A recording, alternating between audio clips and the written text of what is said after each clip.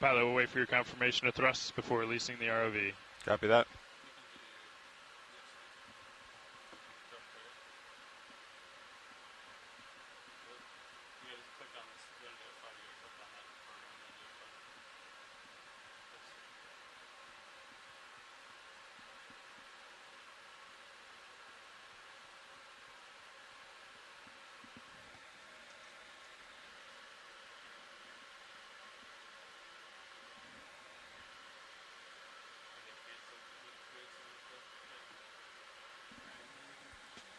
Pilot has control. Pull the pin. Come ahead, pilot. Yeah, nice. Okay, you're well clear of the line. Looks like you're clear of the transom. And that's a good heading right there. Copy that.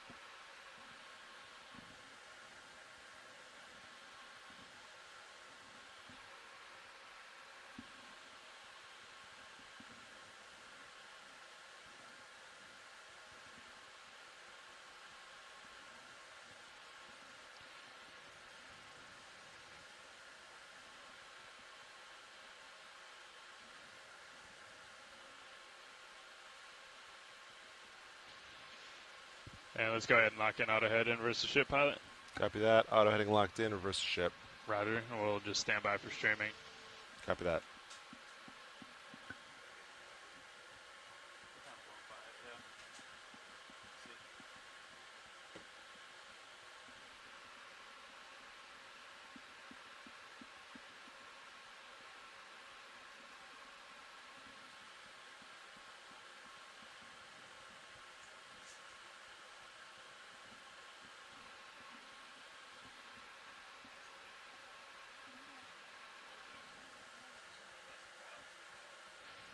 Okay, deck stimulus good.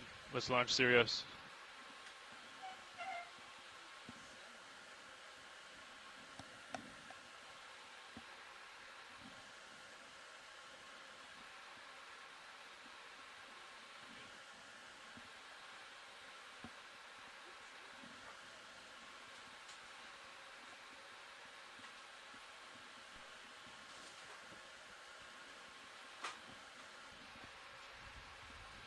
Pilot, I'll let you manage slacking the tether as best you can.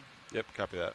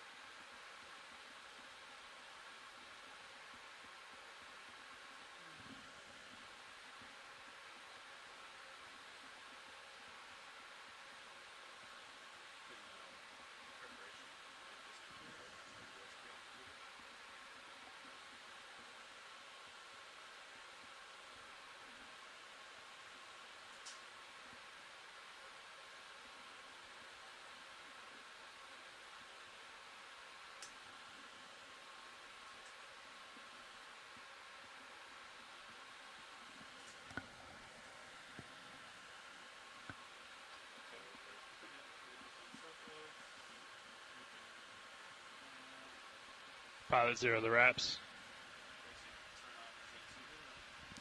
Wrap 0. Transceiver coming on. Winch 0, the counter, please. Counter zeroed. Deck, I see you disabled A-frame, thank you.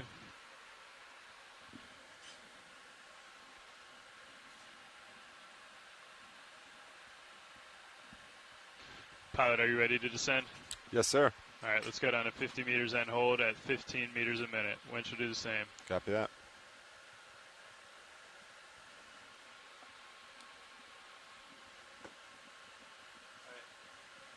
So run the wake up on the just up. That's a run. Wake up. And wait till 10 meters. Yeah, perfect. We'll select the Ready for monitors? That's going to get address target address 2. And then once Cirrus is at 10 meters, we'll hit OK. 8, 9, go.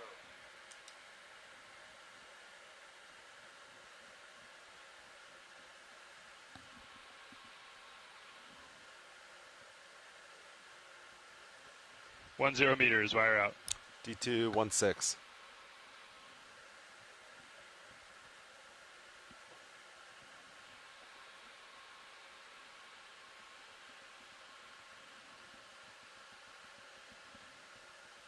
Okay.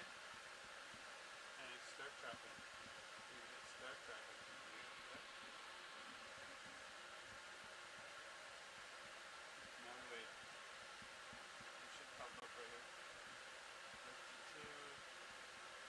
0. Wait for G2 to come over here. 20 meters, wire out. D226. Now you can tell Dive Super. Good tracking. Both vehicles. Dive Soup, ROV nav. Go ahead, Nav. We have good tracking, both vehicles. Great, thanks, Nav. You can also tell them we're blowing by the dive site. We're passing the dive site. Also, Dive Soup, be advised, we're going past the dive site. Okay, copy that, Nav. We'll, once we get to 50 meters, maybe we'll work our way in auto position, but we're going to hold off on that for now. Copy that. 30 meters, wire out. D236.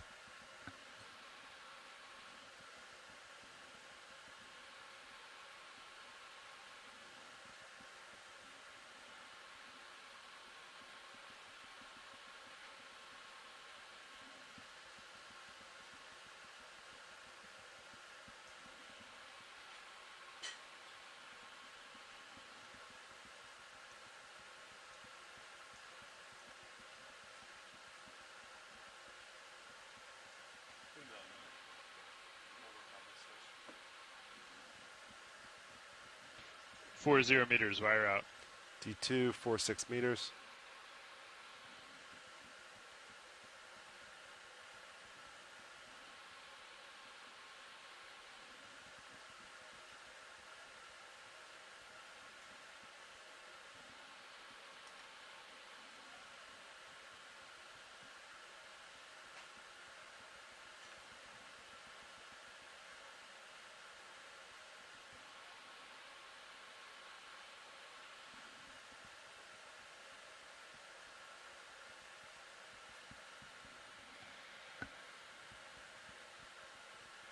Winch, I'll stop. 50 meters. Winch, Dive Super. Go ahead. Hey, could we pass control to the control room, please? Control room has control. Co-pilot confirms control of the winch. Copy, co-pilot. Sorry, pilot, I didn't give you a chance to let us know. Are you guys holding at 50? Yes, sir. We're all set at 50. Great. Okay, Nav, I'm going to work with Bridge. I think we'll pass control as we have it. And then, let me talk to the AFCON. Stand by. Good copy.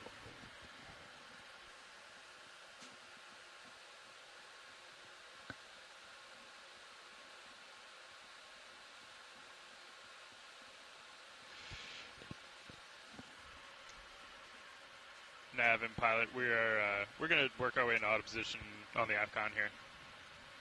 Copy that. Just keep an eye on streaming. Copy that. Pilot, if you're comfortable, you can continue going down, but up to you. Understood. Thanks. All right, co-pilot. Nav, any reason we shouldn't just start going down? I understand we're coming in autopause. All right, I'm getting my Z-bias ready. I still have auto depth in. Screwing in, which should push me down. I'll start at around 6.9. Video's going to the rack room to look at a phone issue. Copy that. Okay, ready for me to enable Z-bias, co-pilot? All right, autopilot's out, Z-bias is in. Now, be advised, we are in I'm auto down. position. Good copy. Dive suit. We're passing control now. I'll let you know when that's done. Copy that. So, they're in auto position. We want to get serious. So, what Copy that.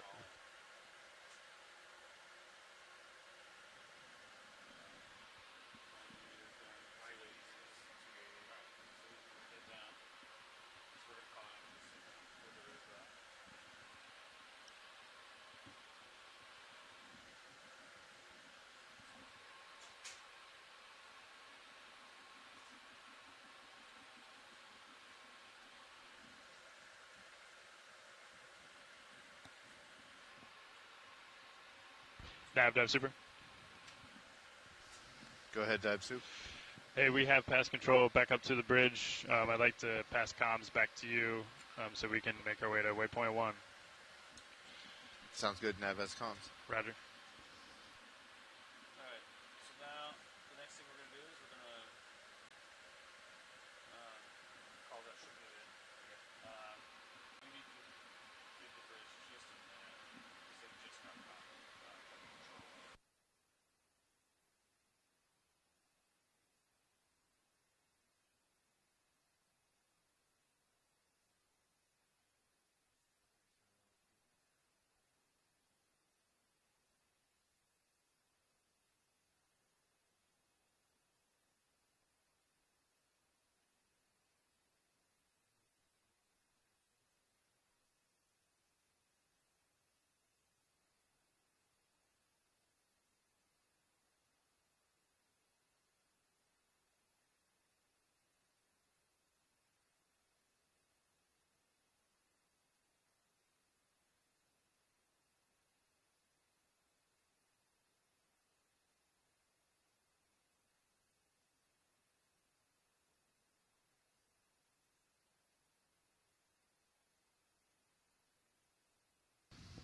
Bridge ROV nav.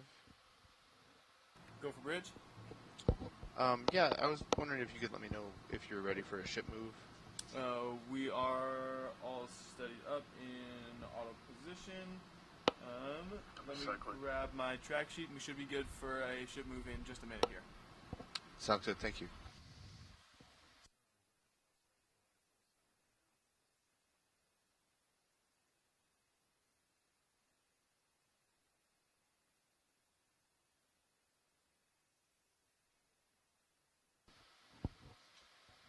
And bridge, this is ROV nav, just making sure you have port prop and rudder engaged. Bridge, Nav, this is bridge. Yes, port prop and rudder are engaged. We are ready for a ship move when you are. Thank you, bridge. The first ship move is 90 meters at bearing 288 degrees decimal 2 knots. Good copy, Nav. I have a ship move of 90 meters, bearing 288 degrees at a speed of decimal 2 knots. Good copy, all bridge. Thank you.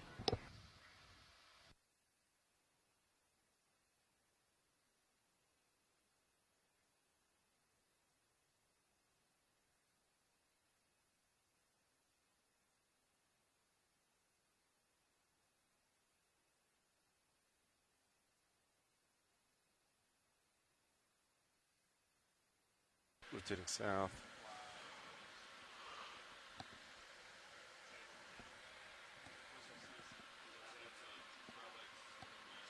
I think like 250 it should be pretty maxed out, yeah. It's not exactly the same as it extends and retracts.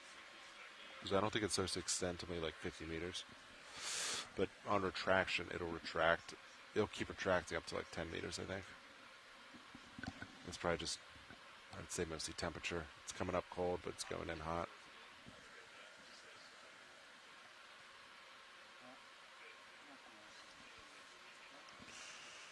Good copy. Did you copy that?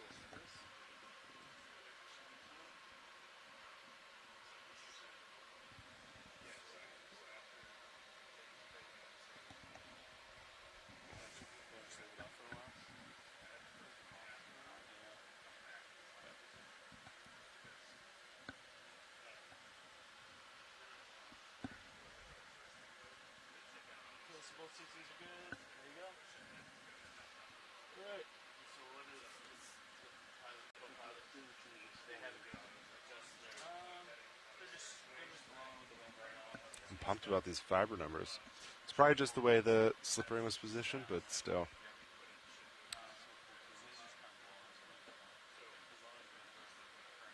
Yeah, past week, I think it's been. I was keeping track of the morning fiber value numbers. They were steadily increasing up until after the first Yorktown dive, and then they've been slowly coming back down. It's probably coincidental, because it's probably just the way that Jared's leaving the slip ring, the position, but it's quite the coincidence. Up, up, up, up, up, deep dive, down, down, down, down, down.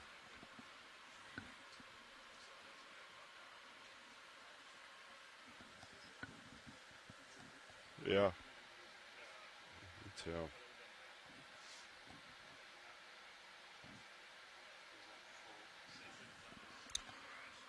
Oh, I would say might be a little more. That's pretty dang close, I think. It only has an 8-inch stroke length, so no, there's no mark. It gets pretty close to the lead, as I recall. Pretty close to the what? The lead. The lead. I mean, it should get, yeah. So yeah, it could probably go a little more. It doesn't kiss, but It's close. probably gets a little closer than that. I could see it go another inch.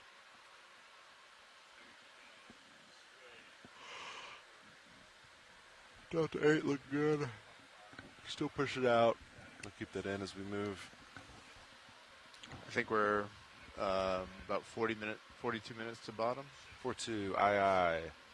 So Nav, tell us about bottom. What should we expect? We should be at a depth of around 1461 meters. Looks fairly flat. Fairly flat, understood.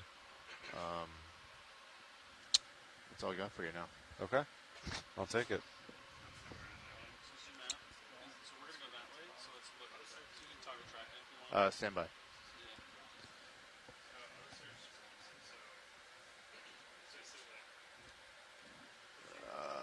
going to zoom out. Move your mouse away to zoom out, and then zoom in over there, zoom out over here, zoom in over there. Right? So now they can see where they're landing, and they can see where they're going. Go winch.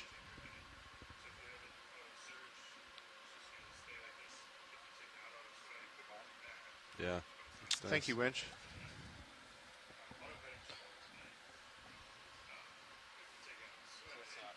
So this way they can see where they're landing, see how deep it is where they're landing.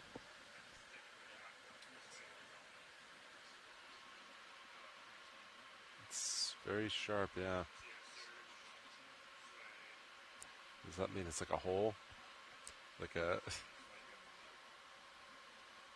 you know, and it just can't catch it?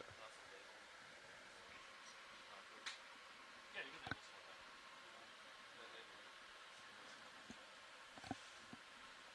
I like to keep this in view because they're watching us.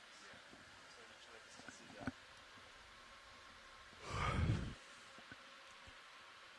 Oh, do you want to put in the notebook the sonar's not working?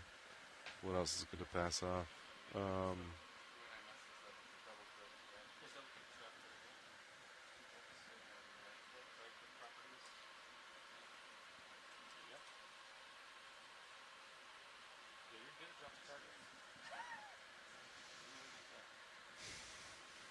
Dive 10? Yeah. Okay.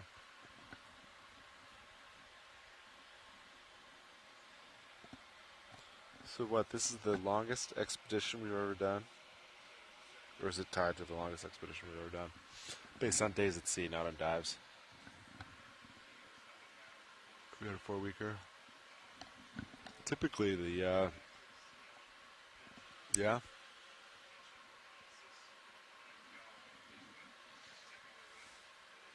That actually completed, not having to beeline to Puerto Rico.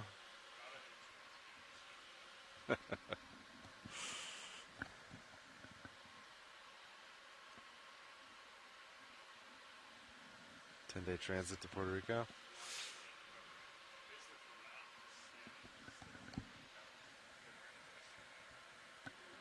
we come back to the Seamount software, there's normally like sonar 1, it's definitely sonar 2 that was scanning.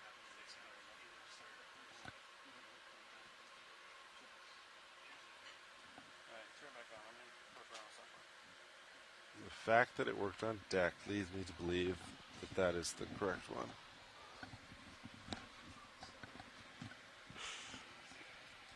Considering there's only one currently installed.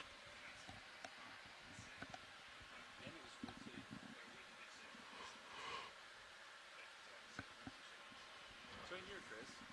Whoa.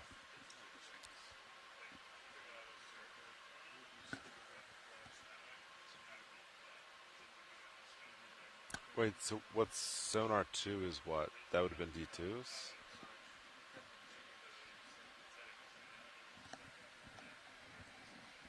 Guys, we're back.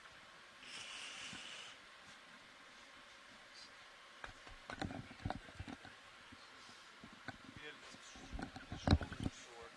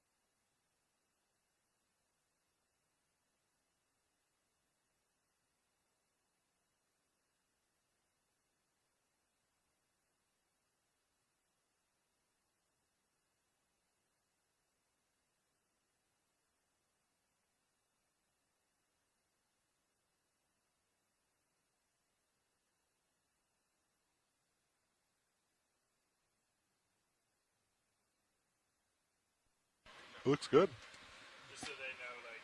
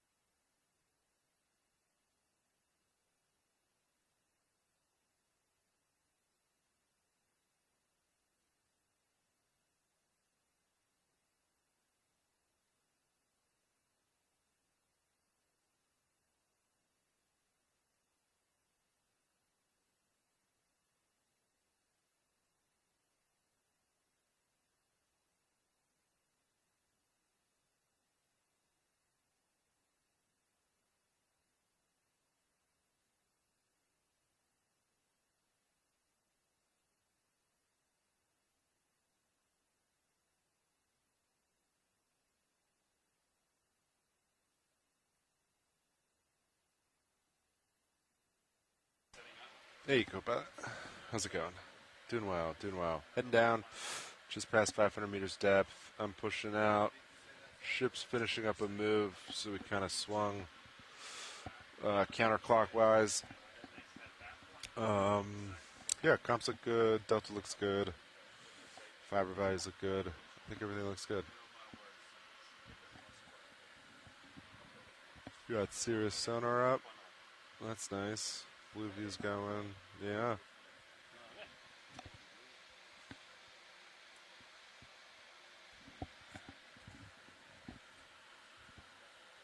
So Delta looks good.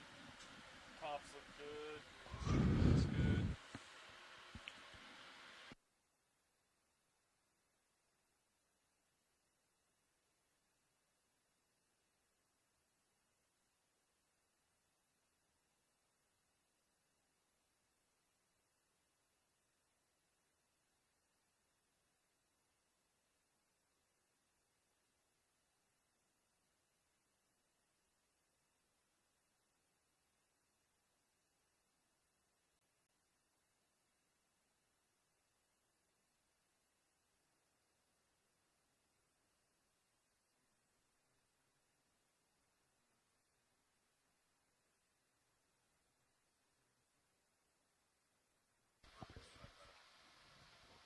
Bridge, ROV nav.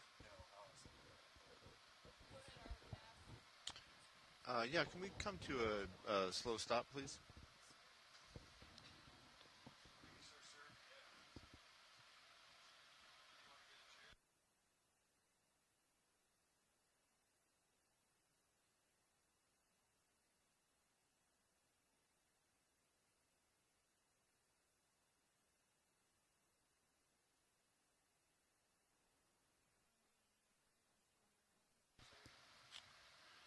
Thank you, Bridge.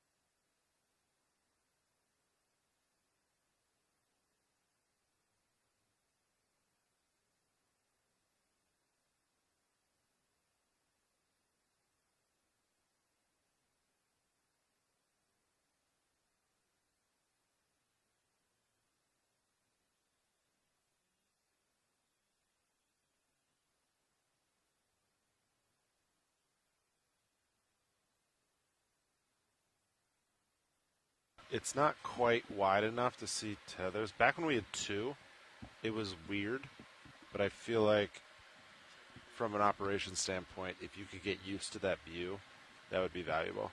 It was just like, is it the port one? Is it the starboard one? And you just spent all your time worrying. Correct. That's why, like, Is that up? Is that forward? if you were able to adopt that mentally, I think it would be very valuable.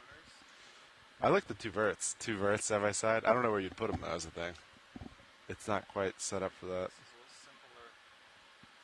Easy to understand. Unless you did for setup, Roland did a special thing where he did a split screen.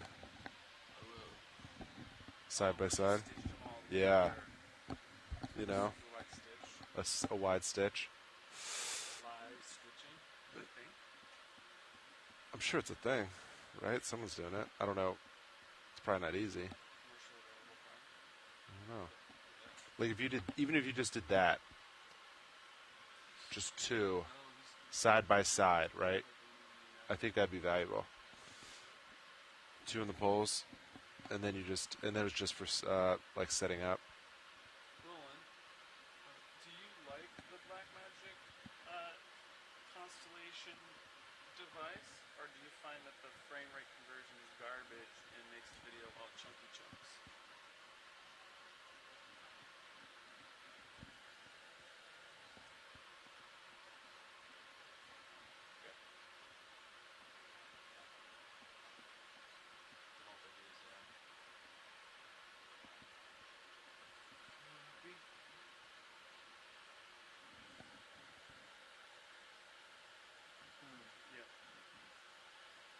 Yeah, I'm just using it as a frame rate converter. Nice. See, it's pretty close to the light. All right, I'm going to ease off forward way a little at this point. Now that we're all stopped, I'll still maintain 20 head. So I've selected ridge, right? So from Sirius to ridge is right here, parent to degrees. So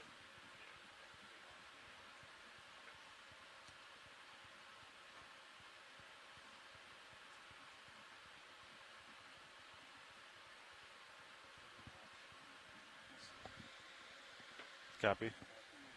You can adjust. I can change. Yeah.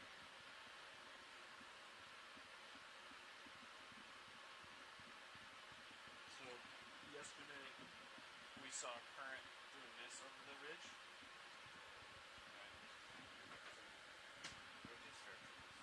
Yeah, so like over here, there's a bunch of numbers, but relative, so the 169, yeah. Let me see, 180 is when they're perfect. If we can make that a compass in the fins, are different by like 10 degrees. I don't know what's true. But, so 165, so that gets to like 20, something like that. So I'm thinking of it to slack, something happens.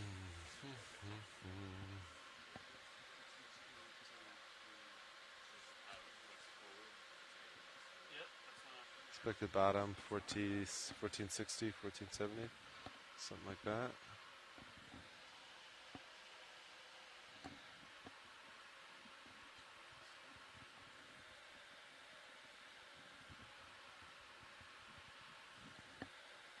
Yes, my blue view though is looking.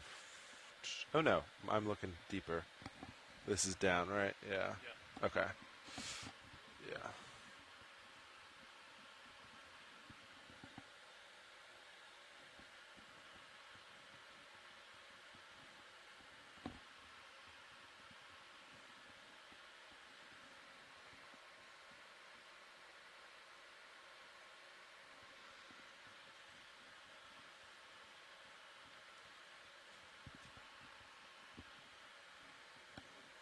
Rock box opened up. Yeah, it happened on launch.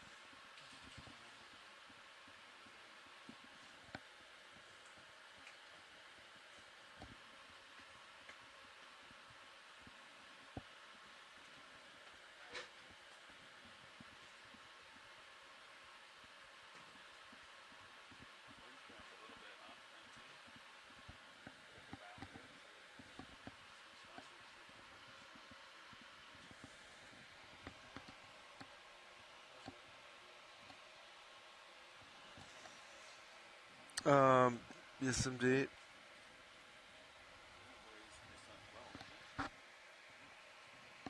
So you're asking, when does the SMD bottom out relative to the high voltage? I don't know. It's a good question. Maybe 30%? Is that what you said, Nav? Yeah. Yeah,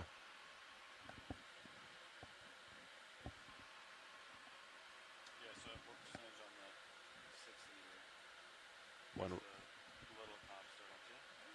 I don't know. I bet around 70, maybe. So I think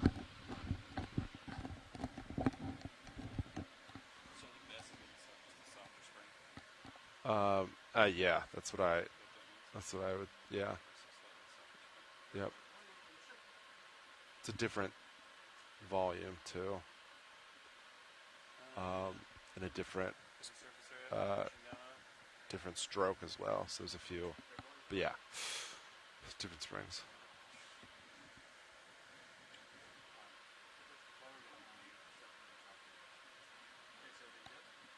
It's funny, it doesn't match though on Sirius, the SMD and the Roto. I think they're a little off. Copy.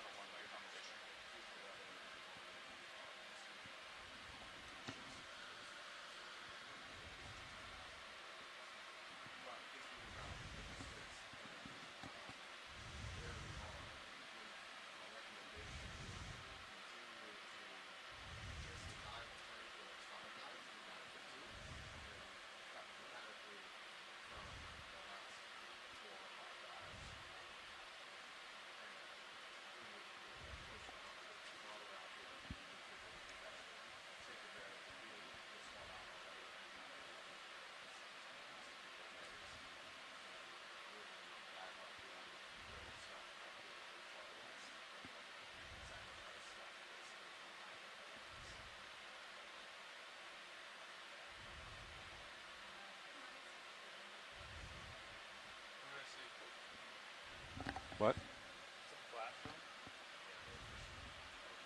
Fish.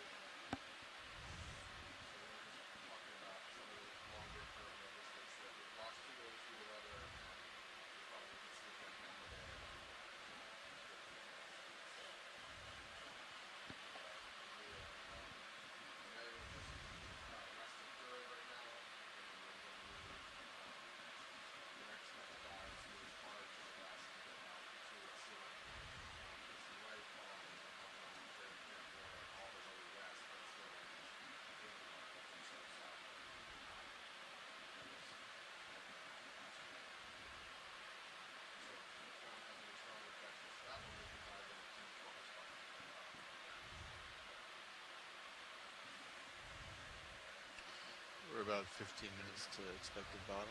Copy that. 5 minutes.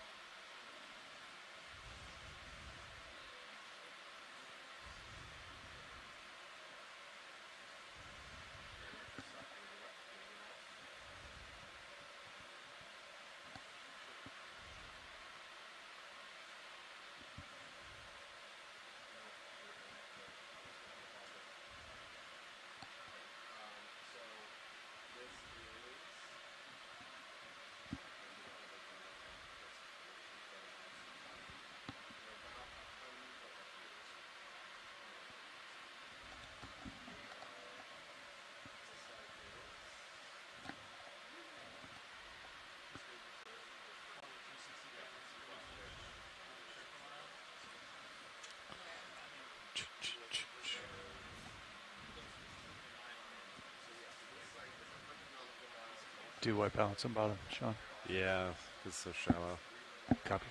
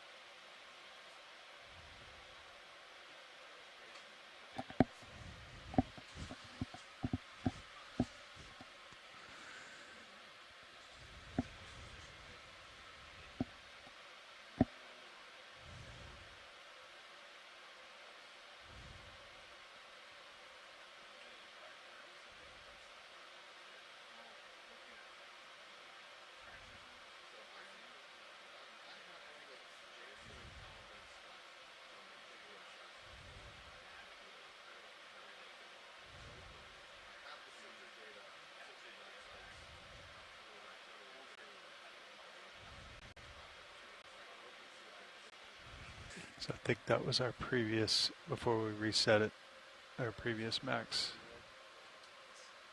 I took a picture of that. So it must have been, That was in July of 22. oh. Okay. We Copy did, that. we did something with the winch at that point to cause me to take a picture. Nice. Because we had 9,000 out on the wire. That was on the wire. We respool 22. Had to be. Yeah.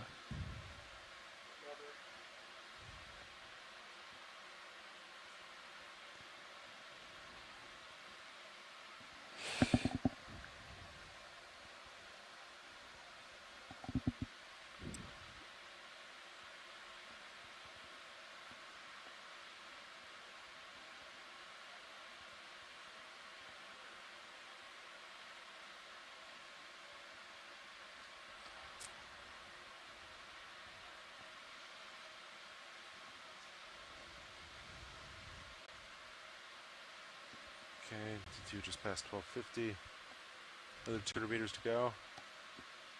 Should expect bottom and expect to get serious altimeter pinging in 100 meters. Yep. I'm looking down at Blue View. 100 meters out. I'm looking in a little deeper, so Cirrus will probably be a better indicator today. Bottom. You want the downward back over here, or are you happy up there? I have it here. I believe I brought it up here Oh, too. okay. So Copy. I think whatever. Whichever Yeah. way you're used to looking, or want to look. Yeah, this is fine.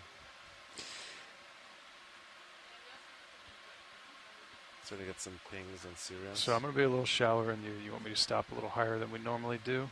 So when you come under me, because you're going to be coming into more shallow water. Maybe we'll stop your altimeter at like 50? 50, 40, something like that. Okay. We'll see what we got. You want 40? You want 50? 45? Split the difference. Copy. With that. Okay. Unless we see some major returns and we can adjust. Yep. So you're getting something, but... Yeah, that's that phantom at 200 meters. It's always right around 200 meters out. Yeah. We start getting that. Just double reflection.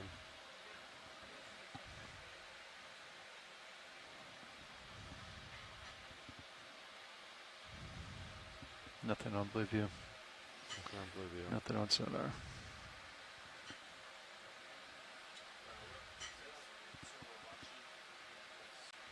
Nothing visual on my camera.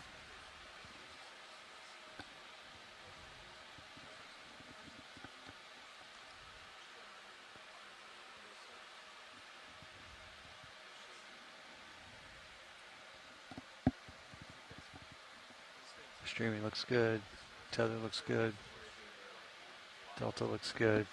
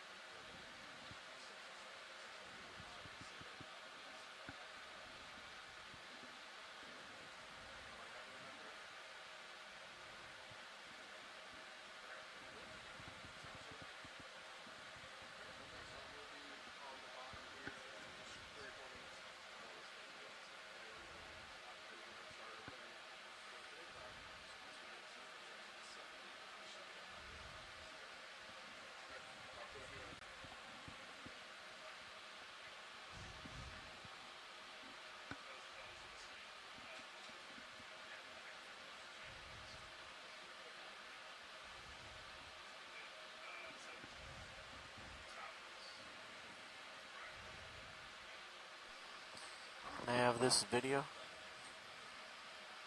Go ahead, video. Just checking, what is our estimated depth for today's dive? 1461. Thank you. Nice. All right, Sean, that matches. Great. Looks spot on.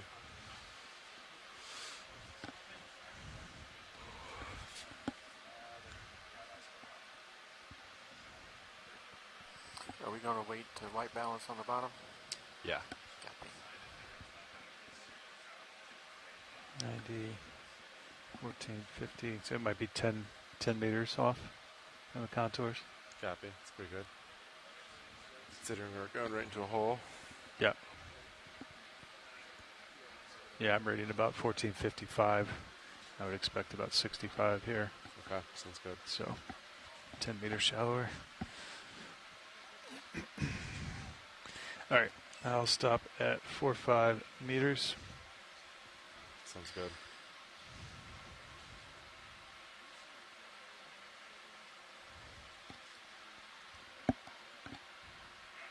Still nothing on Blue View, but that makes sense with the angle and the downslope. So Yeah, you're probably looking I might not see anything, to be honest.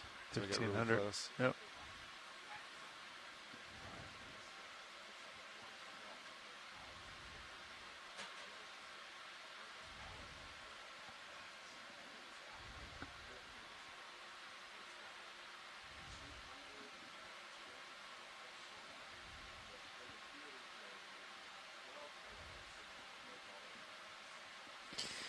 Mine's bouncing around. I must be catching the upslope because it just went from 60 to 50. Got that. So I'm going to come back easy. Alright, you're about... Yeah. Okay. Alright, Z-bias is winch out. stop. You want to put auto heading in for me? Auto heading engaged. Nice. Blue View's picking some good stuff up. Okay. I have auto depth in. Okay, I'm starting to back. Copy.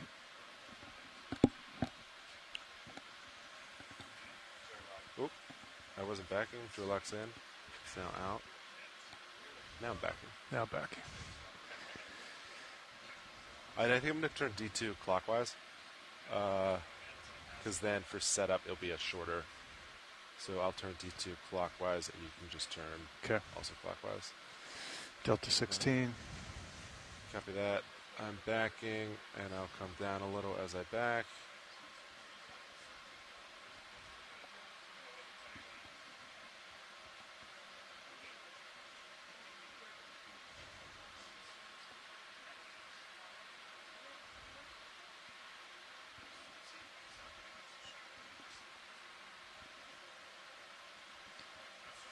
What do we think our strike is, Nav?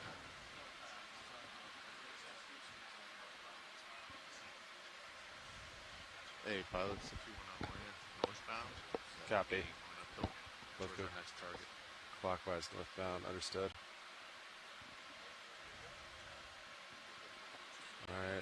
Alright. I got you, my main. Copy. I will center with you. I'm looking back at you at 101. I'll come up to straight down is there. So I'm looking straight down at you. You tell me when you're ready. I'll come around. Copy that. Okay. You're straight down. Alright, I'm going to start turning clockwise. All right. Meet up I'm north. coming around as well.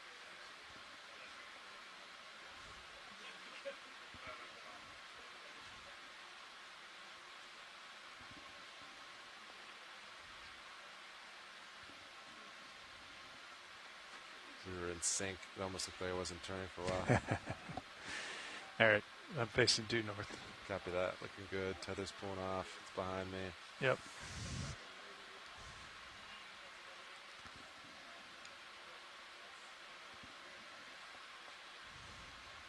Nice. Blue View. I'll follow you out. Good. Blue View, 25 meters out. Great. That's what we expected. Yep. Nice. Pushing up.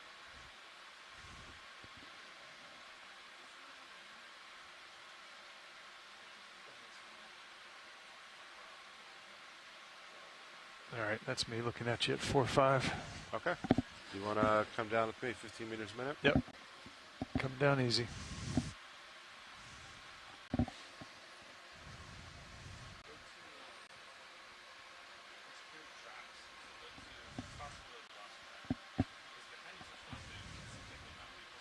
And then if you need to stop, obviously feel free. Yep. For tether, let me know. Tether looks okay. You're pulling it down nicely.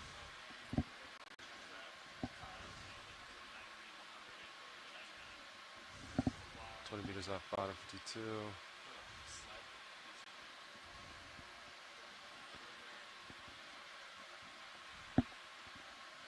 Delta 20 still looking good.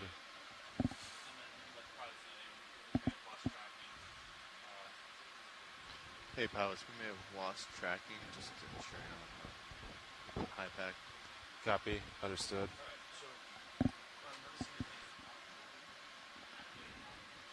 Okay, I got visual on bottom. Good copy. 10 meters up still. Continuing to come down. I'm going to range in your blue view if you're good with that. Yeah, me too. All right. A little bit of current going east. Copy. See the tether. I was kind of trending that way too.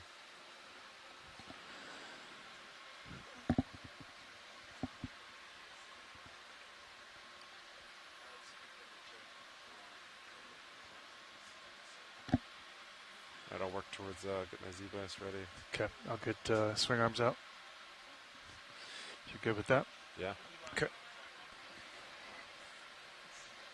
Aloha mai kākou, mai ka hikino kala I hae I kona komo ana I ka mole o le hua, mai ka aina e. Welcome everybody. Good morning. Today we are exploring an unnamed seamount northwest Lowers out. of Holanikū, or Mokupapapa, also known as Kure Atoll. And today's dive will take place on the southern ridge arm of the seamount. We do not know the age of the seamount, so we will be doing some targeted geologic sampling to help determine the provenance of the seamount chain. Today we're beginning on what looked to be like a saddle from our mapping data, Uppers and lowers and are then deployed. continuing up a slope that is a little How about I bit get the shallower than drawer what we retracted here? have been seeing previously on this expedition. So we'll be looking for the coral and sponge communities that are here on this different habitat. This rock's We'll also important, plan to collect sediments if we Just gonna can to look at it. characterize benthic infauna and Easy lights. the biotic All right. components of the Hydraulics carbonate are sediments secure. on this ridge arm. Drawer's been But right now it's retracted. looking relatively Uppers and sediment lowers poor, have been so that might deployed. not be Okay, copy possible. that. So And take a we'll peek keep an here eye out and for then, habitat we'll go for transitions white and balance. also Cup. be doing water sampling for eDNA. So looking forward to this dive. It's our 10th dive of the expedition. Yeah, Brian, what else do we need? I think one of the other interesting things we're looking at here is this seamount is kind of a hybrid between a geo and a kind of pointy top. And so we're coming up the side here on what might be an older seamount that was a geo that then a secondary volcanism system happened and caused it to grow after it had submerged. And so you would see Copy. this step plane kind of thing with an old, some people call it bathtub ring around it. That might have been a different time period where this seamount was near the surface, and then a second hotspot tracked, or the plate tracked across a different hotspot and grew it again. So we may have kind of a hybrid seamount here. So rock collections on this dive are going to be a priority to help untangle the geological history here. Bridge RV now. But with just coming down the seafloor here, I think I just wanted to let you know it was there's just vehicles holy around the pillow bottom. basalts. Yeah, no kidding. These I are the like to best set pillows bailout we've seen plan yet to on this expedition with these ship's nice big ropey 063. structures. And we've already got a couple hemicraliums, rotation to a A-frame, big fat sea star in there, Yeah. a couple primnoids. So we still need to white balance the cameras, so we'll be here for several more minutes as You happy? we do our pre on the bottom checks. Okay. Hydraulics up. Do the RV and then color balance the cameras. So enjoy the beautiful background here for a few minutes, and we will get started momentarily exploring this seamount. Good morning, Asako. Welcome from Japan. And I think we might be Arms to the on left, in 3, 2, the 1. Smithsonian Copy. at one of their events there. Yep, so. and at some point today, I think we're going to be live at the Smithsonian's Natural History Museum. And so if you're watching Smithsonian, good afternoon East Coast time, good morning Hawaii time. Yeah, I'm looking forward to this dive and seeing some good rocks and some corals and other things. We're going Get to, you some lights here, Roland. Give me a second. yeah, we're going to want it probably with less reflection off the surfaces.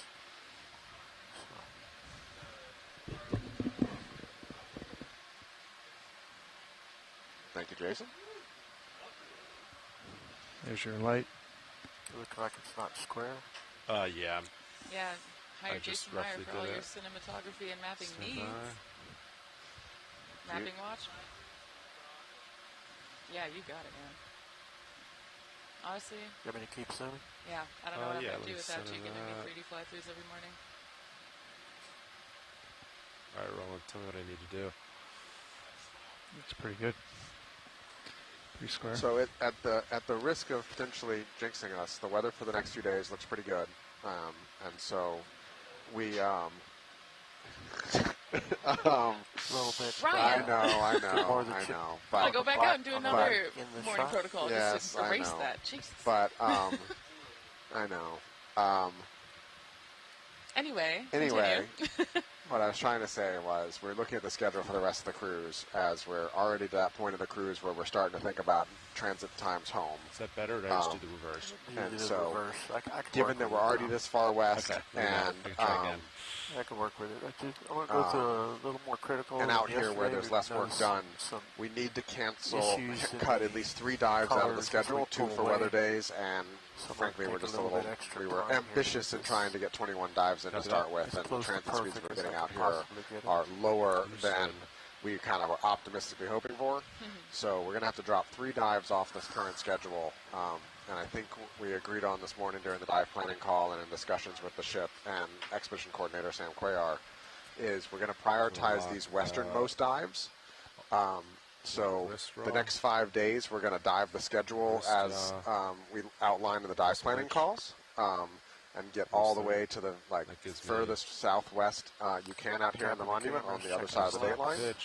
And then that logistically commits us to a couple abyssal dives and other dives kind of in the eastern hemisphere. But the trade-off on that is we're going to have to cut heavily from the last 4 dives are going to the only thing basically become the last 1 or 2 dives. Well, you can push it out, right? But so we'll basically dive the plan through Gambia Shoals, which is we dive 15 at the moment, and then after that we're going to end up doing some serious transits and at night, and potentially having to even take a transit day in there maybe. We're going to hold off making those decisions until we see what the weather looks like in a few days. And like I said, there's a little bit of a blow coming through, but I'm optimistic that we can have a weather window for the next few days to get us out to the west and set somebody southwest. up for a nice starfish and get us into the eastern hemisphere. You like that? Right in the Yeah, back? that was a big priority for this expedition since there's been so little work done out here. We kind of figured if we're going west anyway, might as well just send it all the way. It's going to be... And I think it's dive 12 GD. is Nice. on the Sit down and furthest be western like, feature that "All right, we're on Ron, this take expedition. that zoom." And it's a solitary seamount that hasn't been dove on before and was just mapped last year. Is that right? Yeah, and it's way out by itself, Yeah, so it's it'll be an interesting question. It's promising for the rest of the day. Is, Yeah, it looks good down here. Has a summit depth of about 2,000 meters. Current's light. So it'll be a nice comparable dive to some of the areas, but be several hundred miles. Yeah, it looks like it's flowing straight at you off from based on the basically snow. any other company. Or Yeah, I 110 kinda turned miles face south into of it. Hancock Seamount. Yeah. Yeah, so it will give us lots of interesting ecological observations. Also is Delta looks good. Good eyes on you. a weird geological phenomenon, so that'll be fun. Delta looks good. And will help us learn more about the western part of Papahānaumoku Kure. And then for recovery, pretty much Sirius just has to turn a little clockwise due to a little counter, which is great.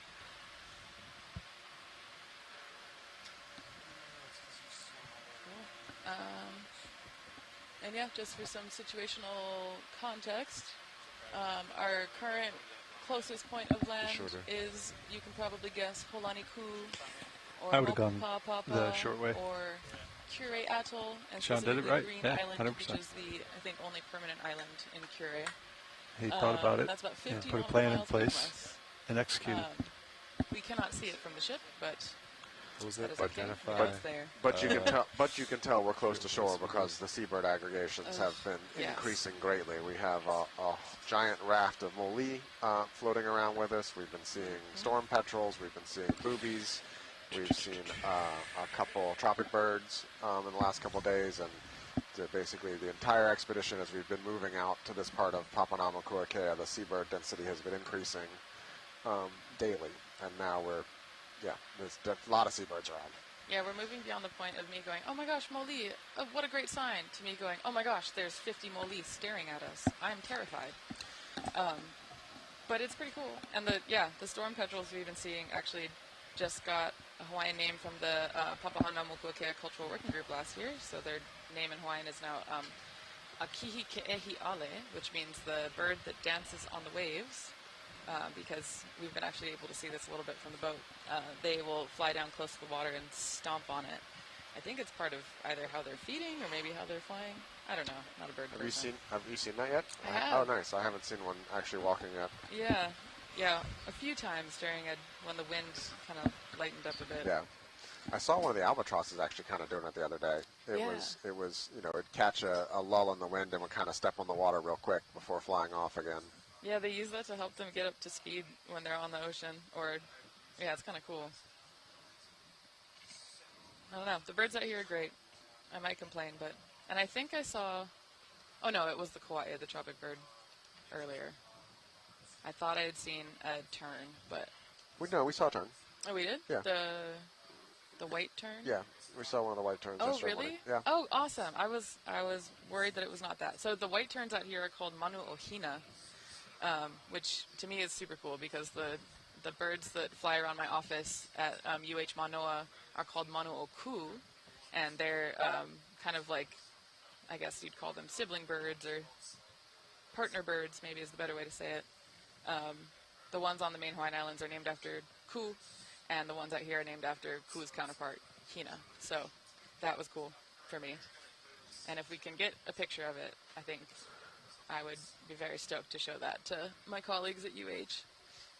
Because we spend a lot of time watching the mono-oku nest in the trees and raise their little baby birds, and also spit their squids and fish out on the floor.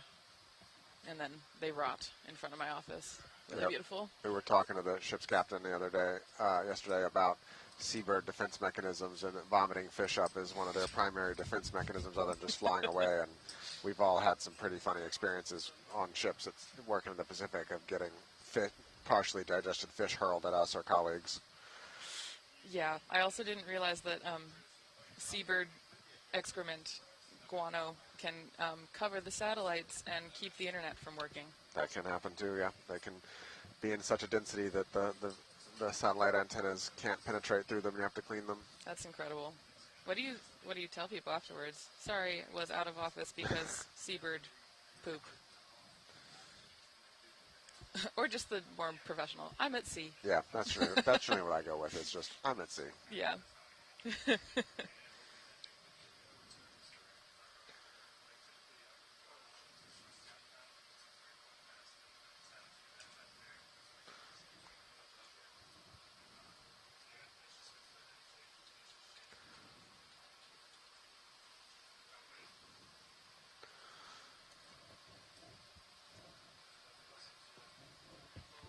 So we made contact with the bottom here, just at 1455 meters. Temperature is, what is the temperature? Temperature is 2.5 degrees Celsius. Nice. The normal salinity in the deep sea, 34.5. And kind of a mid-low oxygen concentration at 1.6 milligrams per liter.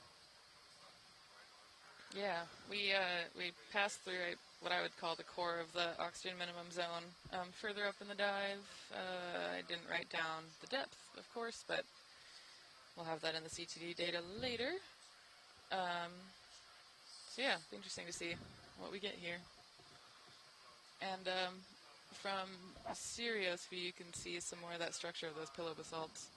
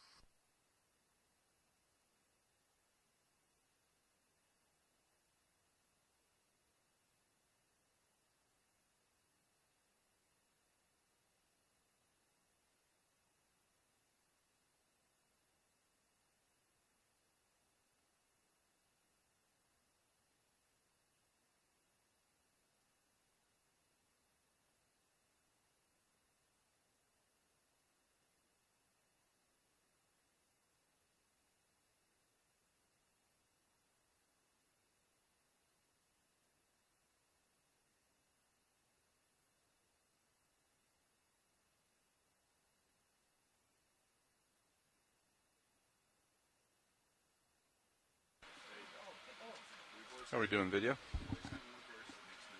Nearly there, just doing some extra critical. We've had issues the last few days. When we pull out a little bit, the darker colors are going extremely blue, so I'm just being even more critical than normal. No worries. Yeah, take your time. Just checking in. Thanks.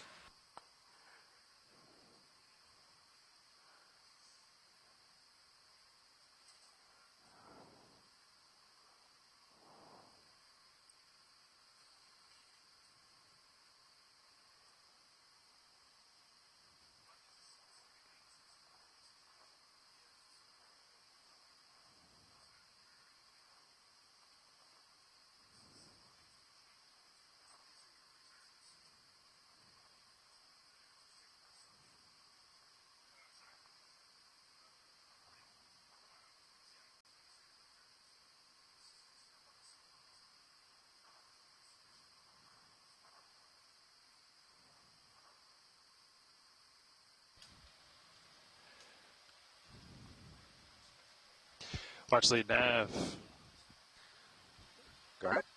Hey, just want to go over the plan here with you guys briefly if you got the HIPAC screen up somewhere. We do. So after last night when Jason remapped it, it looks like there's a little dog leg here from our waypoint 1. Yep. So we're just going to follow the local high to the north, and then let me zoom out for you. You know, follow this ridge and basically just stay on the ridge the whole time. I think it'll be north pretty much, and then northwest from there, if that sounds good to you guys. Yep, copy that. Sounds perfect. Great. And as soon as we're done with Yeah. this, we'll want to take a water sample and hunt a rock and then see what's here, and then we'll continue on. Great. Woohoo.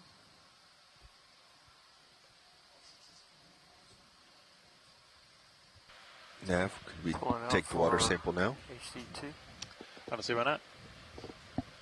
Well, he just said he's ready for HC2, My so favorite never view mind. is when we zoom out from the color balanced card. And I go, woohoo. You could do it while he's doing that, whatever you want. Can I bring blue view back up over here? Yeah, sorry. No, we you're were good. doing sonar stuff. Watch lead, you guys Sonar games. would be okay with us taking a water sample here while we finish color balance? Is that Affirmative. Yep, roger that? we are ready. Hydraulics are up. I got the ready from Survey 2. Nav? Are you ready? I'm ready. Yeah. Art said he's good. Yeah. All right.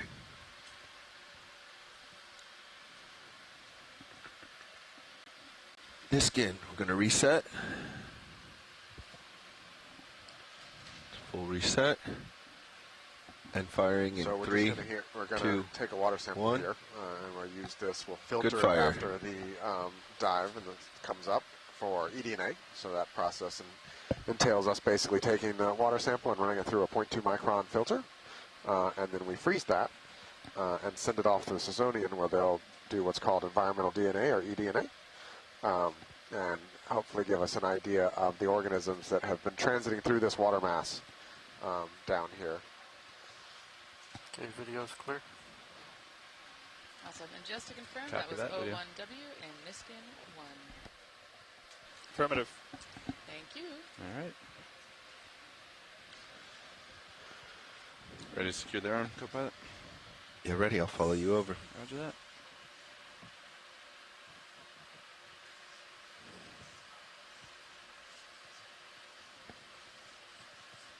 That's right. Previous one, lock those for me. Curveball. So they were playing with locking joints. Yeah. Arm secure. Hydraulics off.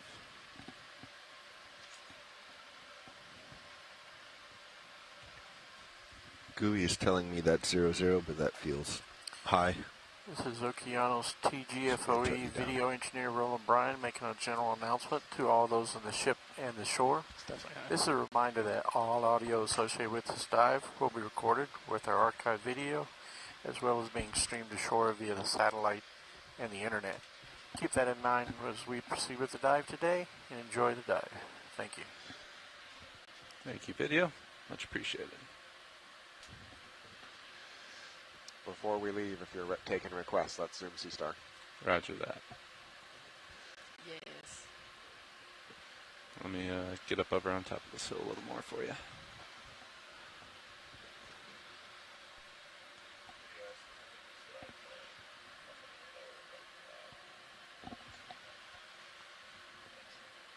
All right, video. Go for C-Star. Go for Sea Star. Is it a slime star? I believe it is. It's a Terrastor. Amazing. We're having a discussion in the chat about sampling slime stars and how it can be a little slimy. Can we get lasers on the Sea Star? Sure. Thank you. Lasers are on. We'll zoom out in just a second. Thanks very much. My pleasure.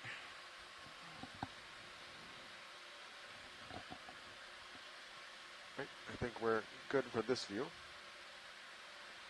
Roger that. Video when you're clear. We'll get some lasers on it. Stand by. Still just for critical focus. I realize that might be in not a great place. Okay, pulling out in for that a full crack, screen. but is that a collectible sample? I think we might be able to. I'll have to reposition and verify that for you, though. Let me get back to you. Once And we we get the go lasers. for lasers. There we are. It's a chunky sea star. So the lasers are showing 10 centimeters between them. So around 15-ish centimeters across. Oh, so I don't think it will suction, will it? Yeah, so probably feather it into a bio box. Yep. Yep. So. And then expect that bio box to get a little sticky.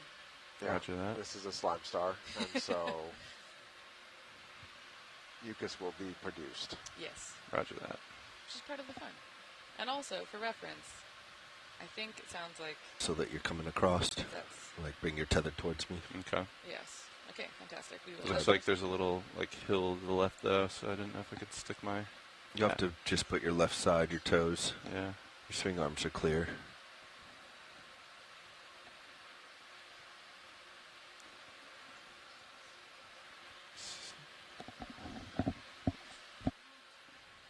See, this is, looks like uphill's kind of behind me from here, so I don't know if I can do it from there. You got it. You keep coming around. I think the craft will reach all the way down there. Yeah. I like your confidence, good Love brother. it. Hey, you got this. Your left side's going to hit. Yeah. But your swing, it's well below your swing arms or any issues. Okay, I see what you're talking about here. Yep. I'm just going to do a deep stretch down in there. You may need a little lateral deport Roger that. if you find that's what's hitting. I can't quite tell there on your rail. Give that a go. That's a little bit deeper. Yeah, now you're getting more of that left toe instead of the left bumper. I can try to bring up the top-down view. Yeah, if you don't mind, that'd be great. I think. It's behind your toe area. It's that left rail there, kind of where the temp probe is. You can see that big rock. There you go. I think I'm liking this. Yep. We'll see if we can reach. Tilt down Yeah. HD2. Thank you, pilot. Hydraulics are full up. Thank you, sir. And feel free to take the camera if you like. Okay. Coming over. Thank you, sir. Pulling you up first. It's going to be squishy. I mean, it's not brittle, and it may immediately start producing slime. Roger that. Thank you for the heads up. Yeah. Though that is still a question. Chris Moss says, actually not sure if these ones produce slime because they have never been sampled. Should do it on the top side, maybe. Try to get one of the arms. Yeah, if you don't think you can cradle it, then just picking an arm and going for it is probably the best move. I don't know, if I can cradle it from here or not. Oh, is it going to be just out of reach there? I think it is. Yeah, I think it's just out of reach. Oh, I thought for sure you'd be able to get it still. That's about as far as I got. Misled you, pilot. No worries. It's worth a shot. So Right, we if will you just bring look it up, for other ones then. you can just thank you. lateral That right. was You don't good even have to maneuvering stow it to try to get fully. that. You could just lateral right a little. Sounds like there Bring that left toe down. may be more slime stars around. We shall see. I don't. You guys listening to Watch Lead? What'd you say, Watch? There are potentially going to be other specimens of this species, so if it's too difficult, that's okay. Roger. But it does look like you're awesome. You're awesome, Sada. Thank you. Oh, thanks, buddy. Let's do this.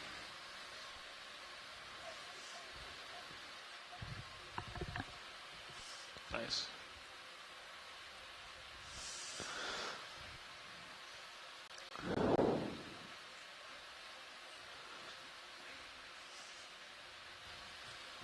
Come on. Just out of reach still. Let me see. I think I can get it. Just exercising some joints here. Maybe. That's full shoulder down. Excited about the potential of this being a new species or a new record certainly record, for this depth. So we'll see if we find another, and if we do, then that will be a huge contribution to science. Copy that. Yeah, thanks, pilots, for No the worries. awesome maneuvering. Thanks, All right. co-pilot. Good try. Let's go rock hounding. My favorite. And go, what is that? And it also Yeah, I had think a for our first really one, let's beautiful, high density, high diversity-ish coral community. What do you think? We called it It's Wonderwall. 30 meters, 325, Wonderful or 20 meters, I 325. think Steve called it Wonderful Wall. Wonderful Wall. Yes. I like Wonderwall. The Let's keep guitar. it 20 just because I'm not sure sing it what's later. going on in Yep, the 20's potential good. here. Sounds good now. Thanks. 20 at, sorry, 330? 335? Yeah, 330, either one. 325. 325. That's my current heading. We'll just. Because I think there's actually two here. There's a light pink and a red pink, and I'd like to look at both of them. Roger that. But I think this is the light pink. Copy that. Hemicorallid? Most likely. Nice. Hemicorallium genus? Nice. And Trump? Dragging my aft skid. Give me okay back there, pilot, or co-pilot. Yeah, I think we're okay. Give it.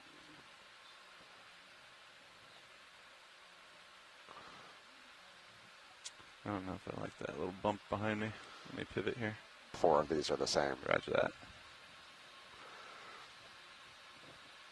I think we can get this.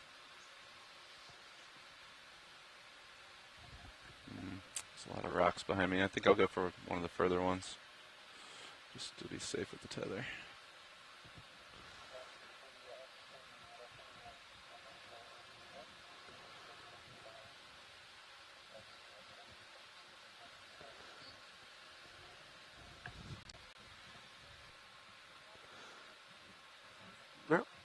This is a hemicorallium that is extremely well colonized by all of these ophiocanthed brittle stars. It's a impressive combination of brittle stars there, and you see a little swimmer polychaete worm darting over there in the background. That was probably a good enough look. Roger that. Now if we can go find one of the darker red ones, or rock, whichever's easier comes first. Copy that. Darker red, you say? Yeah, I think there was one off to the left. Let's take a peek. Where is it? Nope, those are still light colored. Where did I see it? Oh, I think I was looking at that one kind of off in the black. That's too far away, probably. Okay. Copy that. So, this is the direction of our move. So, well, rock or red coral is the next target. Copy that. A rock for sampling. Rock for sampling. Correct. Any particular type of rock? You know, big and angular. Big and angular. The usual, whatever's closer and in reach. There's some good candidates at the bottom of the screen, kind of center right. Also, trough on the left works well too. Yeah. Yeah. Copy. I see a Metallogorgia. Where? Isn't that it? Oh, yeah, totally. Yay! Your favorite? It's one of my favorites. To the left. Right. Are you coral agnostic? Or cemented, rather. Let's see. What about these guys over here in the tree? I also really like Victor Gorges. The purple just is really nice. They're so beautiful. You're going to run into the same issues on some of these, not being able to reach. Agreed. Maybe uphill there, though. Uphill or maybe over more towards center screen. I'm going to move this way. More into center view here. Is this one a little darker? Do you want to take a peek at this? Watch. That looks like what Brian was going for. Affirmative. That was the other one I wanted to see. Roger that. You thinking Paragorgia? Nice. Go ahead. Oh, okay, cool. You can come on this video. I'm going to touch down while you do that. Standing by. Till you're ready. Come on in.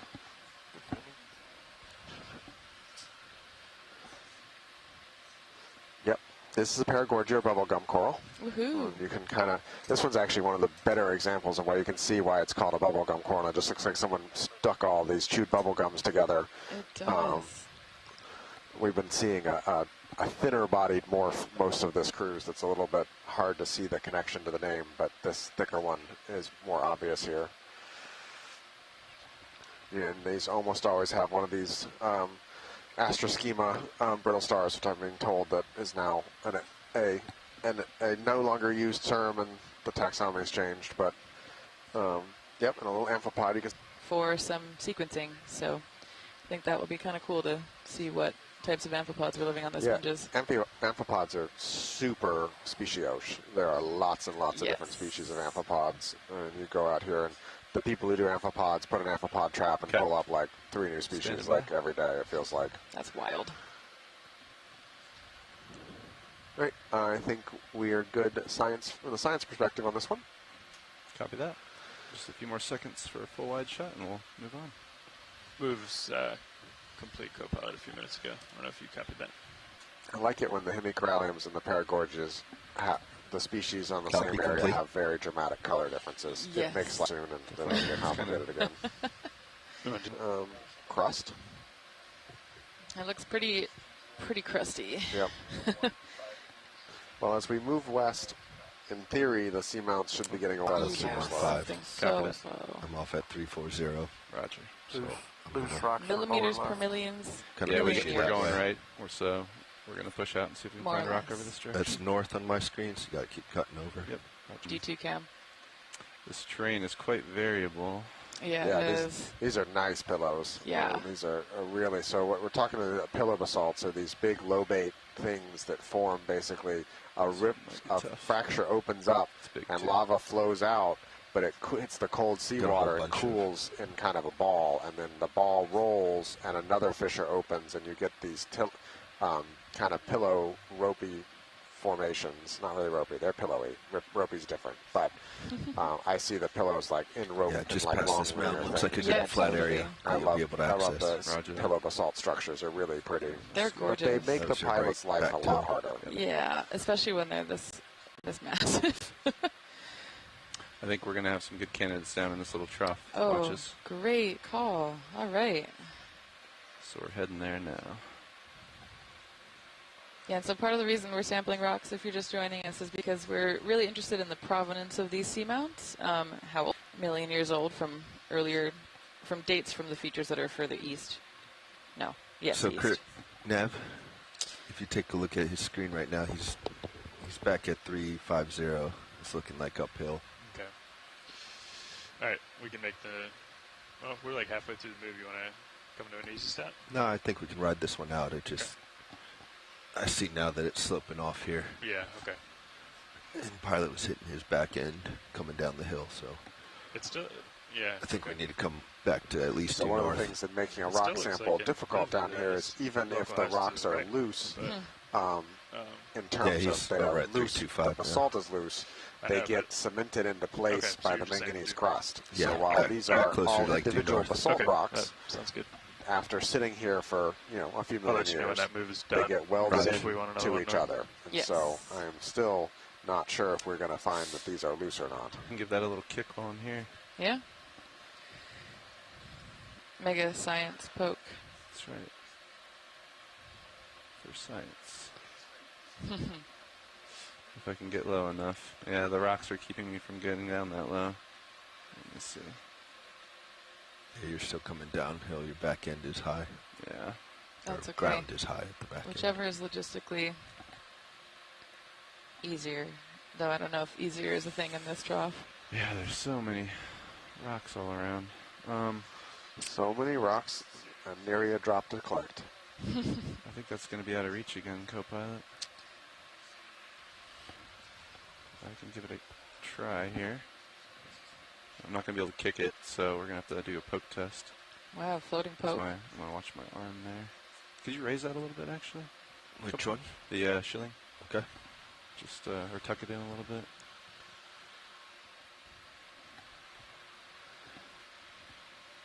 I want to get nice and low here.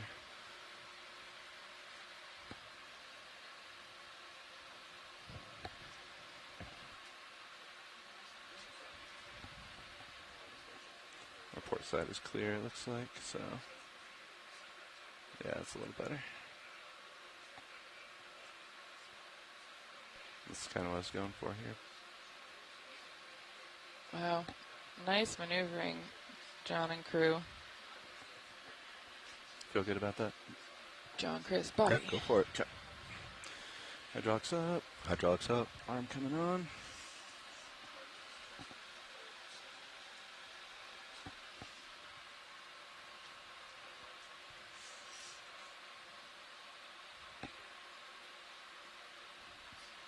Just gotta watch. Going for the science poke. So hold on. Science Let's poke. Are you stuck? come to Maybe. an all stop here. On the, So you're hundreds on a lot of things. We need to ramp down something here. We're gonna. Kicking up some nice sediment, Brian. Sure are. you feel a little bit better about that, Copilot? Yeah. Thanks for spotting that. Let's try that. Okay, I'm going to ramp up your RPM again. Thanks. Sorry about the sediment there. Watch.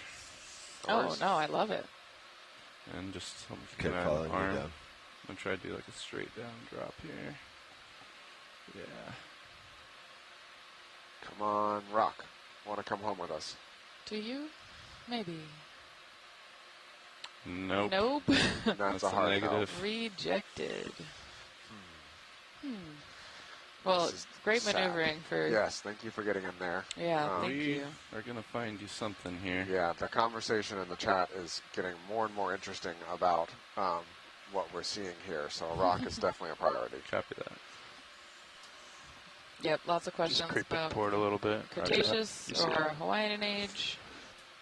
And rocks help us Picking up that figure here. out the ages because we can do dating on the rocks. Bad bridge. Typically use argon dating to date volcanic rocks, I believe. Moves complete, Copilot. Yeah, basically just whenever you have a radiometric Copy. isotope or something that you know has a more or less fixed decay rate, if you see that in the rock, you can use the rate of decay to help you figure out how old that rock is. Yeah. So some of the conversation with our hard rock geologist, Val Finlinson, in the chat going on is talking about the lava formation shape versus the crust age. And so this is what you would expect from terms of morphology and rock type, what you'd expect from a Hawaiian. I'm but wondering the crust if they is so are. I'm thick just and heavy, it looks older. keeping an eye so on it our might be vehicle from a edges second, here. If we can different drop down, hotspot. we'll do our best. Absolutely.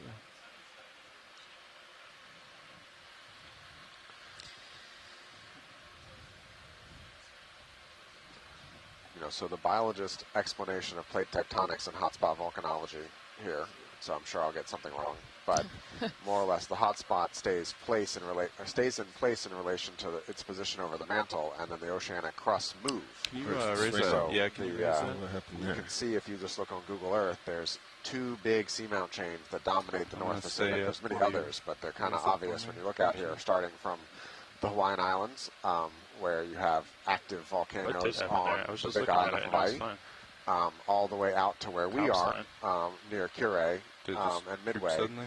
It's kind of a straight line, and the islands right get joystick, older that would with not have every been- step we go Yeah, west because the Pacific Yeah. the I Pacific mean, it's plate has totally been moving possible. It to the west, miscontrolled, skimming but over the Hawaiian seems hotspot. unlikely. Interestingly, right didn't a bump it, little right? bit further You're to our floating northwest in the of water. here, there's the Emperor Hawaiian Bend, where the Are you plate comfortable with it for now? tectonics had moved. Yeah, we'll keep an eye on it. Okay. So instead of going in this straight Thanks. northwest line, there's a hard bend that goes up into the Emperor Seamount chain that Yeah, probably is from the same Let's do the other odds. hotspot, Yeah, if we but the could. motion of the Pacific plate changed. Thanks. And Yeah, so appreciate this it. area here Just is keep an eye on the kind of surrounds getting from your closer profile. to that bend, but there's Yeah. also a couple smaller, older seamount chains here that These are a little intersect. below me, but I really want to poke that Right. one kind of in the Man, for center. all that talk about how you're a biologist, that was a very good geology explanation. Thank you. And you've been doing great geology explanations for the last, 15 minutes. Let's see if we can reach this one here. I think we got to update the memes that we have on the ship about you not liking rocks. Just because That's you not made the angular, jumps, I had though. to start. Are you serious? Watch these. Do you see any here? Or are these not angular enough? Are they a little too round? Given the amount of crust here, I'm not Yeah. surprised. No, I'd say poke them. I mean, at this point, Okay. Yeah, we're here. At this point, let's get a rock. Okay. I'll see if I can reach this one right between the middle. My Okay. skids. Thank you. Ramped up. Ramped up. On, three, I'm two, suspicious, one. though. It looks encrusted. I don't disagree with you, but We shall see. a rock is really want to rock, but also got to get moving at some point. I know. Yeah.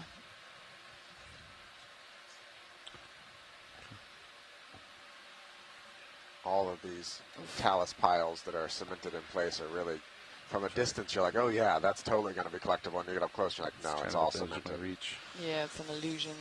All right, well, why don't we, Oh, good poke. Nope. good strong poke. That Yeah. one is not free. I do see one over to my right here. I kind of want to try to. Yeah. All right. Well, let's Yep. let's move 30 or 40 meters See if uphill and see if we can find a transition that might be a little more favorable. Roger that.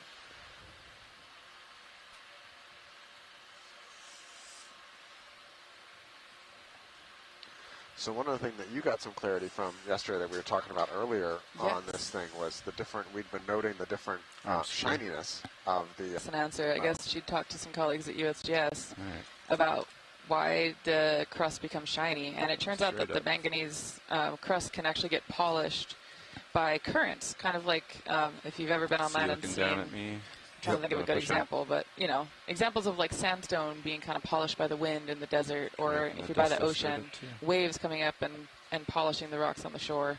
It can get real shiny because there's a bunch of stuff rubbing against it, right? And so the idea is that the rocks that we collect that have those shinier features on them, or like yesterday on that giant wall of wonderful wall, the giant dike feature that was stuck up in that really strong current, that was really, really shiny along the surface. So it was a really good example of how current can change the texture of these rocks. So that was very helpful because we'd spent 8 dives wondering what the shiny was. It's really noticeable. And you know, you give me a rock and I go, ooh, that's shiny. And I write it down. My notes are good rock, very shiny, thick crust, thin crust, encrusters on rock. I love geology. It's really hard to describe the rocks well without cutting them open. Yeah, but also, I love the beauty and the simplicities. Expeditiously. Roger. This one looks like it might be loose. Watch. We're going to give it a poke. Don't jinx yourself. Awesome. That's pretty far down there. It is. All right. Thank you for trying. Oh, yes. It's too early in the morning. Yes.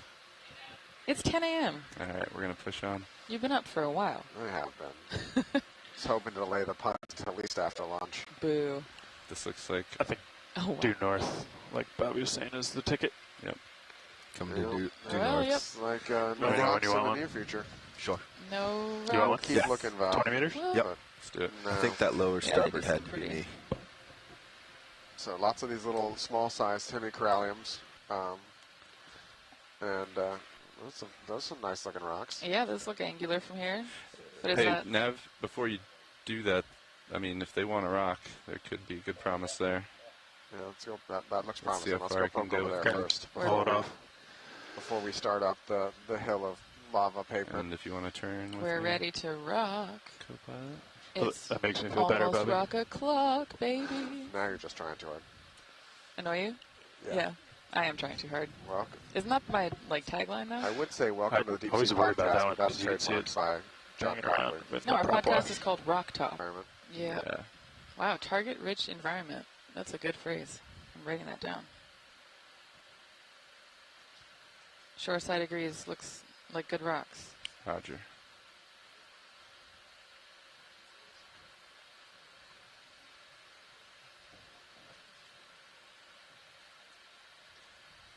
Okay.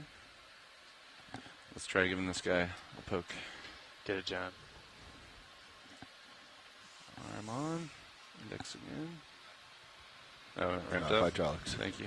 I'll stand by. There you go. Now you're on. Jump the gun. Good force 4. 5. Aye.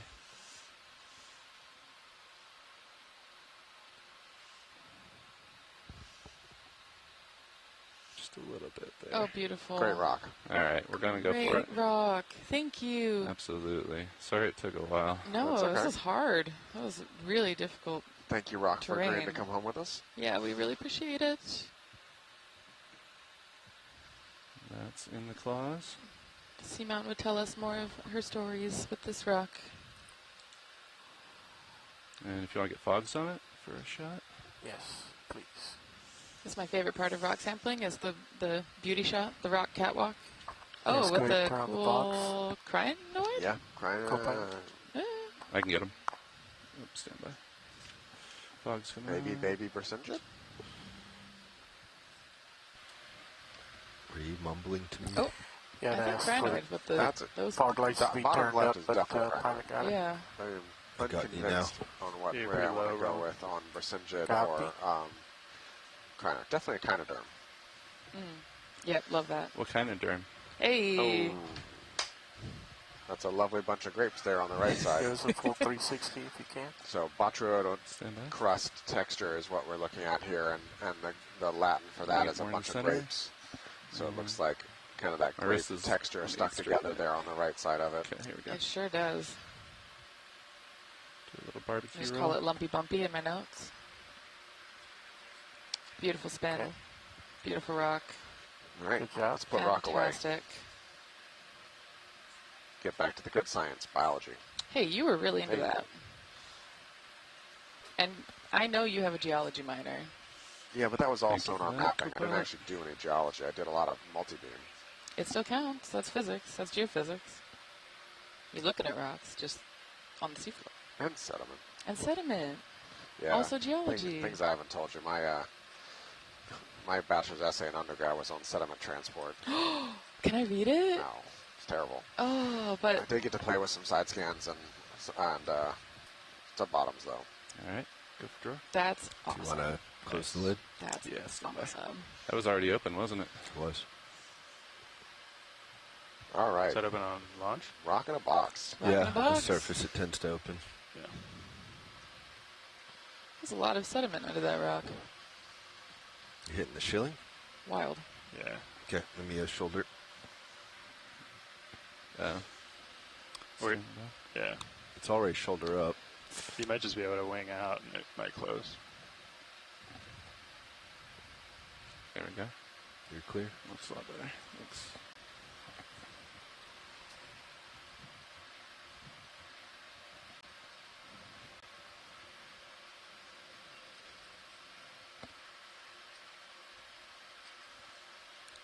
Let me draw out.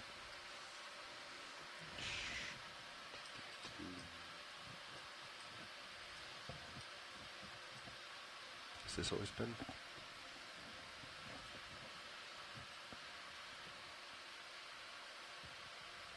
That's better. Thank you.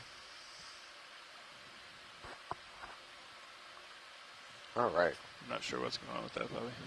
rock is properly stowed. It is rock o'clock, and it is now not rock o'clock anymore. Well, it's always rock o'clock. It's coral time. That's not as cool sounding. Val says, don't knock the geology. We're the most well-grounded of the sciences. Oh man, I'm scared. Rocks off. The puns have extended to shoreside. John has started an entire theme for this cruise. I feel like. And you can draw out when you're ready. I mean, you made a mistake choosing to put me and John on the same ship. Yeah,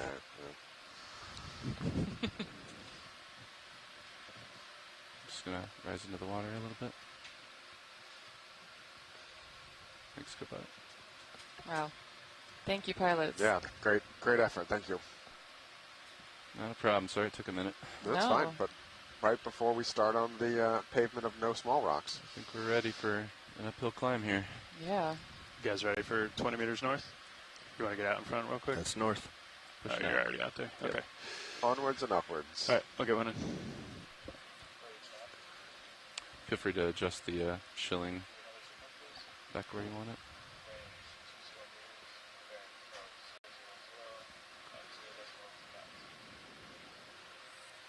All right. Thanks for spending rock time with us. That was a very important sample. So, super glad that worked out. Yep. In the grand total of the 30 meters we've covered on the seafloor so far, Hemicorallium is definitely the dominant coral here, Absolutely. but we have seen a couple little chrysogorgids, or like one little chrysogorgid, a couple of paragorgids as well. Looks like we got another Coming up bottle a little brush bit. Put that. chrysogorgid here. You did call out that one Metallogorgia. Yeah. Can we check out star next to poofy coral just left of lasers? Not a problem. Is poofy coral? Come on in slowly. You know what? I'm not gonna guess. I'm gonna wait. I'm gonna emulate you. But I was gonna say Metallogorgia. I think I'm wrong. You got the family right. I got did? the genus wrong. Which is a no. Nope. A Right. Oh, cool. With a aplecopheran mollusk worm there in the bottom Oh left. my gosh, look at that. and a couple Okeanos brittle stars. We do have some APLAC researchers that are tuning in, so There's a lot of there's Okeanos actually. quite a lot of them, and they're so big. So those are, they're actually mollusks. We always talk about how worm is the favorite body plan in the world. And yeah, so they are worm-shaped mollusks, relatives of clams and snails. But they're covered with these like teeny, kind of like hairy bristle-like things. I can't remember the actual name for them now. Yeah, they're very cool. All right, science is happy. Thank you. Roger. Chris Moz Whenever you're ready to as IDing these brittle stars as Okeanos. Nice. And I'm looking up the name of the hairy things on the APLAX.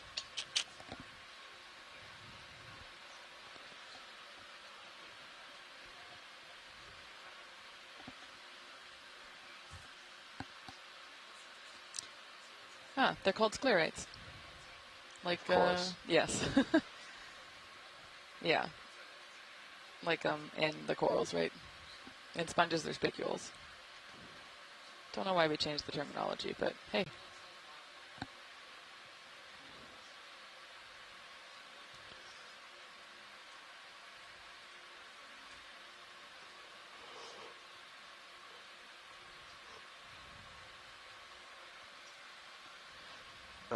Because that's where we expect kind of, since the corals and sponges are the ecosystem engineers at this depth largely, we expect to see a lot of biodiversity assist at kind of similar slopes. We're seeing a lot less current here and virtually no sponges. We saw one little tiny bolosoma just at where we came into the seafloor. Yep. Center left, what is that? Oh, there's a slime star. Yep. Can we look at starfish top right? Top right.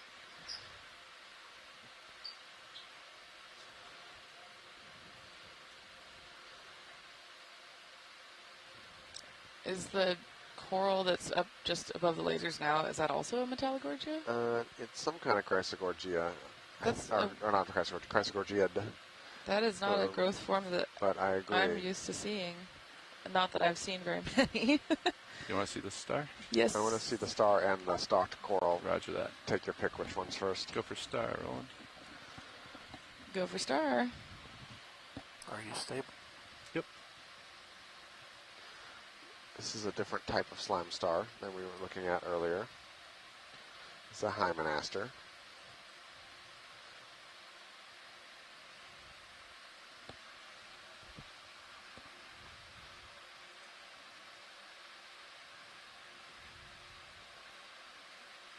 That's beautiful. So this is, yeah, like the one that we saw at the beginning of the dive. Also produces quite a bit of slime, potentially, we think, as a defense mechanism, right, against predators. Right, we are good with this star, but and then I'd like to pivot to the tall coral that was full screen. Just to the left when Roger. video's happy. Take what you need and we'll go look at the left item of interest. I'd like to note that as we came upon the star, it closed its butt. We are looking at the anus on the top. The mouth is on the bottom.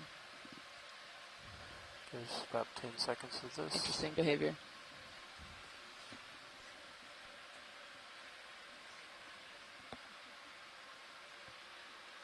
Video's clear. Copy that. How's your movement doing, Copilot? Steadying up? Yes. Pivoting to the left.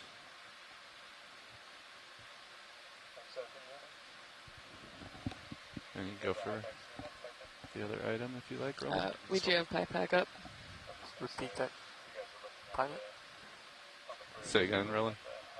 I heard you call out video, Roland. Yeah, I think they want to look at this item as well. Yes, if can. Oh, squat lobster.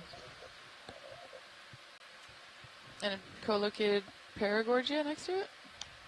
Yep, I think you're right. I think that's... What disc, Brian? It's Chrysogorgiid, certainly. And this is, I believe, some type of chrysostyle squat lobster. You can see why these are called gold corals. Their skeletons are actually gold. You can see that that's the skeleton color coming through the nearly Tilting down. Copy that. Translucent skin. And these have got these really beautiful, dainty polyps here. This is another one of the families of corals I'm really fond of. Thank you. Cool shot, yeah. No problem. Got a good shot on the... Nice job. Wow. Yep, so this is in the genus Chrysogorgia. Do you want R3 up, John? Yeah. Family, genus, Yeah, sorry, genus back Chrysogorgia. there for Clipper. What's the floaty thing going off the Too small, bottom right? Let's go ahead and move close to it. So, Squid? what were you looking for? Oh. The floaty, it's just going off to the right. The I'll little transparent thing. Go for it, Roll. What is there? What is there? Tentacles out. Brian, whoa! Fog. Is it it's a jelly? Just trying to help with the fogs. Yeah. Or They didn't help. what? Oh, they didn't? Huh. It's coming closer. Let's give it another try. Yeah, I think it's just washing out.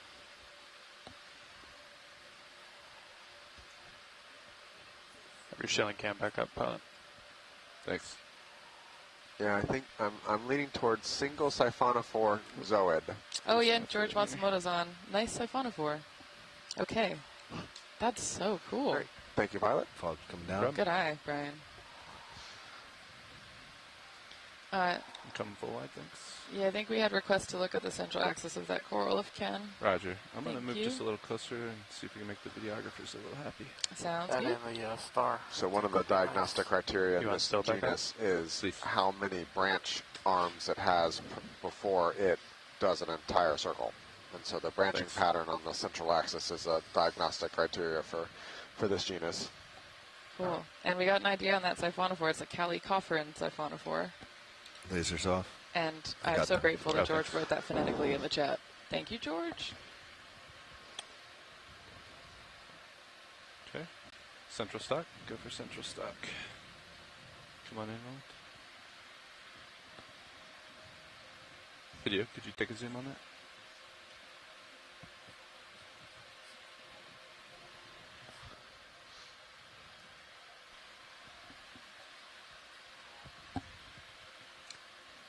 Video, can you zoom in HD? Think they had interest in this central stock here? This is really hard to tell from video, but Thank the you. idea is to count how many branches you have before a branch is directly above another one. What? So it's the central stalk, but up near the top. Ah, copy.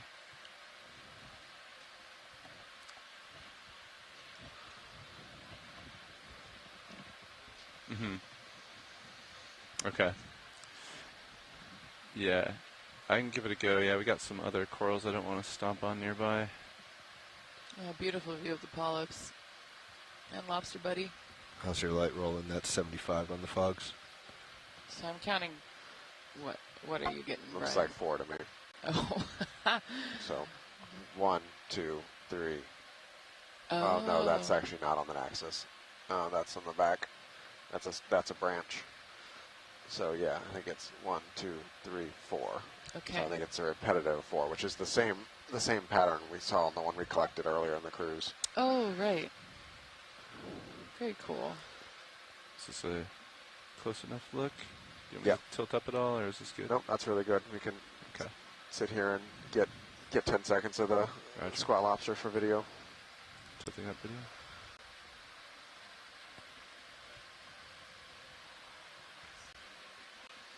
We're walking arthropod on the right. I'll try to rotate. White. Losing my Something footing. white with lots of little legs. Center screen. Scale worm or something? Oh, yeah. The pilots have the sharpest eyes of all of us. Roland spotted it. Oh, thank you, Roland. Good I'm gonna eyes. turn Roland good on. eyes. Looks like there's a second something there about dead center now, but I'm not convinced what it is yet. Another It one might of be the another same. scale worm. Yeah, The center going up. it's giving scale Right. worm, but I don't know. You can see really finely here the bristles on the ends of the claws of the squat lobster, which it uses to feed, Yep. right? Very cool. Are they sticky? Are they used to catch prey and then they eat it? yeah, I think they're used to catch marine snow and move it in their mouths. All right, I think we are happy here. There's more scale worms up. Fantastic. Well, and I'm going to take down fogs and some other lights real quick. Wait until we get this shot. Never mind. Oh, So I have to wait until we finish the sorry. line. Yep, I wasn't fast enough. Or Too fast. it's too fast. Full line. Are we going for I just was trying dynamite? to, Yeah. since we were here.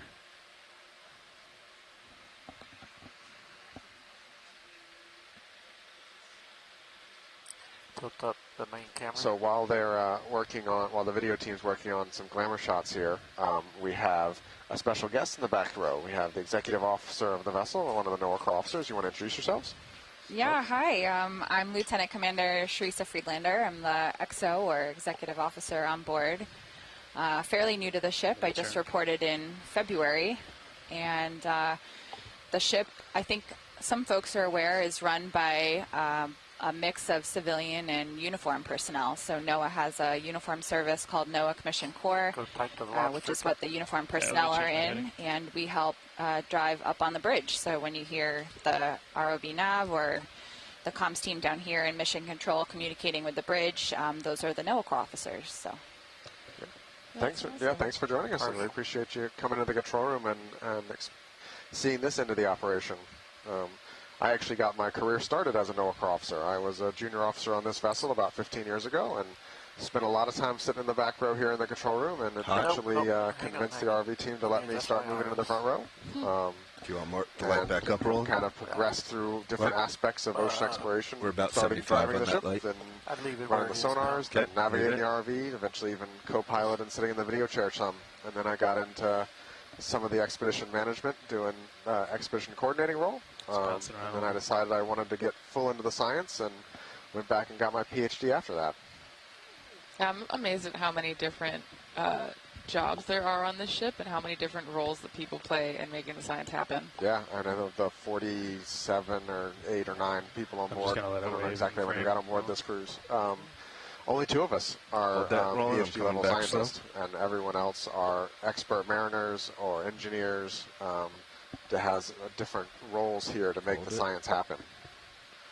Yeah, one of the fun things about NOAA Corps officers is that many of us have science and math degrees ourselves. So my background's actually in marine biology. So being on the ship is a treat because, you know, get to kind of go back to the roots of what I had in my academic background as well. So. Oh, that's awesome. I was going to ask how you got into NOAA Corps.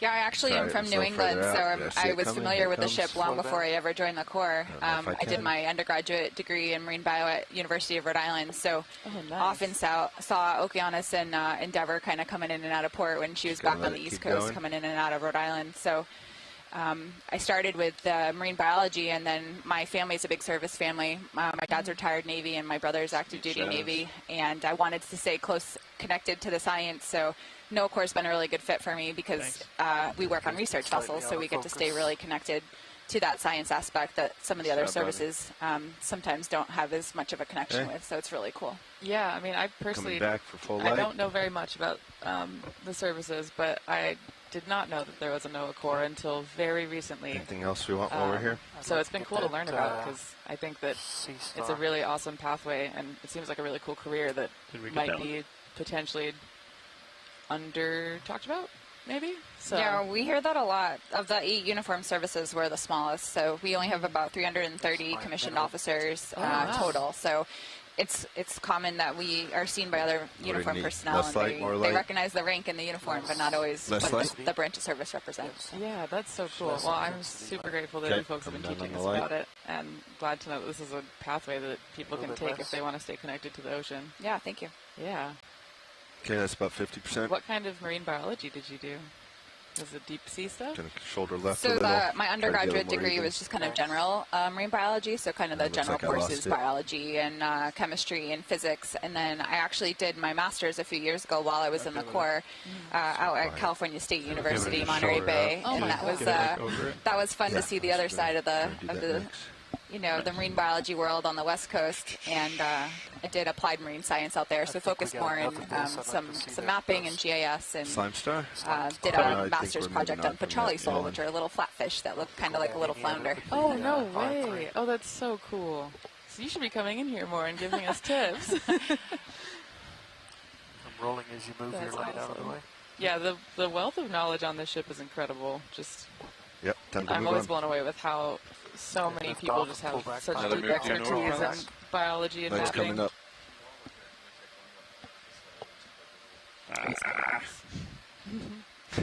It's going to drift out if I don't tilt up. I think that's probably good. I think we're done. Thanks. Awesome. Cool. Well, yeah, XO, as we keep on going through the dive, feel free to call things out. 20 meters due north, pilots. Bridge RVNF. We'd like to request a ship move, please. Range 20 meters, bearing 000 degrees at speed decimal 2 knots.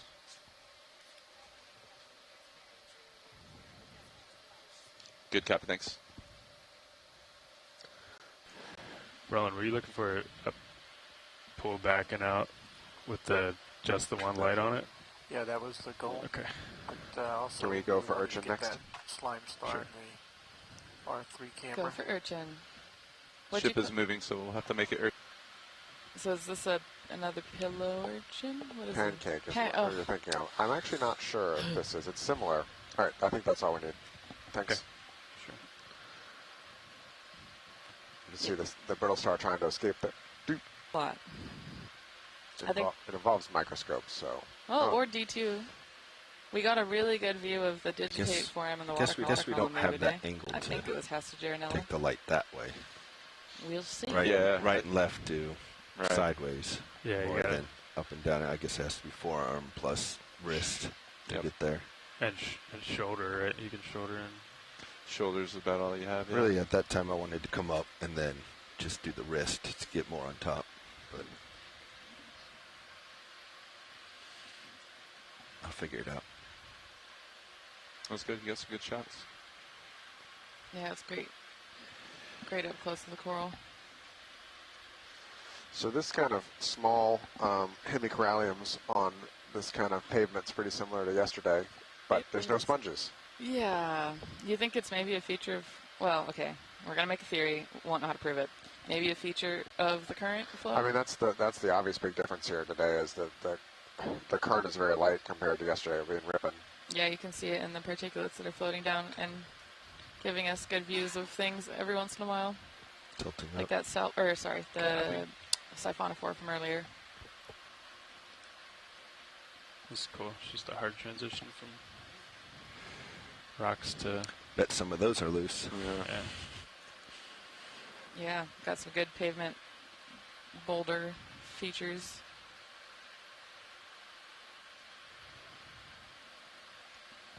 Can you switch back to maybe just top down over there? Top down. Yeah, thanks. Val says, here's all the loose rocks. When I've been in pilot, I've also been putting but hey, we were R3 up instead of the Titan. At finding top left. Oh, yeah, you can do that. Gotcha. Forever if you want. We check out sponge top something left, small. please. It doesn't help. Top left.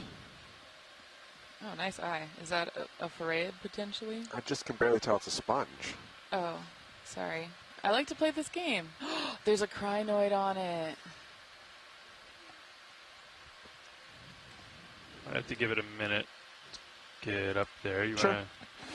What are we doing? Are we stopped? Or just about? Just about. It's almost done.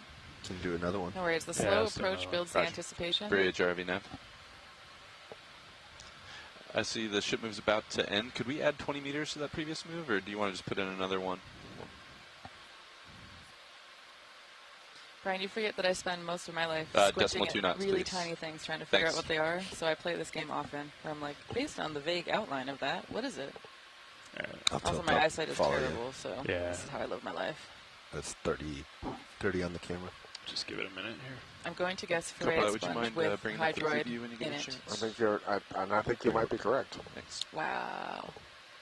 And unstocked crinoid on top.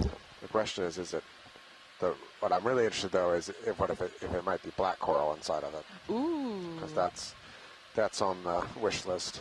Yes, and Chris Kelly just said, that's sponge in the chat. So we're all suspicious of sponge.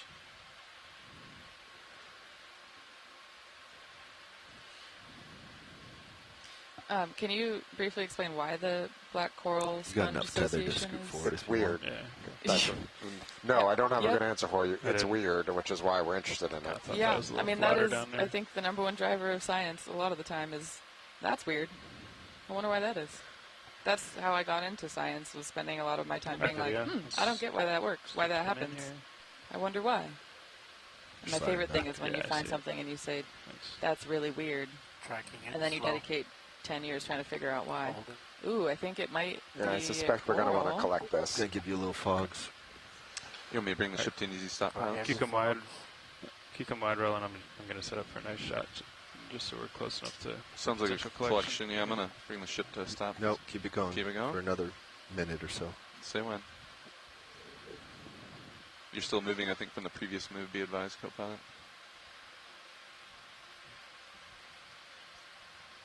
All right, we can do easy stop then. Bridge, RV now. See a red thing. We'd like to bring the ship to an easy stop, please. Thank you. And then what's the pink thing on the bottom under the sponge, too? Oh. Yeah, I'm still getting set up. Let's give it a minute here. Roland, we full wide on Sirius? Confirm. Full wide on Sirius. Yep, roger.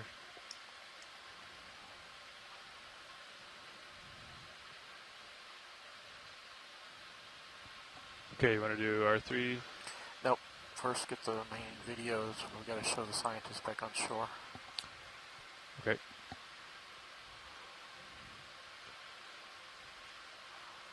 We'll start with full screen.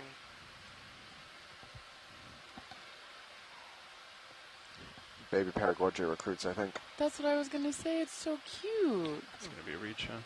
Oh, that's beautiful. Things at the base. So Steve was, we saw this association earlier in the cruise, and we were talking to Steve Oskovich at the Smithsonian, and this black coral is apparently quite strange genetically, and there's potentially some cryptic speciation here, and some variation of who the associated sponge is within the family, what species of this. So while this has been seen a few times, this association, there's still questions about exactly what the species is and what the taxonomy is for this group. So we're going to take a sample here for some genetic analysis back on shore.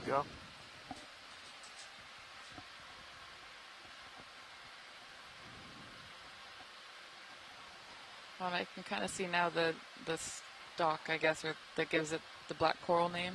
It's darker. You can see it through the more fleshy bits of the coral. And there's a unstocked crinoid, or I think this, what is it, sea lily? Sea lily.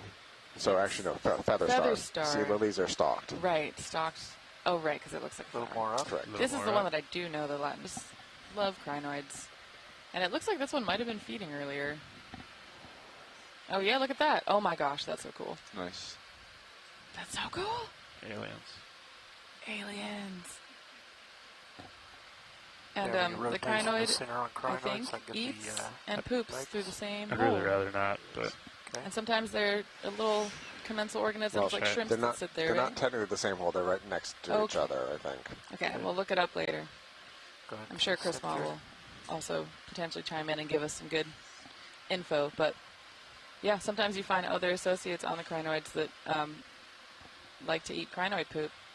And that is part of the reason why we often say the deep sea runs on poop. Honestly, makes sense. It sounds like we may have gotten the ID wrong on the baby Paragorgia. It might actually be a baby Anthomastus. Oh, cool. And yes, Chris Ma is confirming that they are not the same hole. In fact, they are near one another, which makes they're more stones, sense. So. Oh, okay. Oh, duh. Fill in the screen. Yeah. These types of science facts need to be drilled into my brain better. When it comes to a hard stop. This is some really great crinoid behavior we're getting here. Yeah, this is just beautiful. Sorry. No, that's just...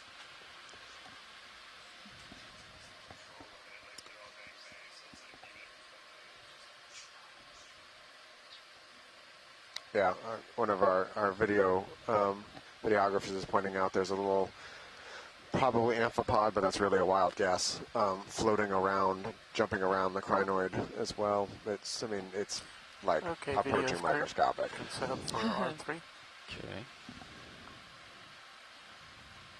We have been pushing the limits of D2 using her as a microscope over the past couple days, and it's been going pretty well.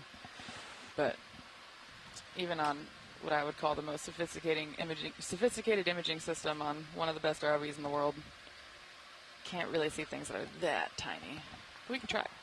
Okay. So watch leads, collection. Collection, please. Okay.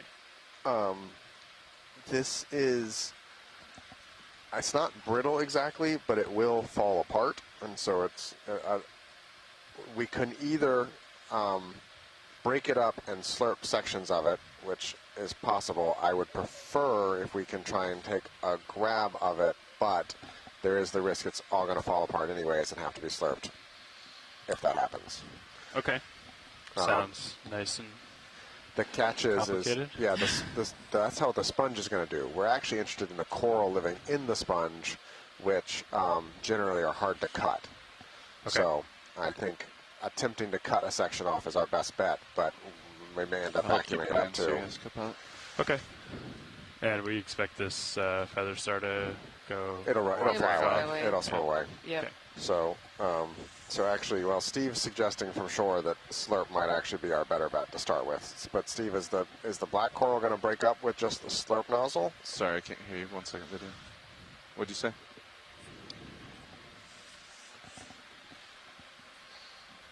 Roger, thank you. Yeah, that's a good idea. Thanks.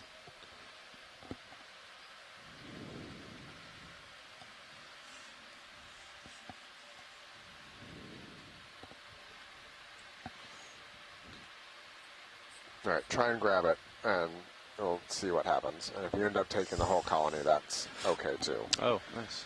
Can you say that again, Watch Lead? I got a bunch of people in there. I'm getting a sample. Apologies. I said footage for you if you want it. Let's try and use the cutters to cut a section off, but if you end up with the whole colony, that's okay.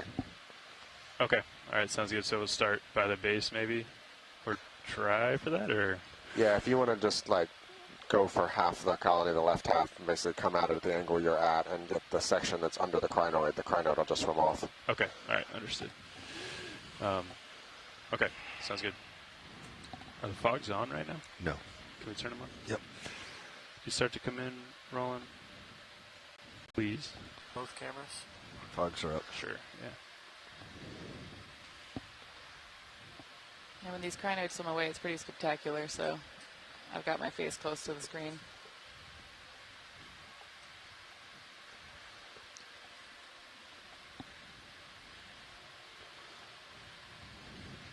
Stand by.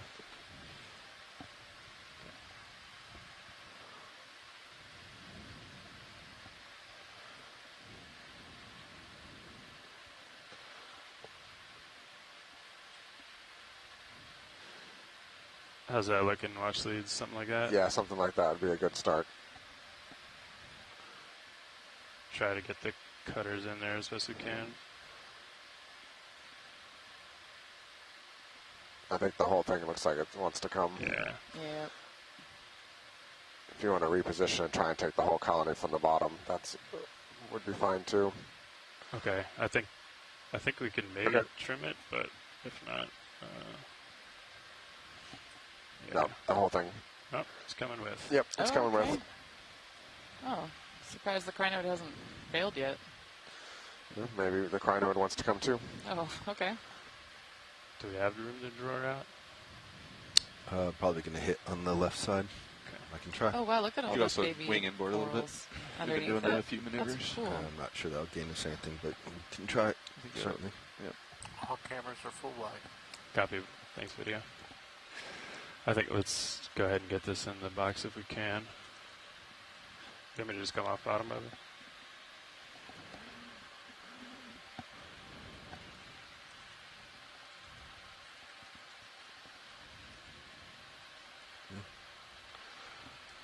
Let's make the antipathies the primary. side? Going and for make the report? Phorea the secondary.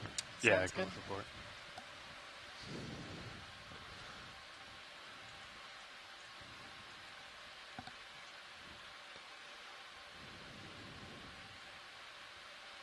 George coming out slow. So this was a symbiosis we've been looking at. We've been particularly wanted to target. We saw it earlier in the expedition and got several requests for physical sample Come out of a it. little bit more for So you. we've been keeping an eye out for this Okay. this Nice collection for a while now, because the genetics of the black coral are very much Probably go outer. still unresolved, and then understanding how tight the symbiosis is between the sponge and the black coral is also an important consideration here. It's falling inside the box. Yeah, sort of coming apart, like Brian said. So this is going in the port inner bio box, and it's sample.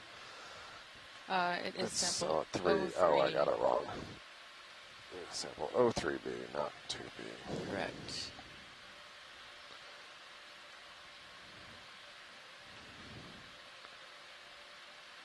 Did the crinoid stay with the sponge? It did. Oh. Wow. Okay. Might have to. Well, that. It's starting Yeah. to come out. Do you want me to close? Yeah. Oh, it just settled. It settled. Yeah. It's just a little bit. Closing. No sample gas. So Okay. Wow. That was quite a number of organisms. So that was 03 Bravo in the port inboard bio box. Following you over. Back to the red again, since it's cleared out.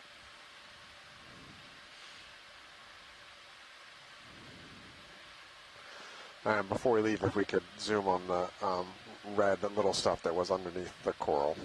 Sure.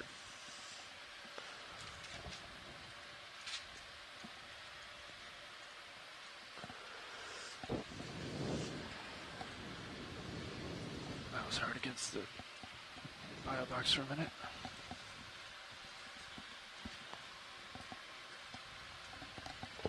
Okay, video, you can come in.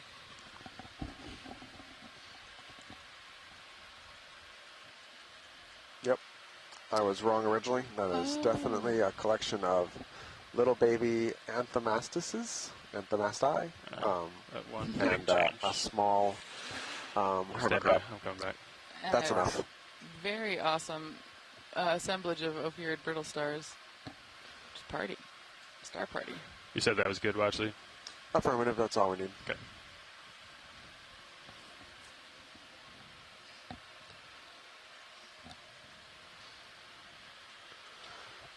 Yeah, good observation by George in the chat too, for the ease at which that separated from the seafloor, and I didn't see any attachment points for the coral. The coral may have been completely just attached to the sponge. All right, I'm coming up, pushing out.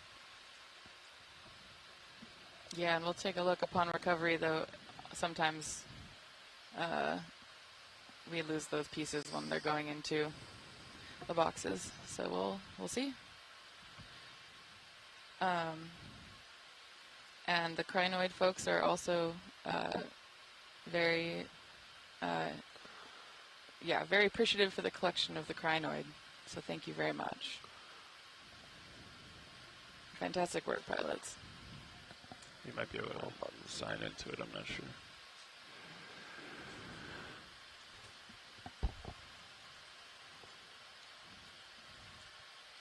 I know it was having some update attempts yesterday. It may have automatically done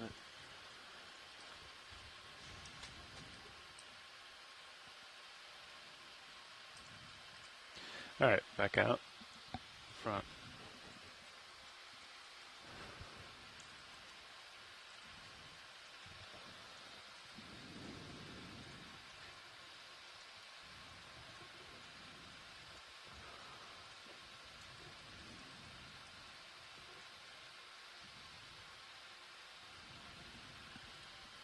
I guess we should take note that feather star's in there. So could try to jailbreak as soon as we open it again. Bobby, do you remember the IP offhand? So is it the automatic one there? That's a Levi question. Okay. Yeah, I don't know the IP. I don't think it's very likely that the crinoid will try and escape. They're gonna. Yeah. They only swim when perturbed, and it'll be pretty still and calm in the bottom of the box. But I say that, and as soon as we open the box, they'll swim out now.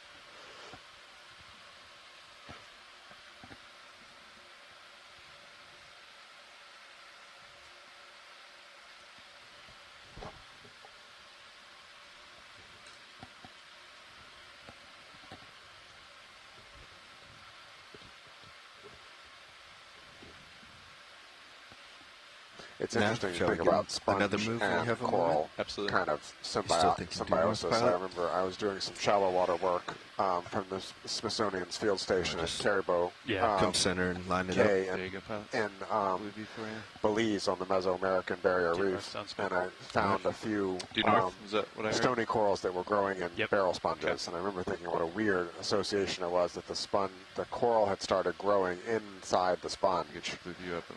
And so seeing this pairing again of this black coral or black coral relative hanging out in the sponges. I'd like to request a ship move, please. Makes me think about that and what Range, the benefits are 20 meters, to the bearing coral. 000 degrees, I'm imagining speed decimal 2 we knots. saw a number of coralivorous predators yesterday, and I'm wondering if the sponge helps to provide some cover so that their polyps don't get eaten, while also helping to filter in sediment in places like this where maybe the current is not as strong. 40.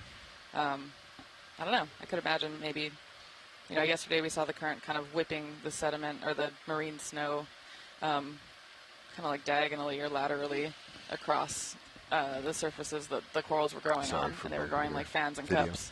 But today we're seeing more of it kind of just gently raining down. Anyway, so maybe that angle. Which one? That it's deposited at Shilling helps. I don't know. Interesting observation or note from Chris Moss that not all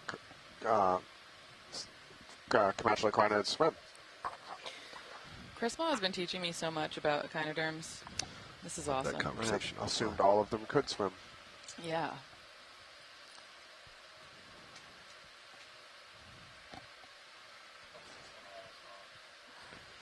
Floaty, it's garbage. Hey, one filter feeder's garbage or whatever isn't. Anyway, I tried.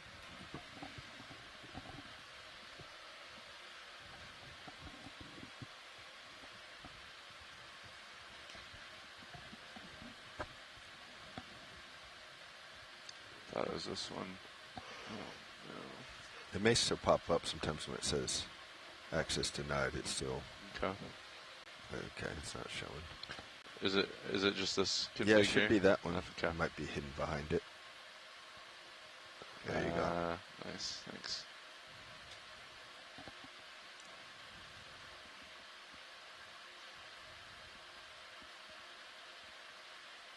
I'm beginning to think that our earlier statement about potentially seeing more of those slime stars was overconfident. But who knows? We have many hours yet. Tilting up. Okay. 35. Just mowing the lawn.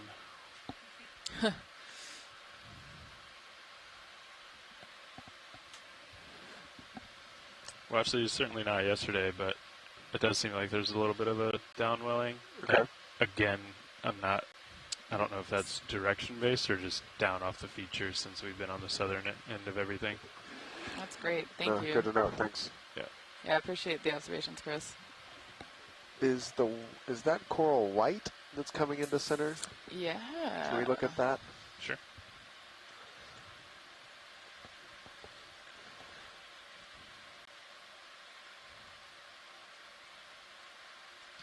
Copilot, do you see how some of the blue view looks static there? I'm not sure what that's. I've never seen that.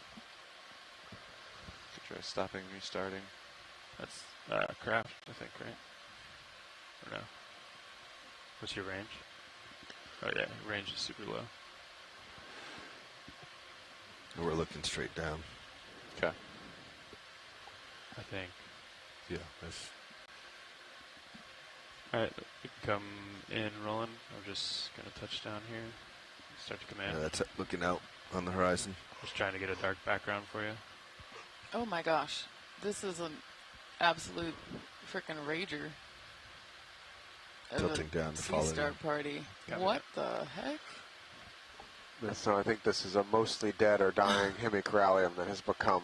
Yeah. But here's a really interesting kind of specificity on species and tax. You've got the Uralid brittle star on the left, and a healthy coral, but none of these spiky-armed brittle stars on it. And then you've got this dead and dying brittle star right next to it that's just overloaded with a different group of brittle stars that you don't see as often on the taxa. So there's clearly something that the hemicorallium is doing to keep one type of brittle star off of it, or the brittle star don't like to be on it for reasons that we don't know, but is accepting the presence of the other one. Or alternately, the astroschema style is warded against like being stung somehow.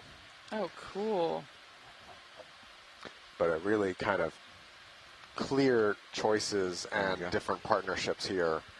That's 50 meters. To see all of these these Ophiomaxes on one of these, and it's the same species, or at least the same genus of the two different corals. One just appears healthy and one doesn't. That's so cool. These are the kinds of things that just blow my mind about ecology. It's just full of so many beautiful mysteries like this. And the left one has the stars with the no legs. Does that make sense? Not the legs, but the spicules or spikes or whatever they would be. 100% understand what you're asking, and that's what we were just talking about. Okay, I apologize. No, let's do it again. It's so cool. We don't have an answer for you, other than I think the one on the right is probably unhealthy, and so is not doing a good job warding off the Ophiomaxes, and then the Astrosema style, the smooth arm one, on the back is a known commensal with the species. Okay. So, but exactly what the mechanism here at play is, I don't know. Okay. Thank you so much. Sorry, I was absorbed into co-pilot stuff here. Yeah, great question. It's a super interesting observation. Yeah, we were kind of like, wow, this is just a beautiful example of some of the mysteries that we still have yet to figure out about ecology. So. All right, science is happy here. Thanks. Video's clear. Okay. Lift off. Yeah, and Chris Ma is noting in the chat about that study down in the Gulf of Mexico after the Deepwater Horizon oil spill, about 2 minutes ago. where the astroschema, so the ones we were seeing on the healthy coral, right, cleaned the corals that they were living on and improved their survivorship after the oil spill. So there's definitely some pretty strong mutualism, or there's likely some strong mutualism happening there. I guess obviously this is a different context, so it could be different, but... That's Paragorgia. Oh, nice.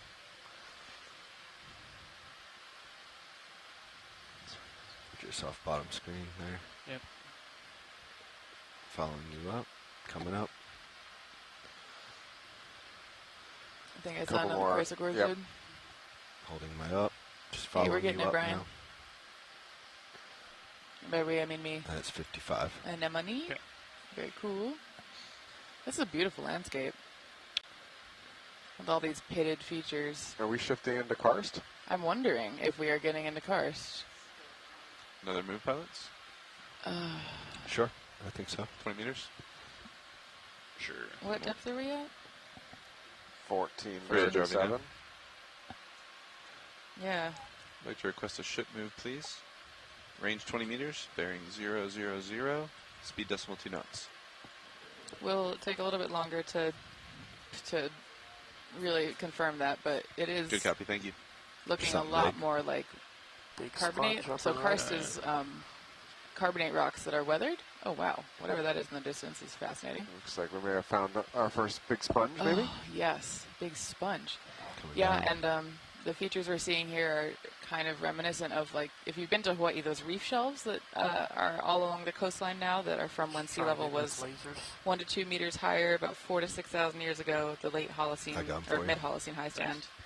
We see a lot of these kind of like reef, gentle sloping reef features that then get weathered because they're exposed. And also they get weathered underwater. If you've been at Sharks Cove on the North Shore of Oahu diving, a lot of the really good swim-throughs are through those ancient reef systems from when sea level was lower.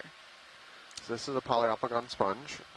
We saw a lot of very big versions of these yesterday. So I'm not entirely surprised to see them showing up today. But this is, frankly, where's all the Walteria though?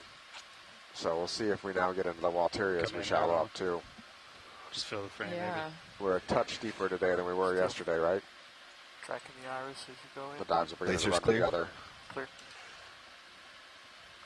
You ready for this one? I am.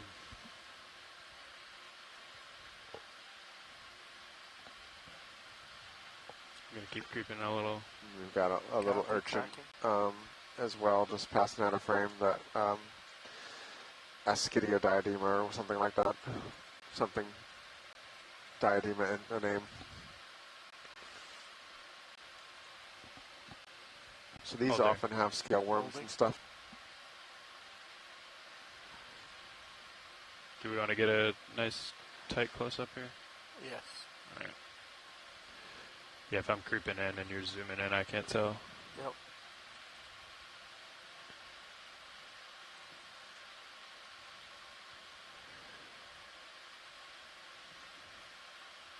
Bring the fogs up. The geologists in the chat are discussing whether this is fizzy or not fizzy.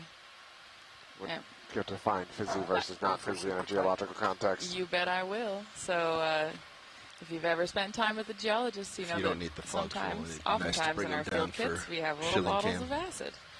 And that's because carbonate rocks are made, carbonate rocks like limestone, reef rocks, fossil coral, those, when you put acid on them, will fizz because the acid will break down the carbonate. Versus basalt, oh my gosh, great view of snail. Oh, that's so cool. The basalt will not fizz because that rock will not react with acid. So we use the little vials of acid to tell in the field really quickly whether or not we're on a carbonate feature. And so when we say it's feeling fizzy, it means we might be getting into the carbonate cap of the seamount. That is beautiful. I definitely would have guessed that fizzy was referring to whether it was carbonated or not. I would have bet money on that. That is amazing. I'm going to use that when I teach now, Chris. Thank you. Nah, I wasn't trying to make a joke.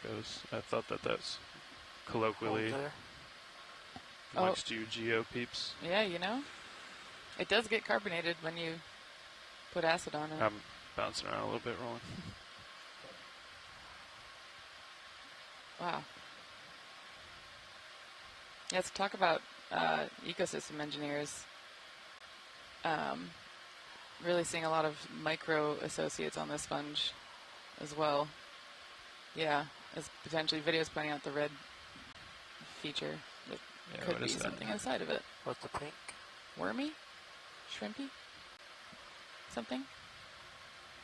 As a general rule, I assume with that color shrimpy, but it looks very long. It continues down, so I think it's actually I think it's something else because look at how the body form is too long and shaped to be a shrimp. So I think it's maybe a worm. Yeah. Pulling out slow. Okay.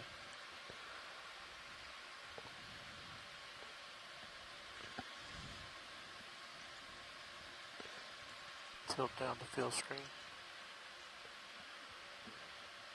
Co-pilot, be advised, I rotated the sonar 180. It looked like it was displaying hard targets to your south, and now it's showing them north, which we'd expect. Roger.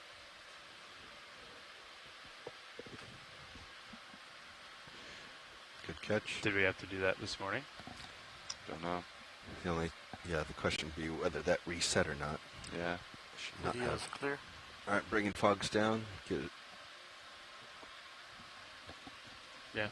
Okay. It's one of the few times we see the sponge pointing towards the camera. Yeah, sure. Yeah, set up. I would have set up over there, but no, I think that's great.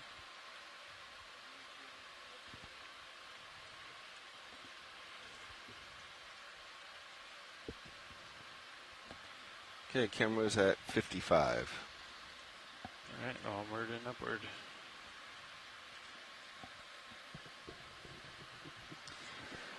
Pilots, just to let you know, we are currently discussing with Shoreside whether or not a rock collection here might be appropriate. So we'll let you know what we decide. Roger that. Thank you. Ooh, beautiful corals on rock. Brian just went out to lunch, and he's going to be sad.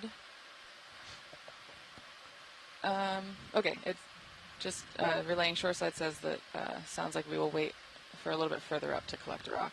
Okay. Thank you. Sure. All right, and this is Anna Lenish subbing in for Brian.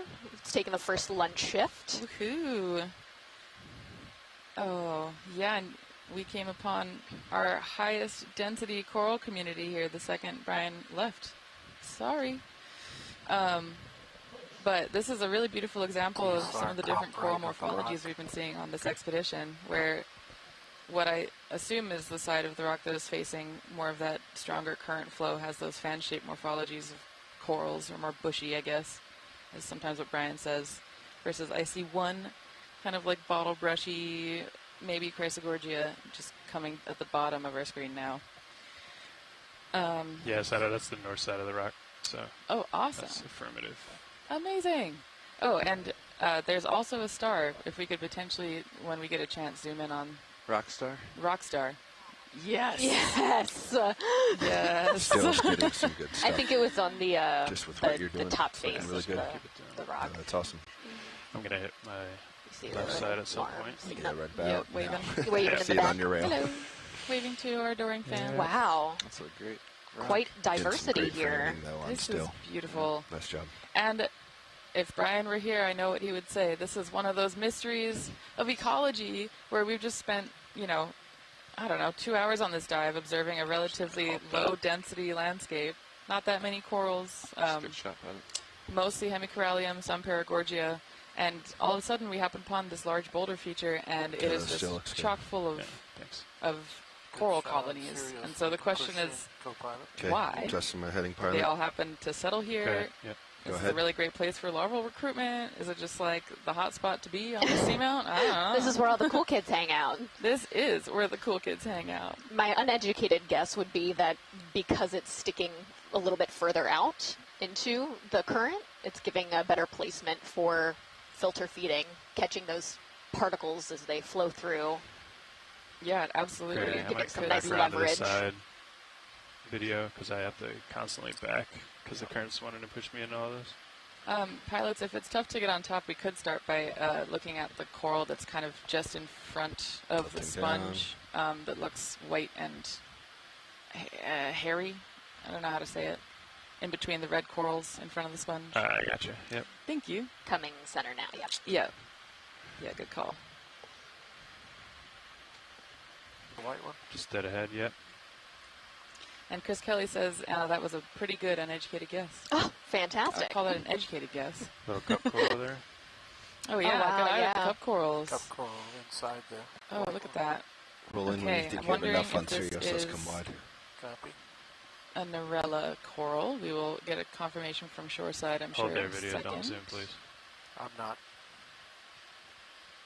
Can you come a little wide?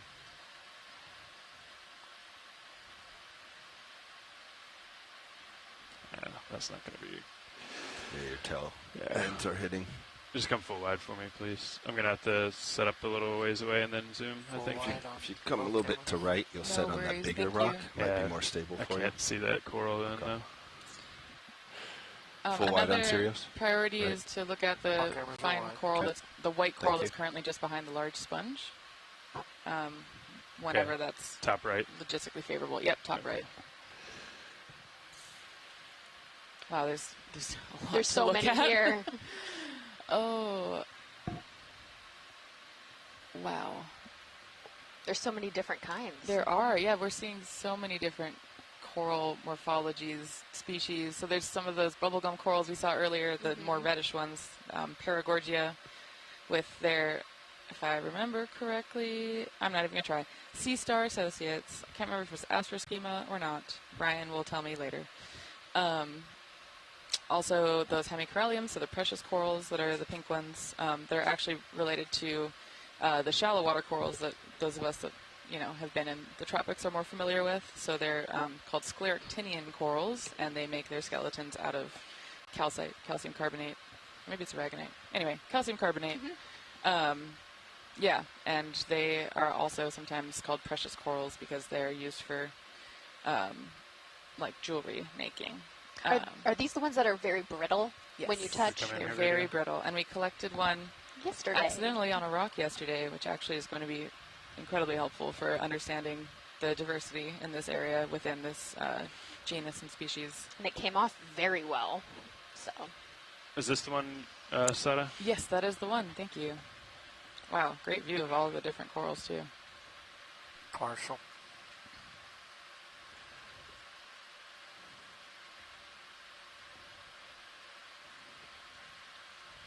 Okay, Asako says, thank you, that's a Chrysogorgia.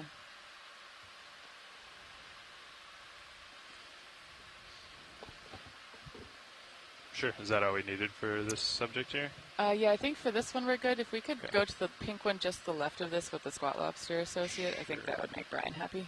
Thank you.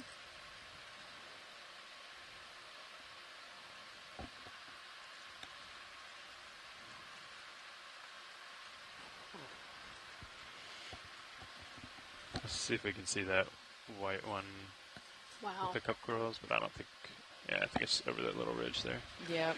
Okay, hold there, Roland. We're going to come back in. What's your shot? The pink one with the squat lobster. Yep. Come in.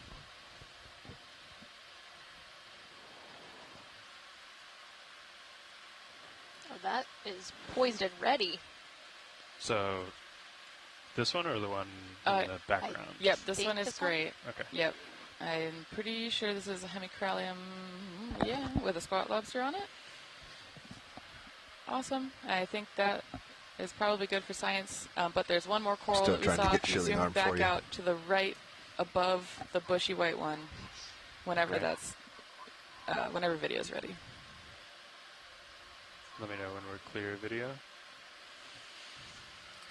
I love that. It looks like all of, I don't see a single polyp retracted here. Yeah, they're just cruising. And the squat lobster is sticking its arms out and filtering. I do. This is, I'm ready. It's ready.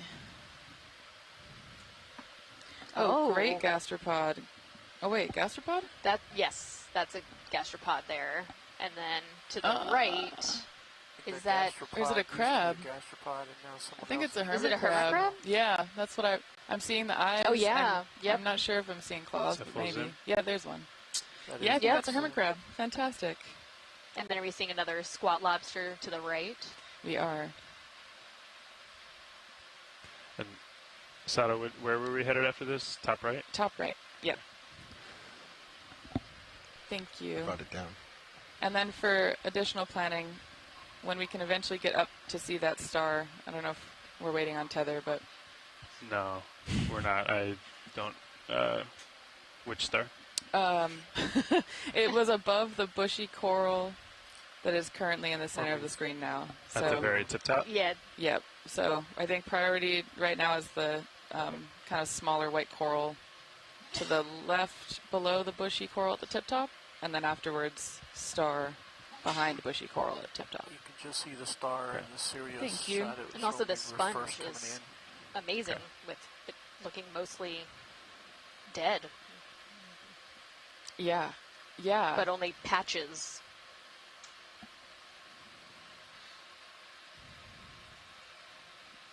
Let's see if we can get it closer to the top lights up there. Okay, let's come in video. Looks like Asako is saying Narella is the small white one between the Chrysogorgias. Yeah, and I was thinking that the one that we tried to zoom in on earlier might have been a Narella also, so I'm hoping this gives us a good view Oh, look at some of those bare branches. I wonder if it got eaten by or a corallivorous star. Looks like another hefty gastropod. Yeah. Not gastropod, a hermit crab in the back. Yeah, and there was one on the rock just below this too. That's pretty cool. Oh, and it looks like if it's possible to get a view of the base of this pilot, that would be helpful for science. Partial rolling. I'm gonna have to come off bottom. Yep, nice chunky hermit crab. It's partial. Thanks.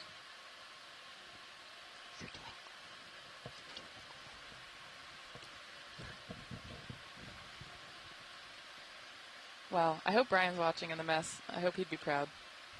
I think he would definitely be proud. Ah, thanks. You come full wide. I see some encrusting corals up there too. Top of this will be fun. Okay, shoreside, we're trying to get you a good view of the base of this.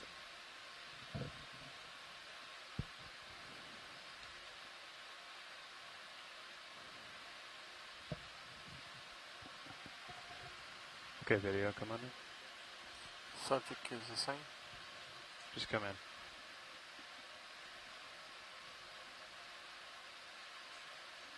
Beautiful.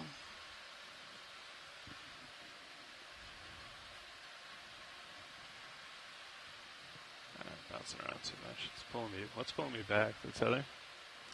Yeah, maybe the tether. Okay. Come on, Roland. We'll give it one more shot here. It's just pulling me back up off it. I'll come down a little. Thanks. See if I can get a toe in somewhere. I think you also just have that current maybe increasing. Yeah. But certainly tether's a little more taut than it has been. Okay. Do you want me to give you 5 meters, or are you okay? No, I'm coming down.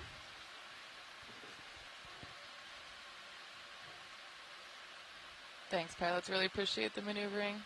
Yeah, no problem. We're just battling current and therefore tether at the moment. Yeah. I'm going to hold there. Just seeing the sea star. Looks like that sea star is slowly coming into frame. It's waving. Waving. Says, come look at me. Fogs to illuminate that coral for you. Yeah, up to you. Yeah. Might help you find that base more if that's what you're going for still. I mean, I know where it is. I'm just trying to set up. Roger. Fogs down.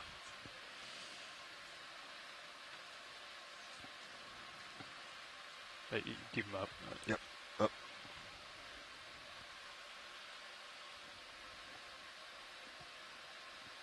Yeah, it's not a great angle, huh?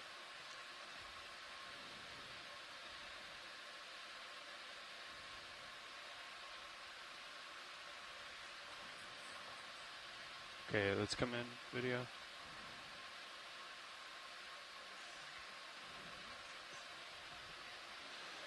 Oh, nice. Great view, guys. Yeah, it's not the best angle. Also, great view of all these hermit crab and lobsters that are kind of living around this coral community.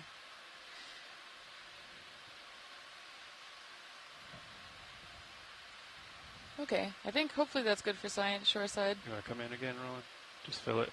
Oh, all just right. so they can see. Sorry, Sada. Just we got here. All good. Thank you. No, keep if you can. We appreciate any amount that we can. At least for an ID, maybe. Yeah, I think we got it to genus. I think it's a Narella coral.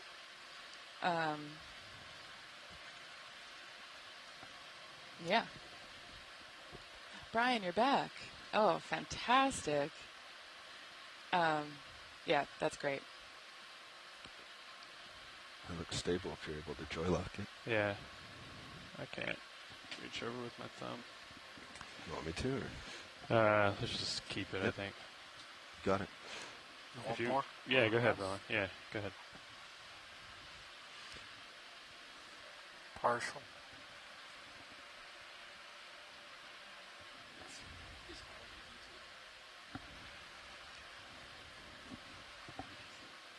Video's clear. Okay, come on. Okay, I'd like to bring down fogs. Yeah, go ahead.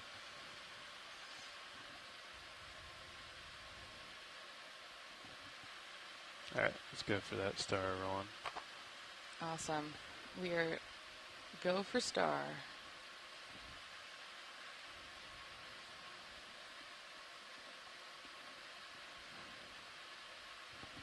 Oh, wow. Beautiful. It's a good angle on it if you want to get close on top of the rock.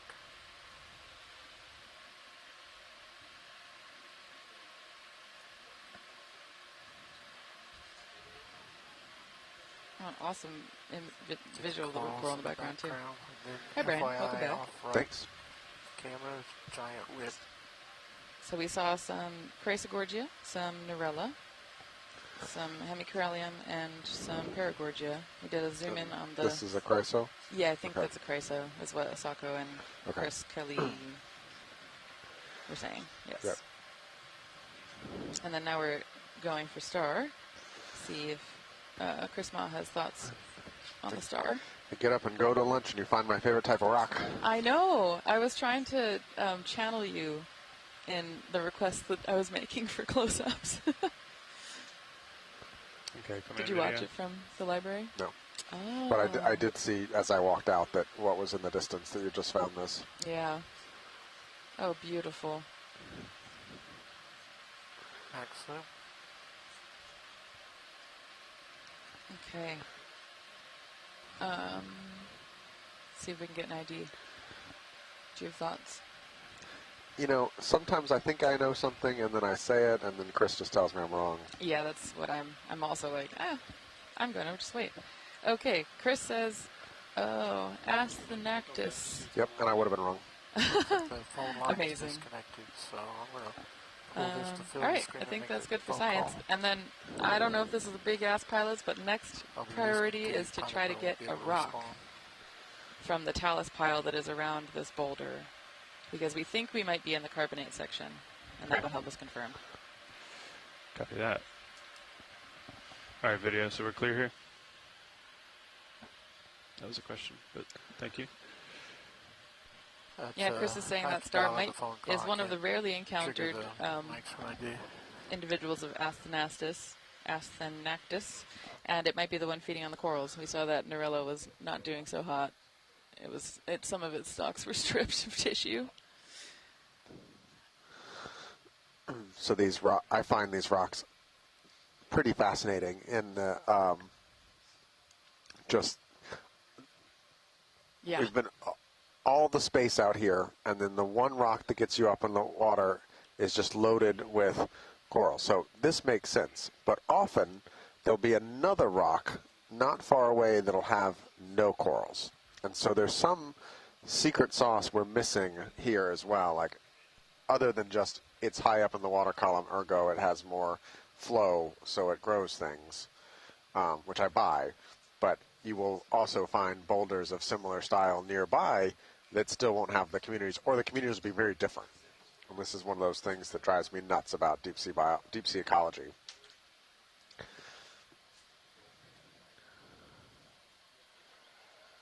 Okay, and as we're looking for a rock, it sounds like this boulder that this community is on is looking very basalt-like. It's a big pillow, likely, and so we are looking for, potentially, if we can, actually a basalt rock here so that we can continue to get dates as we move up the ridge arm. And so Val is suggesting if we can find rocks that are wedge-shaped with radial fractures. Would be awesome. We shall see. Hey, pilot. And I'm going to stick around for rocket Good. rock. How do you have me? Loud and clear? I got you loud and clear. Wedge-shaped rock with radial features. Fractures. Fractures, yeah. Yeah, nice. Hey, Nav, what's ship status? Drilling holes? Ship is stopped. Yep, been drilling holes for a while. Copy that. Been making moves due north. Making moves due north. But we've been here for a little while.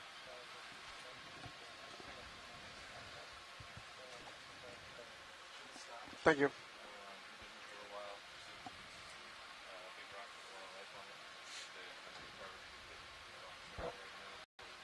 I don't know if anybody requested it, but off to the right was a very long whip. Roger. Oh yeah, and there's another large sponge stalk. Good eye, Asako. And current pickup. Chris Kelly is saying there is a live Tritopleura sponge on the rock, so that like it could be a stalk of that.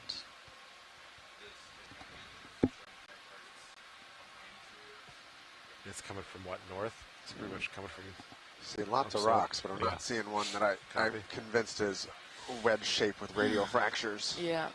I'm thinking maybe closer to this whip bamboo. Let's go in with lasers. Looks like it's bare. Neat and clean. I don't know. Let's see what Val and Chris. Yeah, this one looks stripped. So you see stars there around? Get on that rock back there. There's a cup crawl at the base. I'm landing, and we'll actually wait, zoom in, Roland. There's some fuzzy fuzzies on it. Oh, look at that. There's tissue. Yeah, that's fine. Come in. I love when the squat lobsters are hanging out, kind of like it's like watching like climbers do their hangboard exercises. Just wee. That one is particularly spread out there. So this is a bamboo coral with its polyps retracted, which is kind of rarer. Bamboos generally like to have the polyps out.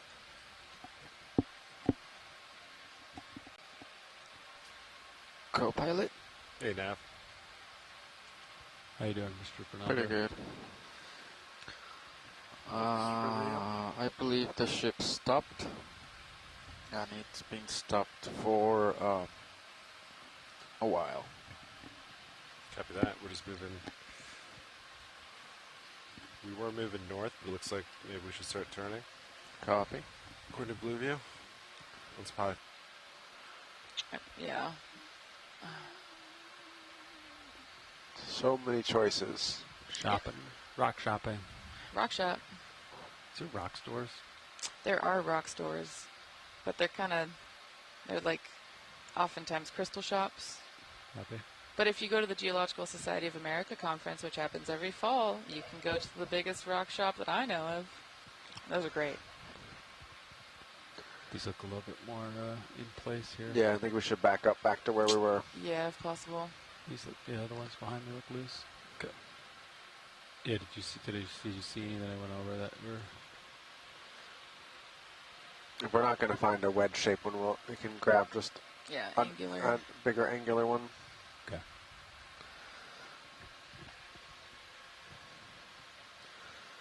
Like, how about that one coming just below the lasers, about halfway between the lasers and the bottom? Yeah, right here. Or that one. Yeah. Okay. Upper left is a very rectangular one from there.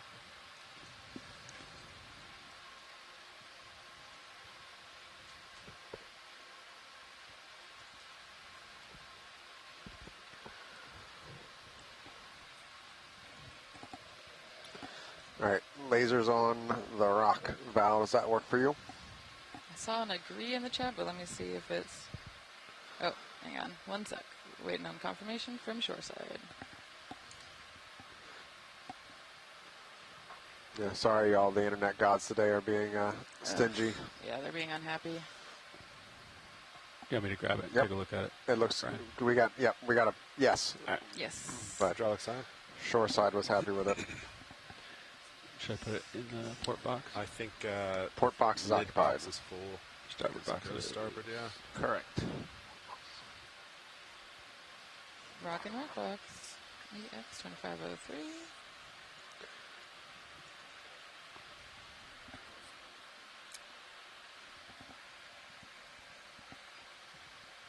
Choppy. Potential swimmer. Port bow.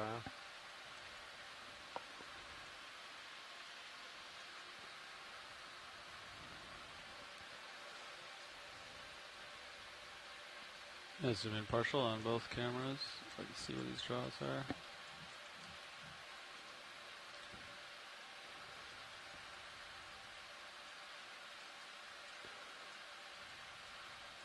Loose rock.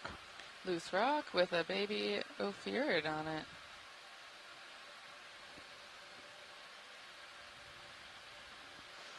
Fog lights. Val, this looks like a good rock still to me. Do you concur? 50. It does look angular. Val says very nice. All right, put rocket box. Rotate. Great rocks. Great rocks on this dive, Brian. All rocks are good rocks. Love the catwalk. Okay. Looks like manganese encrusted. Yep. Those are the feathers Okay, in the convene background. outboard. That's fun. Or sorry, inboard.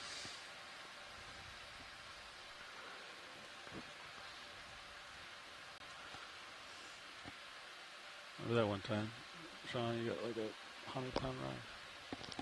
It was just 60, but yeah, it was pretty big. Did not fit in the bucket. They couldn't even get it home, as I recall. Yeah. Awesome. Rock in box. That was Nice rock pilot. O4G in the starboard forward rock box. Okay. Let's decide which direction to go next, I think.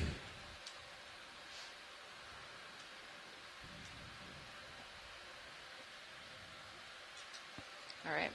Now that rocket clock has passed, I'm going to trade off with Anna for lunchtime. Enjoy your lunch. Thank you. Shoreside says, geology happy. Thanks.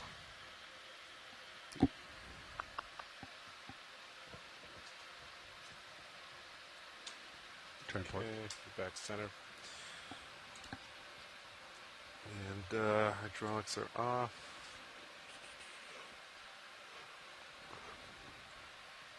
So, yeah, your blue view looks... So we're just taking a look out into the blue with the ROV sonars to see what the local topography is doing.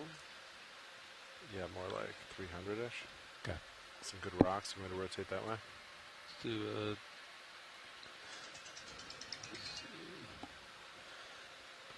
yeah. Copy. Turn it toward a little bit. 24. Maybe 305. Yeah. There's some sediment there on the upper left. Let's do 15 meters, 305.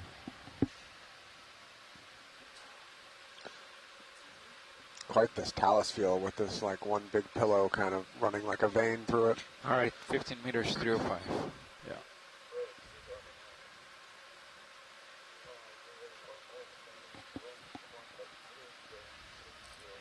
Lasers on. Lasers are now off.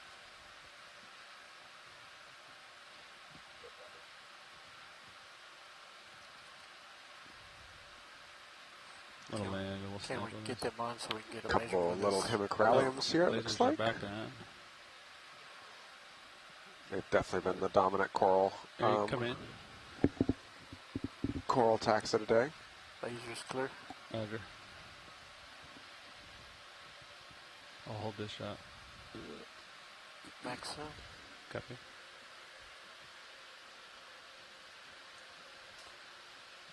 There's something on the rock and at the base.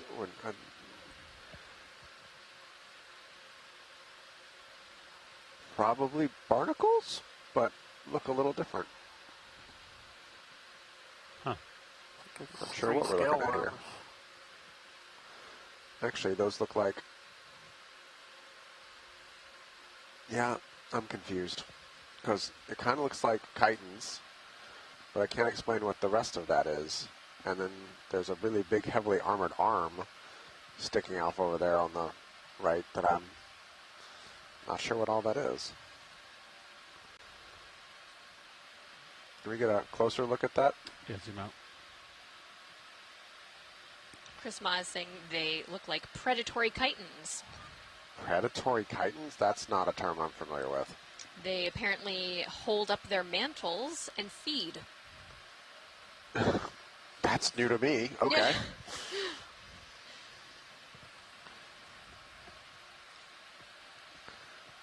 That is something I have not seen before. Nope.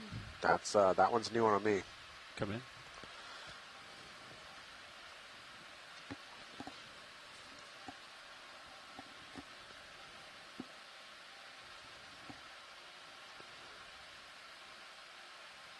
Start with the one on the right. Roger. Wow. Oh my gosh. Yeah. Whoa. That's new for me. I've never seen anything like that one before. So is all of that we're looking at, that's this? That's the mantle That's of the mantle? The chitin, yeah. So these are polyplacophorans or chitons. You can see these in rocky intertidal zones. and I've seen plenty of chitons in the deep sea, but I've never seen them with mantles extended like this. Just slowly rotate left. Look at the far left one. And especially it looks like there's even further extensions going onto the rock. They've outgrown their hard shell by a lot. It would appear that way. Yeah. So can they retract this mantle into fitting under their chitinous shell for protection, or are they're full predatory at this point and pulling out for this coral? Oh my gosh. Interesting. I don't see. That's really different. Chris Ma is saying that they're better known in the shallows, and so seeing one this deep is pretty new. That's pretty interesting. And I don't think there's any way we can collect those without mangling those corals. The right one is turned up a little bit. Oh yeah, mangling the coral. Yeah, if it's brittle then, yeah. You can't get any more on the right. Can we try and slurp the one on the right potentially? Sure. Do an easy stop if we're still moving. Bridge is serving up. Let's come to an easy stop, please. We see 4 of them. Yeah, we see 4 of them. And we haven't seen them anywhere else? I certainly have. So what about this coral is making it a preferred target? I mean, I don't even know what they're eating. If they're eating the coral or what here. This is just... I have many questions. Copy, Bridge. Thank you. Isn't that the wonder of science? Yes, it is. Discovering the unknown and trying to get some answers. Yeah, where should the sample go? So apparently they catch crustaceans in shallow water. We don't have any canisters full at the moment. Slurping, yeah. Are we? Slurp. We all right? Yeah, we're going to try the slurp on the far right one. I think all the jars are vacant, so maybe we go to jar 3, which has the standard filter.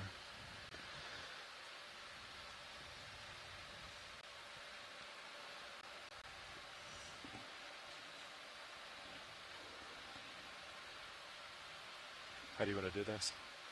Draw it out. Do you want to grab it or snip and bring it in? I'll just bring the nozzle close and we'll try to vacuum it. Copy. Snip it. Snip it and then bring it to the... Sako, I'm having trouble remembering when we've seen this before. Okay, I'm on jar 3. I want to come at it a little bit. Go here to put the jar light on. And I guess by catching small crustaceans, they hold up their mantle like that and sit and wait for small crustaceans to come across their path. I guess so. I don't think of a chitin as being a speedy type of predator. Certainly not. Certainly not fast. But I also didn't know they were predatory, so... Good delta. I'm kind of coming over you right now. It's moving. It was just moved. Put its mantle down. So you made a video on both cameras together. Oh, it really did. Yeah. So much for not being totally speedy. That was a lot faster than I was expecting.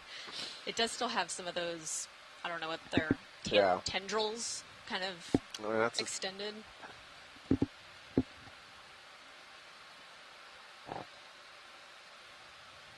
Is this going to be... section? Wow, it's small, isn't it? Yeah, it's small and it's in there. Down. I'm inhaling at 600, 800.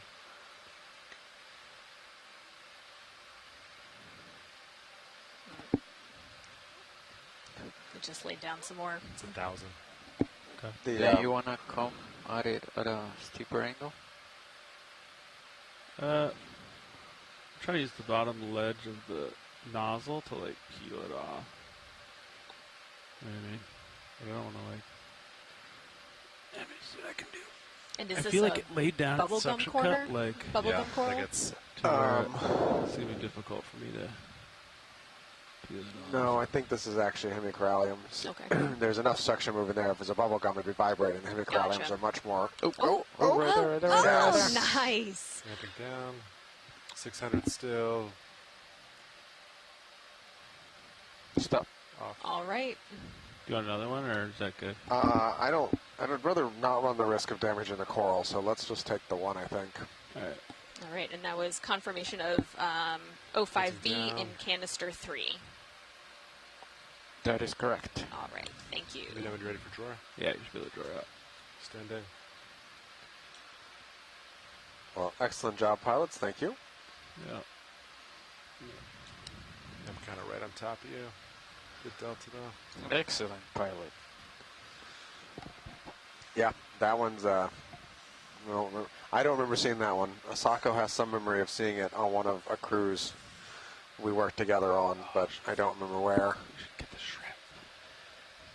You want to... Okay. They're very hard to catch. That's a good challenge. Back to draw 6. Well, that is fascinating. That is fascinating. I am very much looking forward to seeing that in the lab. Me as well, and especially for those of you who can't see right now, we have a view of the canisters and saw the chitin go into the canister, the suction canister, and as soon as it plopped in, it attached to the side of the canister. It's got sticky feet. Yeah, very sticky.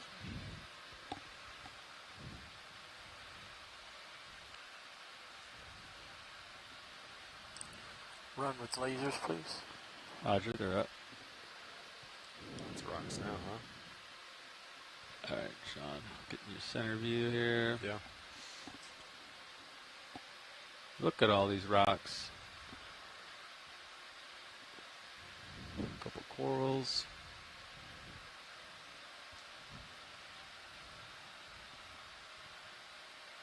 Onward and upward. Little baby sponge. Let's look at the one on the right with the coral. It looks spoon-like. You snap it. So come by here. See if there's any interest. Otherwise, we'll keep going. Oh, there's a star. Little baby bolosoma. There's a star. Where is the one right just off the right? Yeah, that one. A nice brittle. Spiny brittle star. Nope, that's a crinoid. Oh, no. Crinoid. Oh, sneaky. Fooled us. Thanks, Ron. You come out. We'll keep going.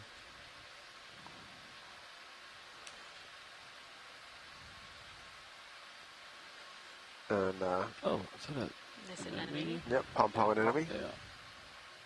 Oh, okay. I think that's good, Ron. These are so cute.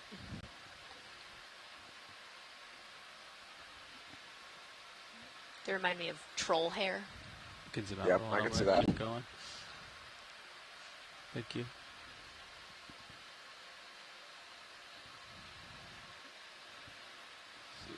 Not much sediment down there.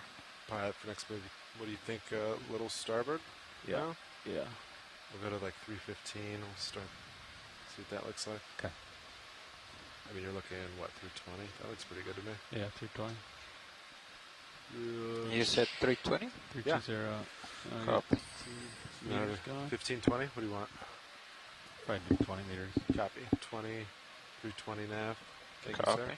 This train going. So for others just joining today, what have we seen so far in characterization for this location? Yeah, so far we've seen a community pretty dominated by the hemicoralliums, have been by far the vast majority. We've seen a couple other creatures here now, but mainly it's been very rocky. Some of this talus, we landed some really nice big pillow basalts, and we've only seen one of the big polyafghan sponges. It's been very sponge deficient for yesterday, having been a whole bunch of small hemicoralliums and big sponges. Today we've got the same kind of hemicoralliums, but a lot less, but almost no sponges. Okay. So here's a big Brisinga. So it's actually a starfish, or a sea star, but it does look a lot like a brittle star. And these have been kind of less prevalent than I'm used to them being.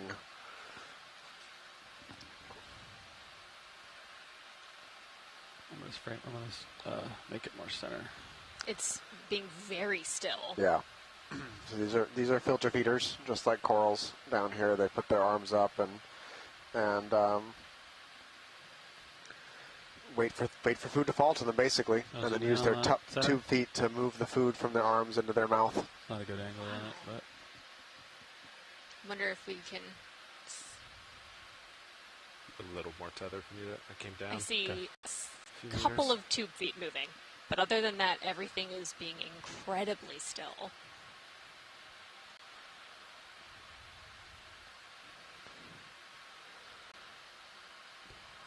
the vibration's coming from my thrusters rolling them. The current it's pushed down a little bit to stay on the ground. Nice shot in the R3 too. Yeah.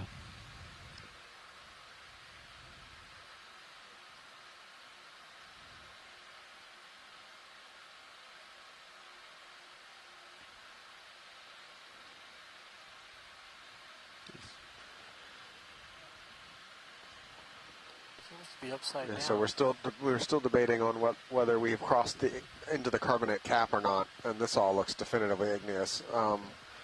But we had a patch back earlier that we were not sure if it was carbonate or not. So we will continue to look and see if we transition into carbonate over the next few hundred meters or not. And are there any defining characteristics that we should look for when making that transition? No, it's exceedingly hard because at this age everything's manganese encrusted, so it's just black, and so you're looking at the general shape of the underlying rock and the kind of mesoscale topography, and some sheet flows of lava can look deceptively like carbonate after it's been manganese encrusted. So it's a really hard call that we really won't definitively know until we get the rock samples up and crack them open, which we actually don't have the capability to do on this ship. We don't have a rock saw. Can we take a snap zoom on the base?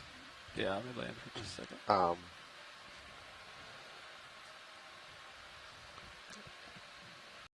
Video, frame it up. Please. Nice.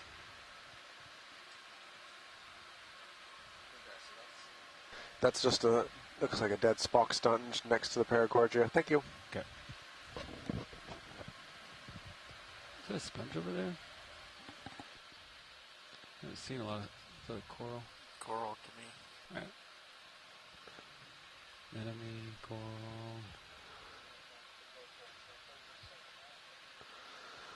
Hey, if someone wants to, we just switched phone lines on the ship. Would someone please confirm whether or not you can hear us in the conference call?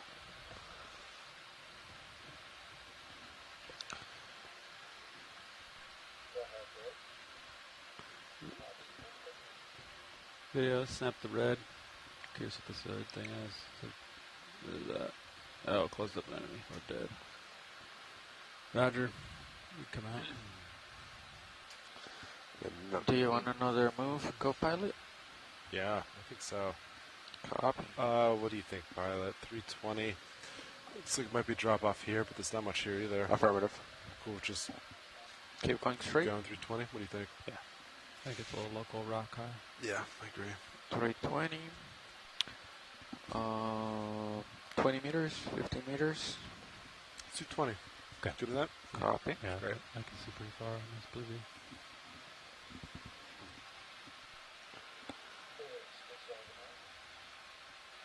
Looks like quite a few more dead sponges. Yeah, it's obviously interesting if we see an ecological shift here where the sponges become more common as we shallow up.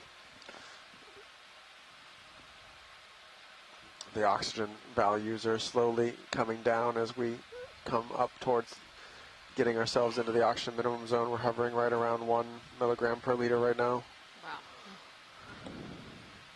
Does the oxygen minimum zone move depths quite a bit depending on where you are in the ocean? Yes. I mean, how you define quite a bit. Oh, swimming jelly, please. Go for jelly. Go for jelly. Wow, the color on that. Do you want it? I don't know. I don't have any of my midwater stuff up. Right. I don't think so. Just let it go. Right. I think this is one that starts with an H, if I remember correctly. Yeah, I think it's.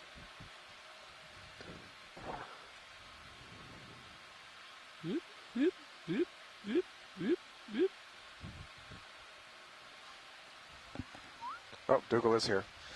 Hi, Dougal. Oh, I was Zoom wrong. out, zoom out, zoom out. Dougal's saying Botryonema brucei. I think. Hello, guy. All right, we gotta go. Seems curious. Yeah. All right, back to the bottom. Onward and upward.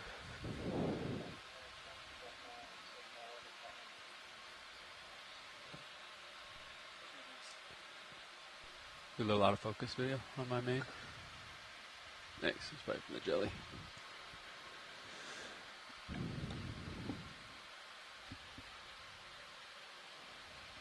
Alright, you just called another move in, so I gotta keep going here. Yeah, we're moving. Don't want to get behind here.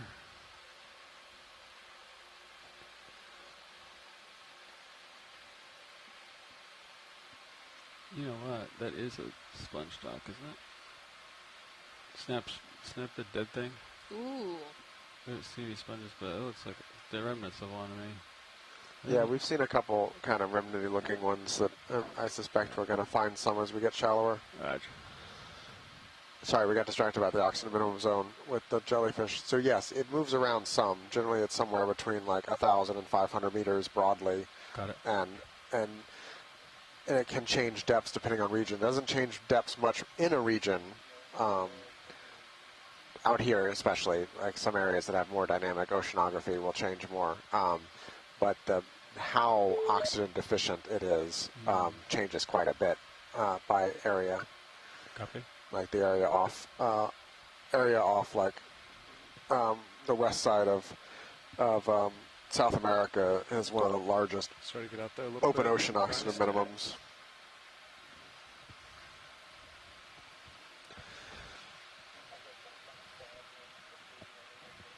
Thanks, Roland. And there's a lot of oxygen in the southern, way down by Antarctica, right? Yeah, in the poles often there's, they're more seasonal, but they can be super high oxygenated, yeah. And it makes all the krill. Looks like it steepens just in front of us then. Yeah, it sure does. Hi, Brian. Welcome back. Can you please go over predator chitin again? Nope, because Really? I don't have any answers. I don't, just predator chitin's all I know. What was it preying on? The coral? We don't know. So apparently the shallow water versions eat crustaceans. Oh, whoa. So it might have been just hiding under the coral and waiting for things to swim, walk by to be eaten on. Oh But my gosh. that one's a new one on me. That's so you ready to come in on cool. the coral? Thank you.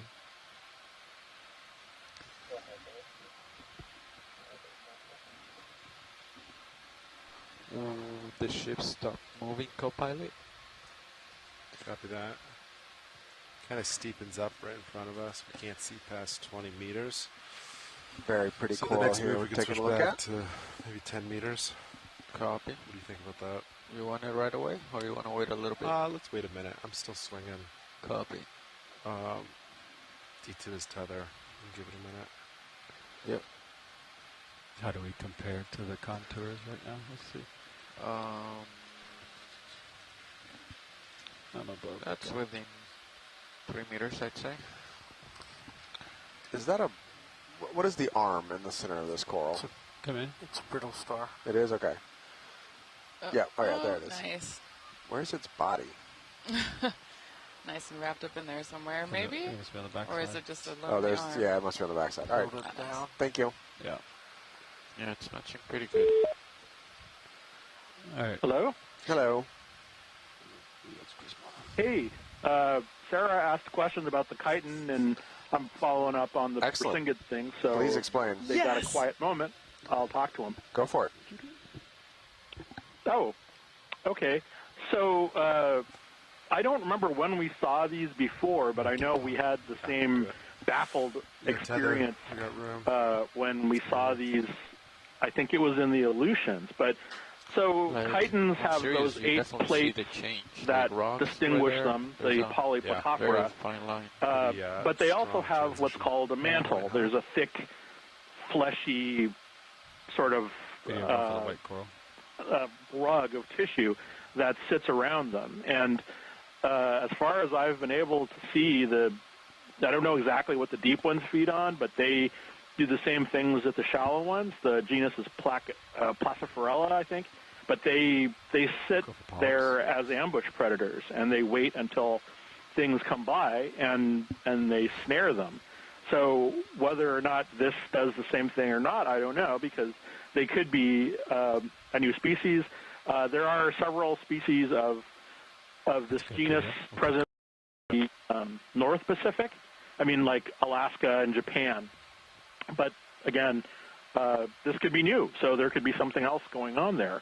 But yeah, it's kind of just a stroke of luck that I remember watching this and being as baffled as you are as to what they were, and then somebody said, "Oh, that's Placiforella," and I was like, "You mean predatory chitons?" I'd never actually seen one in situ before, so that's what that is, and at least until Doug Ernessy, who is my go-to guy for chitons, tells me otherwise, and now that we've got one, hopefully we'll be able to send it to him and figure out what it is, or if it is even Placiforella or anything that we recognize. When you see Brisinghids, you'll see a similar kind of predatory feeding mode, not so much that they're holding up a big roof of tissue to ambush things, but Brisinghids have spines that are covered with a sock full of small teeth called pedicelaria. They're more like little jaws. Pretty good there. And I've jokingly referred to them in the past as death velcro, because when small crustaceans run into them, they're caught. And in fact, we've seen video of these where all fish get caught on them. That's how strong they are. But I know that when we've collected Brisinghids with ROVs, you can literally turn them over and look for all of the small crustaceans that have been caught by the tube feet along the bottom as they're being moved from the spines on the arms to the mouth. So there's an interesting element of this benthopelagic coupling, I think that's what they call it in ecosystems, where you have food that, not just organic detritus, but prey in the water column that makes its way down onto the food chains on the bottom. And you have predators that they look flowery, but they're mean. Well, from a human perspective, but they're things that are heterotrophic. They feed on other animals, and so they can be surprising. But I mean, I think the first time I ever heard of predatory tunicates, that was a big shock. So, and there are predatory clams. There's predatory chitons, as we saw. Who knows what we'll find that will surprise us down here. That's the great thing about this. That predatory chiton might actually be something we already have recognized or identified in the literature, but just seeing it like that is just priceless. And this is the value of these in situ deep sea videos, is being able to watch these animals doing what they're doing instead of on deck of a trawl or preserved in a bottle without any contact. So anyway, that's what I wanted to say. That was my piece. So thank you so much, Chris. I'll leave it to you, and I hope we get to see one of these small little star-shaped brittles at some point. Okay. I'll talk to you guys another time. Thanks a lot, Chris. Have a good dive. I'm sure it's already been fantastic. Thank you. Yeah, thank you so much. And that is such cool background on the predatory chiton. I didn't realize that it had been potentially observed before, even by the ship. And yeah, having another data point of that behavior in the deep sea is so cool. So we just took a zoom on a baby Poliopogon sponge there. Poliopogon. Those are the same ones we've been seeing the big versions of the last 2 days. Copy. Poliopogon. Is that a fairly big size wow. anemone I think straight that ahead? chiton predation That's going to be on my Google wormhole for the night. Maybe his little brother left it this one. Shrimp. So cool.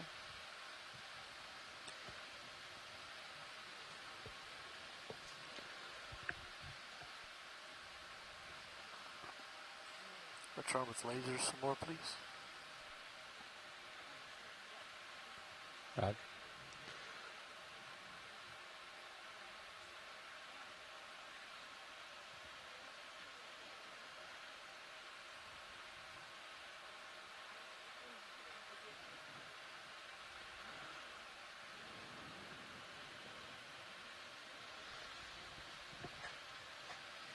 Brian, are these more of those Venus flytrap anemones? Yeah. I mean, I use that term extremely loosely. I'm sure that I think there are some that are more in that or another. These are, I always forget the name of these. It starts with an H, I think. Something red Nice. down below it. Very cool, though. You take more, Zoom. But I think we've got a Serianthid here as well. Far right, that thing And just closed. potentially another predatory predatory chitin there on the right. That looks like a similar model, I think. Oh, behind that rock? Yep. Oh my gosh. I don't see the shell yet, but that looks pretty similar to the foot or mantle. Yeah, so what we're looking for is, so chitins are mollusks. They are closely related to snails and clams and things like that. And so when we're saying we're looking for the shell, we're looking for the plates on the chitin that compose its shell. So it has these like carbonate plates that kind of fit together, kind of like interlocking armor almost. And then the soft body that extends out from it in these species that we can see, at least in the ones we looked at before, is called the mantle. And so these chitins, from the view I had in the mess, they have a really relatively large mantle compared to the It's shell. huge. Yeah, it's freaking giant. It's got a big foot. Big foot. I am amazed at how Yes. big that is compared to the shell size. Oh, and look at it's got a worm on It's top got of it. it's got a scale On worm or the something. mantle. Oh, that's so wild. Copy. Would not be. Dave, is that a little anemone even on it? Yes. Or in the bottom left? Yes, I see that. I'm so used to seeing things encrust on the shells of mollusks, but seeing it on the mantle is weird. Huh. That's so weird. There's another one over there. You can see its foot. See Yeah, that? yeah, I see it. Yeah. Oh, wow. All right. Well, now that we got the search image for those, I'm sure they'll be popping up all over the place.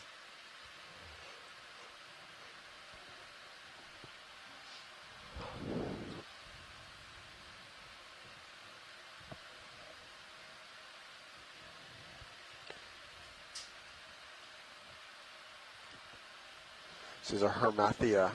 Upper right. Roger, sister.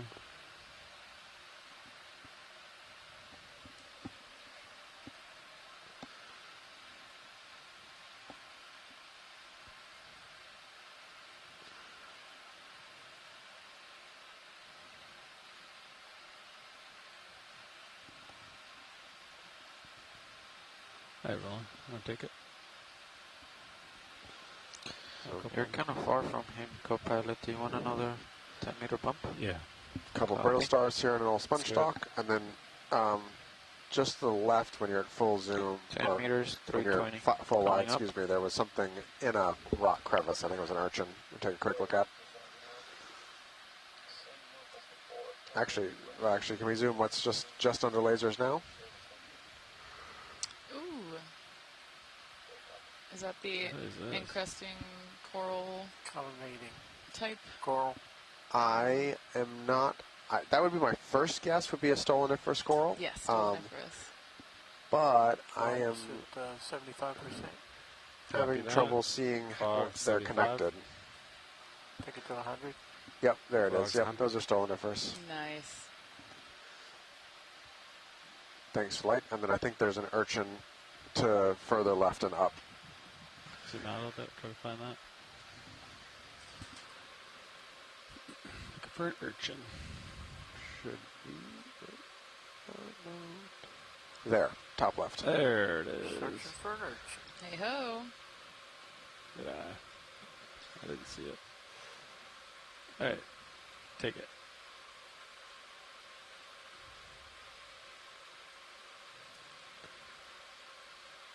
Oh, great anal bulb. And it's got a worm too. And a worm. That's a beautiful worm. Wow, cool. Yeah, so I guess thank you very much. These urchins have these anal bulbs, or I think they're called bulbs, where they will collect poop for a while, and then when they're ready, they expel it all. Kind of wild. Thank you. Video. Chris Moss says she's gonna blow. The worm tube top left of the does look white. Very ready to expel said poop right now. Yep, got a little tube worm here as well. Oh yeah, the good crusties on the rocks are just. So what are we awesome. actually? That's good, roll. What are we looking at right there on Sirius? Looks like it's going up, but I don't see. So I'm playing with the settings. Another one of those. Okay. The settings are a little funny. Oh yeah. You that looks like snap it so they see it. A return, a pretty good return. There's nothing behind it. Oh yeah. But yet, in the minute great counts, eye. I don't see anything. Just I don't see its shell unless it's right there. It's just obscured. Yeah, I think it might be hiding behind the rock. Yeah. It's got a big foot. Big foot. All right, video. Thanks.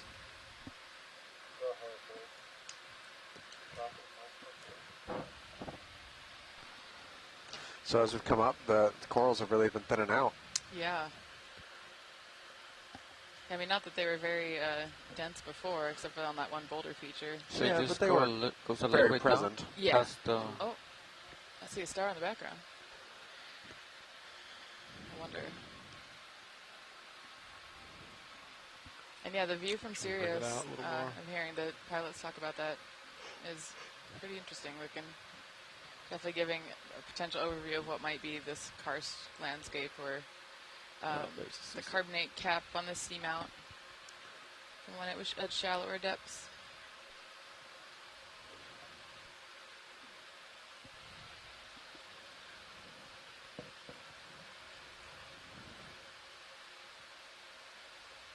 Wait, what?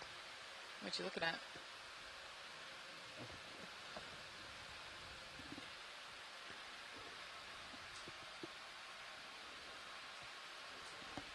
Ooh, great star.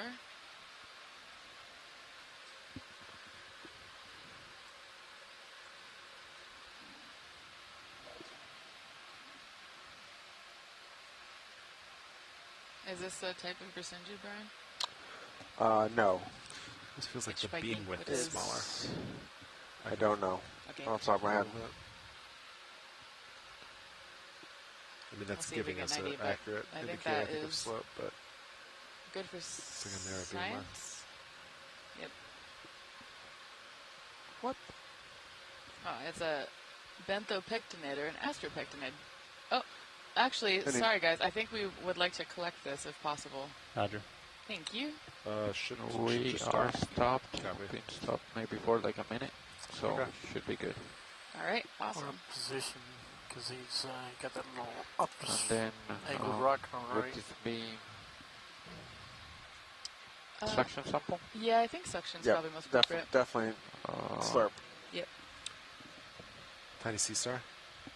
Yeah. Let's go 4. How about that? 4 or 5. I will put this up for you. I'm sitting on my stern. My bow is floating. Copy. Sitting stern. Hydraulics are up. It's going to be pretty far down there. Hopefully it works. Yeah, the nozzle gives you 6 inches, right? Yeah. The arm just doesn't reach right down very well. Nah. Okay. All right. You have hydraulics up? Sure do. Okay. All right, you can draw out with the nozzle. There you go.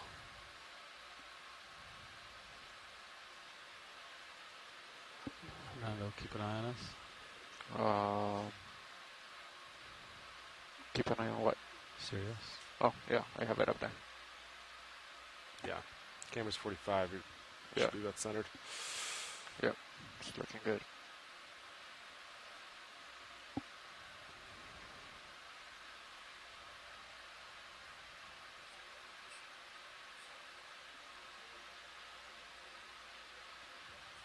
Yep, thank you, video. All right, want to try it? I do. Jordan. Boom, boom.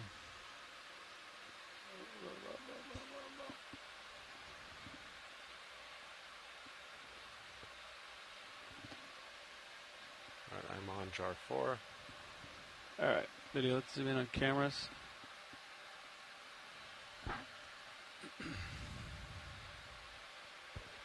Jesus is going to be the camera for sure. Yeah.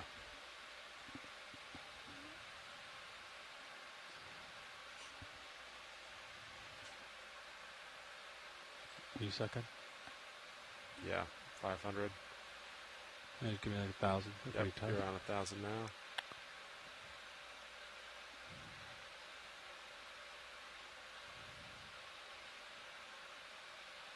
$1,200. It's about max there. Huh. Like the flow indicator should be whipping at that rate. You know what I mean? Try again. Nulled it. Recycle. What about I feel like blowing it loose? I don't know. Would the little flow indicator normally rip? Maybe exhale and blow it out of there? That mucus certainly should have torn loose. Yeah. I'm on canister 4. You ripping? I'm ripping. Right. I have good voltage, good current, good speed. Everything indicates suction. Besides, it's going. It's just that indicator, I think, is just not indicating. All right, there we go.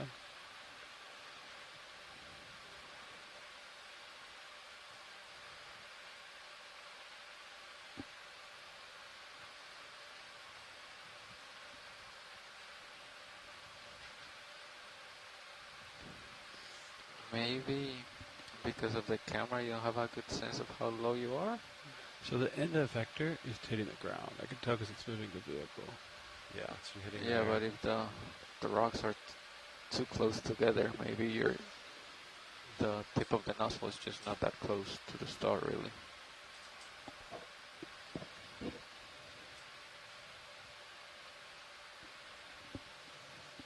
Yeah, I see what you're saying.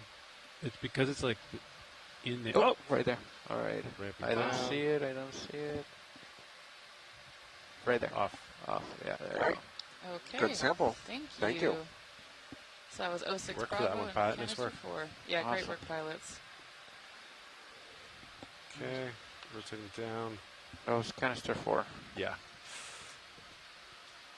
Ready to extend on your mark? Yeah, go for it. Mark.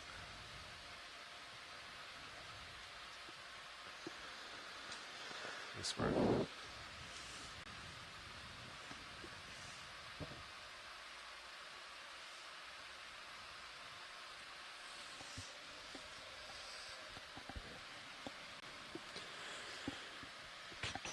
Nice work, pilot. Like, seemed like sealing it, like sealing the nozzle. Made it go. I was trying to like peel it off. No, I would. The seal actually worked I would have better. done the same thing. Yeah. Levi, what did you think about the soft tip effector they have on Sebastian? Yeah, I know. We got to upgrade to that because it's compliant, so you can really seal against stuff. Yeah. And it's got when I was out there last, it had the kind of extension on the bottom, so you can kind of feather something up to. It's got the lip.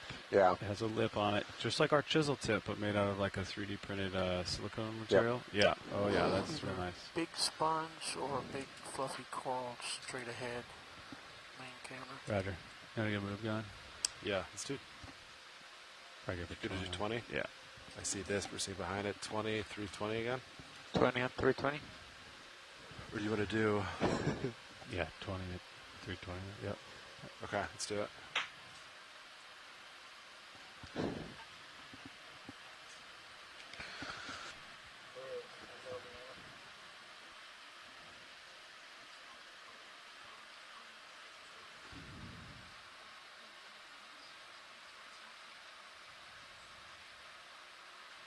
And Sebastian, is it a clear silicone? Is it transparent? It's no, color. It's just a transparent, compliant material would be really nice. Right? They have a section of PVC after it. Yeah. So you can still see, like, some part of those. I wonder if there's like a very transparent flex material. TP, is it TPU? Is it the flexible 3D print stuff? I've actually got the I got the 3D print file. They got them to give it to me after the cruise. So if you want it, I got it. Come in, video. Another predatory chitin. Looks that way. Wow. And lots of zoanthids and Okeanos brittle stars. And a little Norella. Oh. Yeah, that's a little Norella in there too. Oh, wow.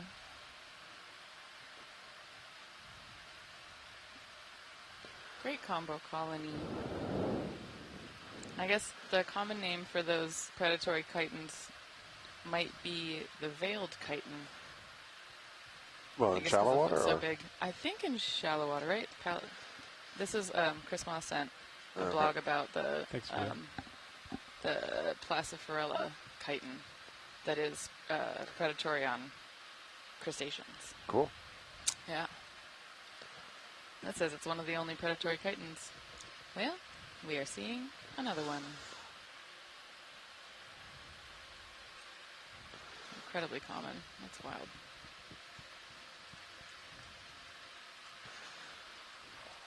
Can we zoom poopy coral on the top right? Okay. Getting kind of chrysogorgia energy from it. I think you're 100% right. So that thing in the upper left in the distance gave me the impression of... Roger. I don't have a lot of color left. So yeah, snaps are fine. That's about it. Video. Could surprise me, be a sponge. Yep, this is that multiplanar one we saw earlier. Beautiful. This is the multiplanar chrysogorgia? Nice. All right, thank you. Okay.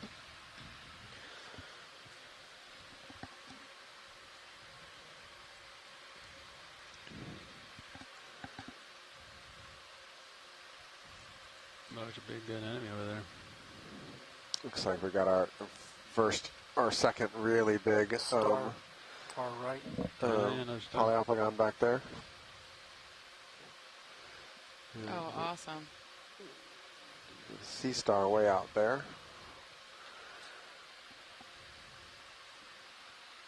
Might look at these little red specks just because they're here. Oh, yeah. Are Zoom red specks. Yeah. Enhance. You want to frame them up as I get closer video? These aren't the digital. Crustacean corals or something. Likely baby mushroom corals. Oh. It's a mushroom coral farm. It's like a little nursery. With little baby ophiurids. Yeah, look at all this baby sea stars. And baby sponge. Oh, this is baby rock. Baby town. Little nursery. Those barnacles too? Yeah, I mean, these barnacles, I've been noticing them everywhere. I'm hoping that the one that we accidentally collected yesterday is a relative, but I don't know. The shell did not look quite the same in terms of coloration. Look, so abundant. Is this like baby bubblegum coral? No, I think these are baby Anthomastus. Okay. You can see those coming in the bottom right, the bigger ones. All right.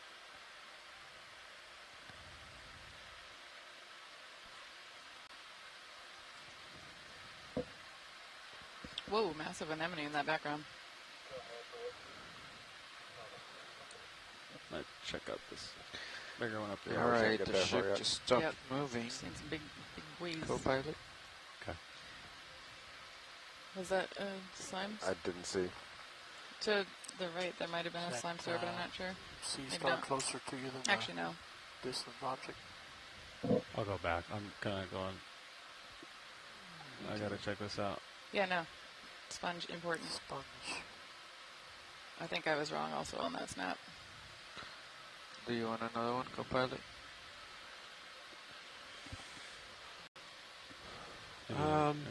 Wait just a second.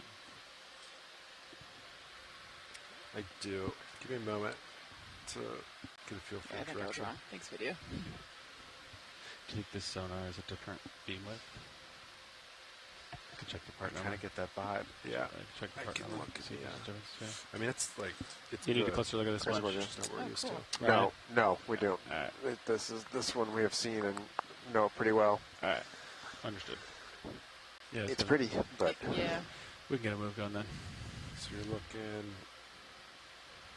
Yeah, another 320. Yeah. Copy.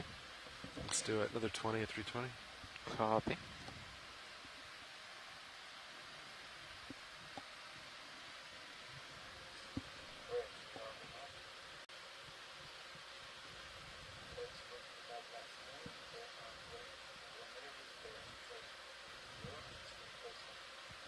Brian, this might be a totally anecdotal, just like wild observation, and I don't know if it's correct, but I have been potentially thinking that to me it seems like these tiny barnacles that we see when we zoom in on things tend to like the encrusted carbonate features more than they do basalt.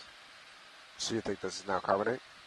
I mean, yeah, I've been thinking this is carbonate for a little bit, given the shape of the terrain and the weathering kind of pockets that we might be seeing, with some interspersed basalt sticking through every once in a while. But I think we're on carbonate now, would be my guess. And it also just kind of drops off here, too. So I have always wondered about path for us.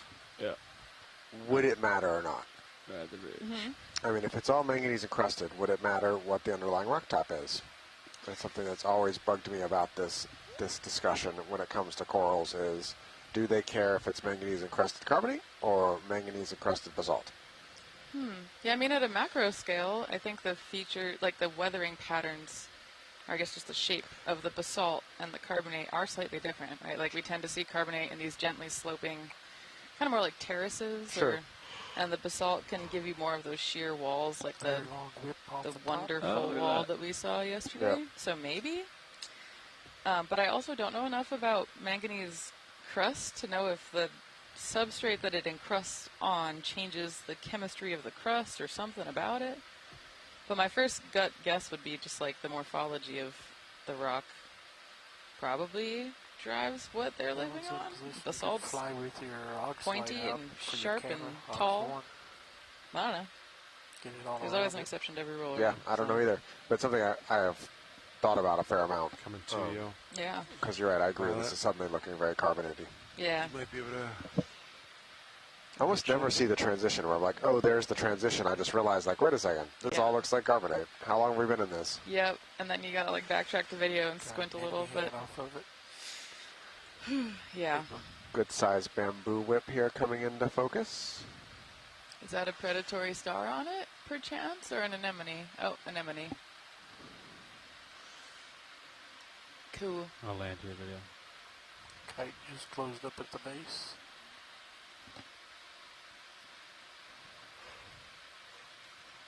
You want to come in on pops? We'll stay here.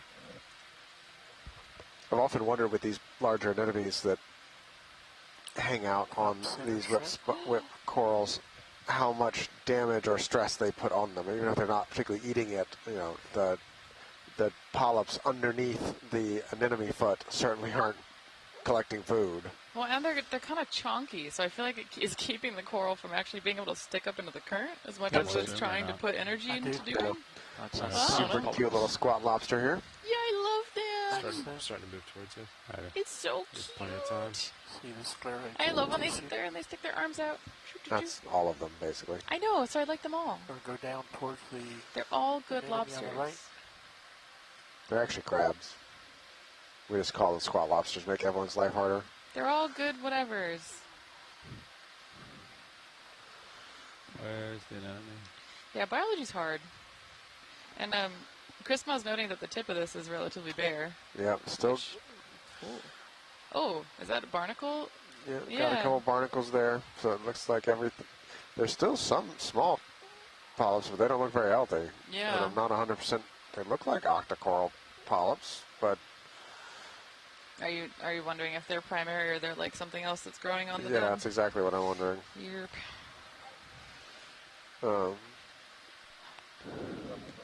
Video's pointing out there is a predatory chitin at the stalk where the coral, cool. or the base where the coral is stuck. But yeah, the distally past this anemone is not doing well. It's either completely dead or on its way to be. Yeah. R.I.P. There's the predatory. Yep. Chitin at the base. Yeah. I'm now wondering how many of how many of these things I've missed just thinking they were strange-looking coral bases and not realized it was an independent. So we're going to be disrupted here for a minute while we have some ship drills here. Right, I forgot today was drill day. Today is drill day. Okay. So we'll be back here in a moment. And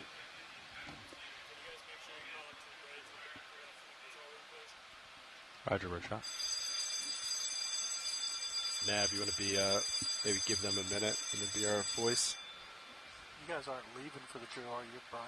Normally we keep going with the science mission. So they want us to call up to the bridge in a bit and just tell them who's on here? Okay. Yeah, give them a minute to get settled and then you can call up. Roll in. Copy. You stay here, Roll? In here. Yeah, I'm still with the pilot. Alright, well, let's work some light. Alright, we're going to do a bit of a drill swap, so Sean's doing light. I'll be here to help out pilots, If we have a and minute, then we'll do a swap. we should probably go over what to do in the event of an actual emergency. Come up, 0 the turns. So, yeah. Come up together.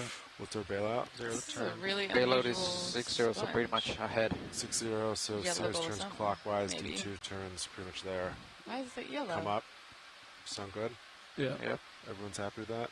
Great. Yeah. Alright. You want to call the bridge, tell them who's here, Fernando?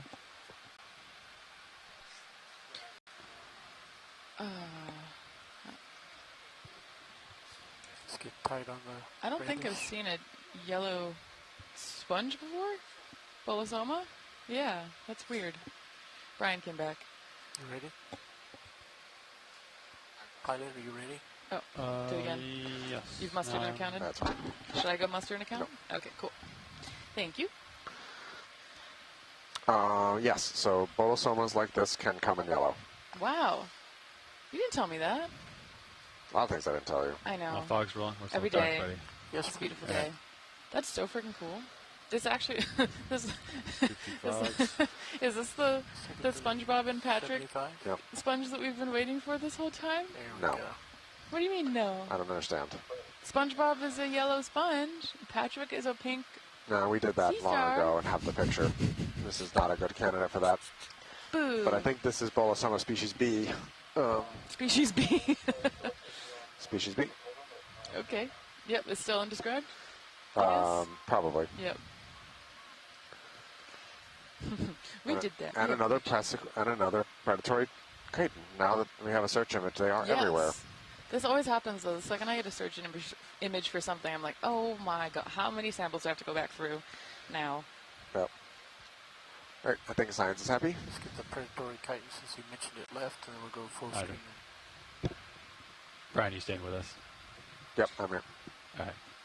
Sean, we can just keep going, I think. Okay. Put it away. All right. Full mustard. Did we tell Bridge who's in here? Did you get a hold of Bridge? I can't hear you, Fernando.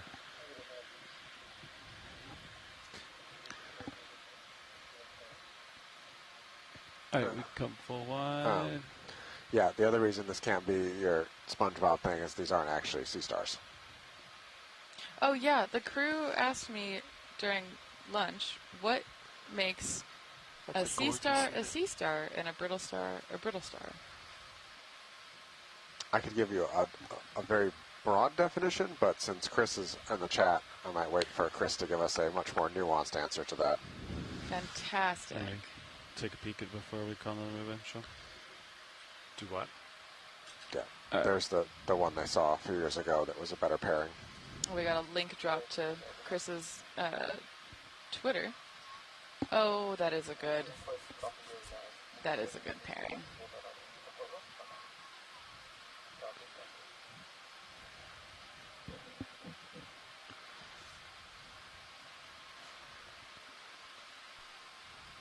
All right, Sean, how are you doing? Let's see. 50. Something good right in front of us. 15 meters out. Olivia's looking way off. Oh, copy. Stand by one. Let me, should we go to the... You want to check that out? Look at that thing. Yeah. Let's go there and look at it. Looks great.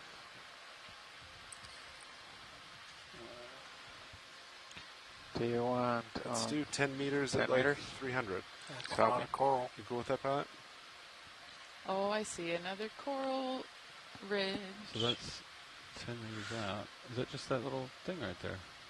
Oh, that's all that is. It's just that little rock. 10 meters, 300? Sure. Yeah. Yeah, it's a nice little rock with a bunch of good stuff on it. Hey, Sarah. Yes. Hi, Chris. I heard your question, and I come with answers. I'm so happy. Thank you. So, from the fundamental, morphology answer, the structures are different, from a skeletal perspective, because sea stars have an open groove on the oral surface with tube feet, directly coming out of a trough or a groove. Brittle stars are completely closed up, and red ball. sea stars are basically discs with arms coming off of them, whereas brittle stars have really discrete arms coming off of the disc, and all of the arms are vertebrae shaped, so they're extremely delineated from the disc, and they will in fact break pretty easily in most cases. Oh, and we see a sea star as it just coincidentally as I've called in. Henricia. Terrifying. Okay, but the differences between the two have been established since the Paleozoic. There are some sea stars back in the day, I think it's the Ordovician, that you can't tell brittle stars from sea stars because they just look like one another so much. And some of the brittle stars that we might see down here, there's one called Astra Ophiura that convergently, for whatever reason, looks like sea stars. The disk is really big and it kind of fills out. But there are a lot of really distinctive structures that that is largely skeletal in nature, and so people from a common names perspective refer to both of them as sea stars, but really both. So ophiuroids are both brittle stars, basket stars, and snake stars, which are essentially just common names for the different forms. Basket stars being the big branching ones, snake stars being things like Astroschema, and then brittle stars is almost everything else. And then sea stars, for the most part, also called starfish, you can see the tube feet coming out of the bottom surface in a very big biserial, or sometimes, biserial means two rows or sometimes 4 rows of tube feet. And they're generally speaking, their arms are broader, their discs are larger, and they look more confluent. But they also have a fairly different mode of life, because sea stars, for the most part, are predatory or generalized. They'll feed on organic materials and sediment, but they usually attack other things that are slower than them. There are predatory brittle stars, but most of them tend to be suspension feeders, or sort of more passive and more cryptic. So, and in among living taxa, it's not such a big deal, but especially when you get into the really early fossil periods, you can get into a fairly, well, you said earlier, nothing's better than starting a fight than what's your species concept. And for some paleontologists, debating over what's a sea star and what's a brittle star is a popular occupation for having a little back and forth when you're looking at fossils from the late Paleozoic. That's the only place that I accept people calling everything a starfish, because it's hard to tell. But like starfishes, in the common sense, are usually delineated as brittle or as asteroids, and then ophiuroids are one of three names. But calling them brittle stars is acceptable. And and it's if you want to be just like accurate all the time, asteroids and ophiuroids. But you can learn all the different. They're all the little different common names, and they're most people, professional people, know what you're talking about. But and then just to complicate things, we're looking at a crinoid, which is common name is a feather star, or as you said with the stock ones, sea lilies. But you could go by comatulids or crinoids more broadly. So the common name situation can be a little difficult at first, but trust me, it works itself out after you've seen a few of them, as most things do. And and if you've worked on microfossils, then you know that there's a learning curve with learning all the different types of bits and rock and so forth. So it's the same thing with living echinoderms. Anyway, I'll let you get back to it. Thanks for asking the question. I'm always happy to for bots, we should go call in and elaborate. Is that clear? I can. That was perfect. Thank you so much, Chris. I am so stoked to get lessons from you. I feel like I need to pay you for all the time that you're spending educating me on air. Thank you. Oh, trust me. There's nothing that someone like me likes more than having other people listen to what little I know.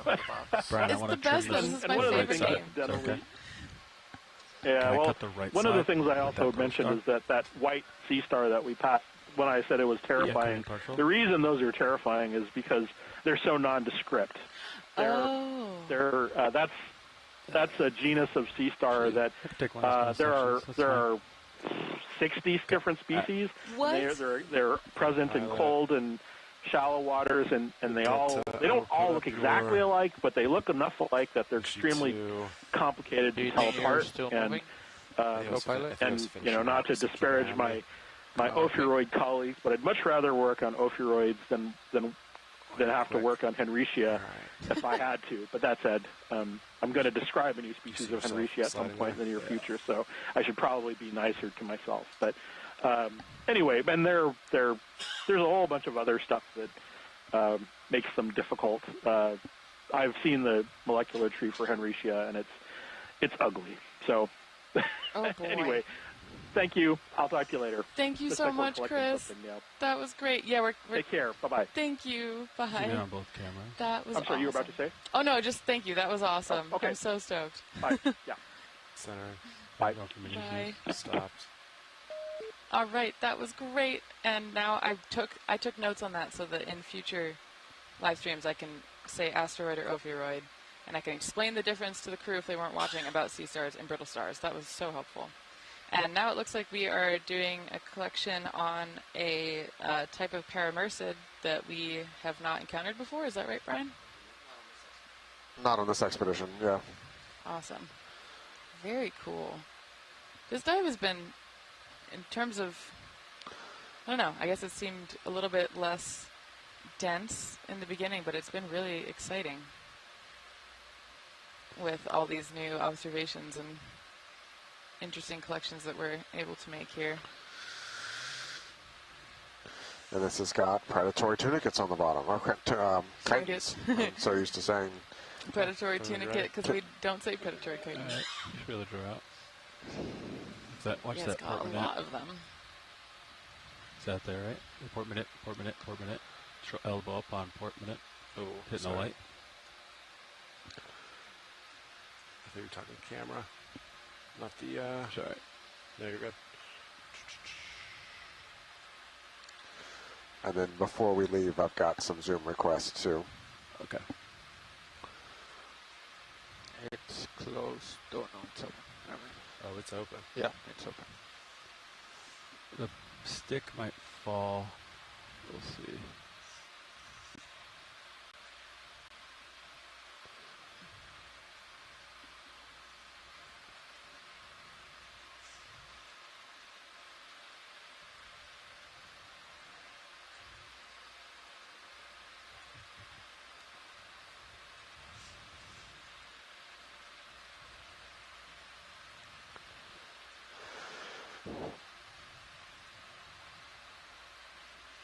this far. Great job, thank you. Now, we'd like to take a tight zoom on a group of closed polyps. All right, video zoom in. Let's find some closed ones. All right. These are all closed here. They Yep. bumped this whole thing pretty good. All right, Asako, here's your closed polyps. All right, I got the arm off. Got more zoomers at it. And, okay.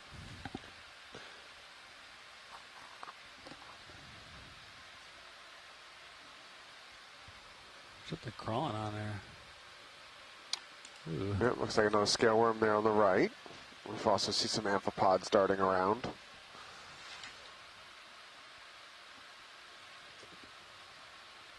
All right, I think we are probably good here. All right. Thank you. I'll just go down this rock, John. Yeah. So this group, Paramyricid, Paramycia, that we're sampled here is exceedingly hard to tell apart. Look at all these things down here. I didn't see those big ones. Look at those. Yeah. Go back in. Yeah. Look at all of the chitons. Massive predatory chitons. They're pumped about this area, and they like basic corals. Huh. All right. Thanks, video.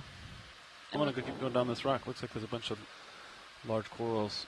Yeah, before we go away, did we laser this? Put lasers on it already? I can right here. That'd be great. Okie dokie. Thank you. Absolutely. And just to confirm, that was 07 Bravo and port inner biobox. Starboard inner. Starboard inner biobox. Thank you. That's why we double check. Can we zoom purple dead center bottom? Oh, right here left? Right. Oh, the either star / potentially crinoid. If it's a crinoid, we might want to try and sample it. It is a crinoid. That's a crinoid. That is a crinoid. All right, hold on. Kelly, is this the chitin you were asking about? God, I got chitin on the brain. Is this the crinoid that you were asking about earlier? Seems like yes. Yes. Kelly, how much?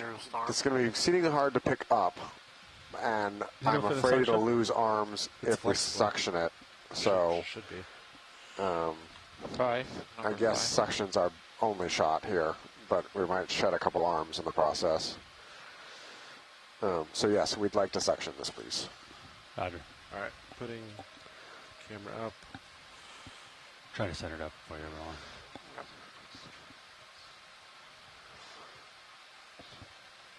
All right, I'll hold this shot rolling. All right, hydraulics are on. We're on a canister 5. I can't draw out here. I'm gonna have to turn. I'm gonna rotate the ROV heading a bit to draw out. I might be able to get enough. What do you think so? All right, try it. Let's get full screen. Okay. It'll slowly come out. I can easily pivot around if it doesn't work. Tilt up. Hold that. Stand by. You're opening starboard drawer, but that's okay. Starboard box. There's a jelly. Sure did. Pretty jelly swim by there too. Oh yeah, that's gorgeous. Wee. Which jar shall we get to, Mr. Fernando? 5. It's already selected. Oh, nice. Go wide. Yeah, hydraulics up. Hydraulics are up. Oh. Sorry, let me do that one more time. Your jars, your drawers are open.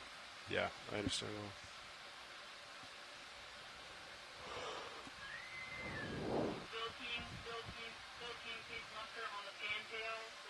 Extending the pin.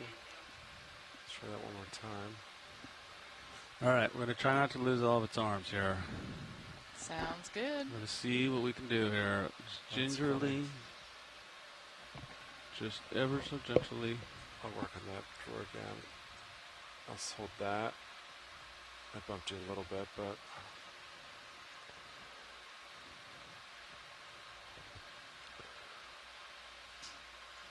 So I have imperfect lock.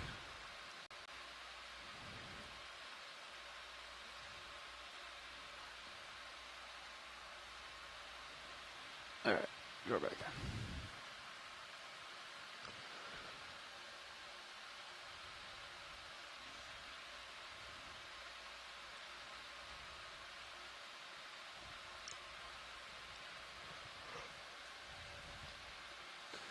wonder if we should try to get it feet first, you know? So the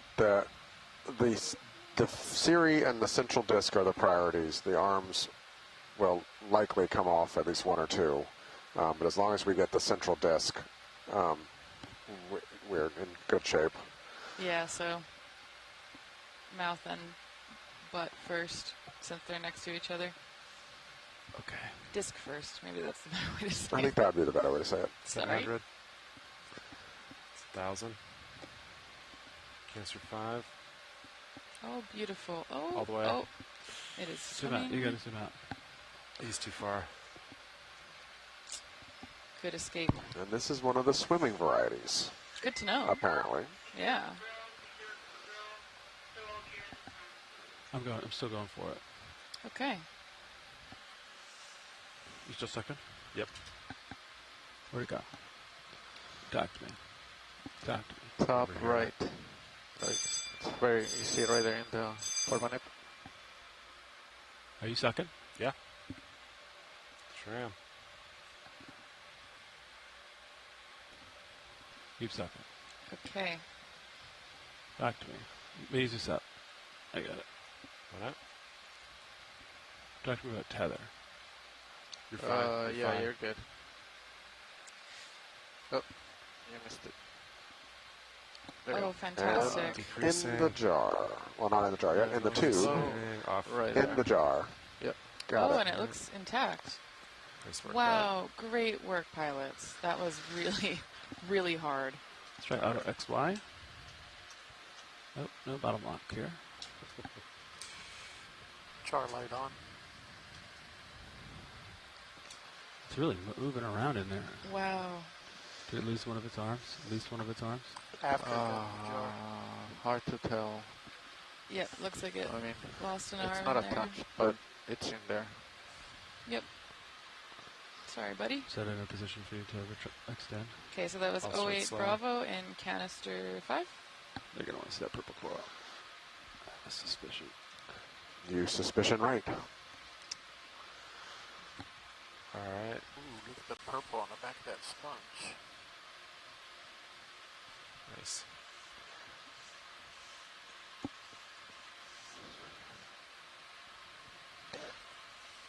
I'll go for purple next. Very nice flying pilot. I think this is a new coral for you, Sada. Really? Yep.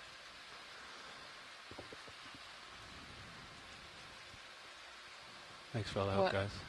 What is it? I believe it's clavularia, which is a type of stoloniferan.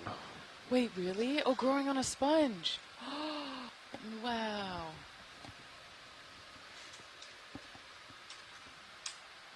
All right, coming on My the gosh, top. I see it. The sight eggs for good lighting. Oh my gosh, that's so cool.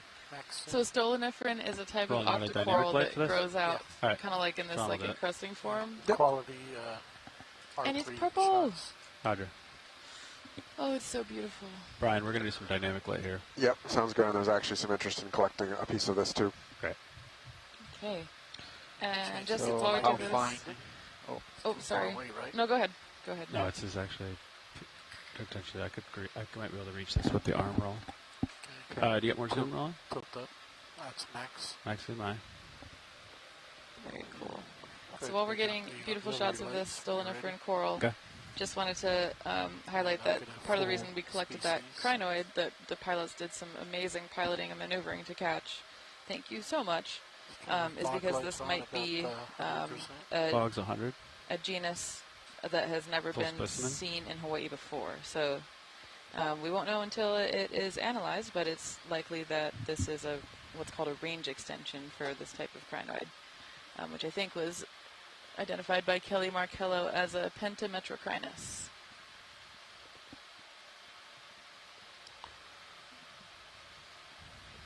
Oh, interesting on the right side. See the right side, how it has that like different texture to it?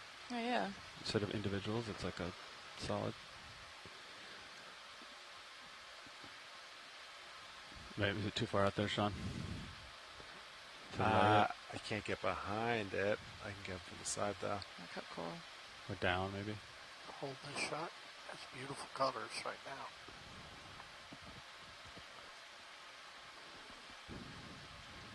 I could get a little closer, I guess. I mean, I could do something like that. And swing it in, you're saying? Yeah, if you swing that in, that might be enough. If I swing that in, it's only full extension.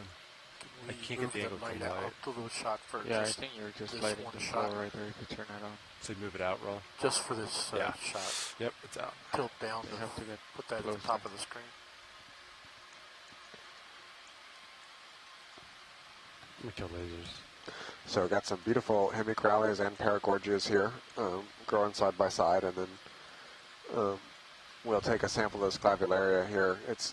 When it's on rocks, it's exceedingly hard to sample, and so having something that can be torn off of or cut off of and get the base like you can the sponge is kind of a unique opportunity for these stoloniferans. Yeah. Very cool. They're not unique, but rare. Yeah. Let's see, spare lights on. Pods are coming down.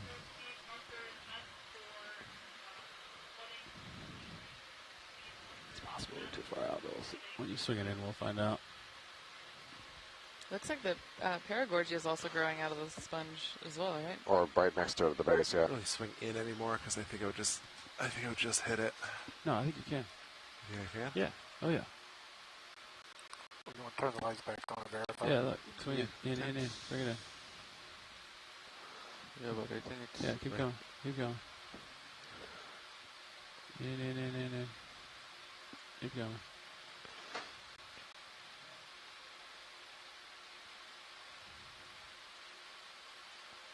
Maybe you gotta elbow up a little bit. I can't, that's it. Alright. I could shoulder, but then it's gonna... Shoulder more inboard a little bit. Inboard shoulder. Yeah, maybe too far out. Yeah, not like we're gonna do it. It's too far. Alright, well, go for sample. Copy it. Alright, let's take it right off the top there, Ryan. Yeah, if you want to just break off that top right side, that's perfect. Alright. Did we get all the R3 shots we needed? Okay.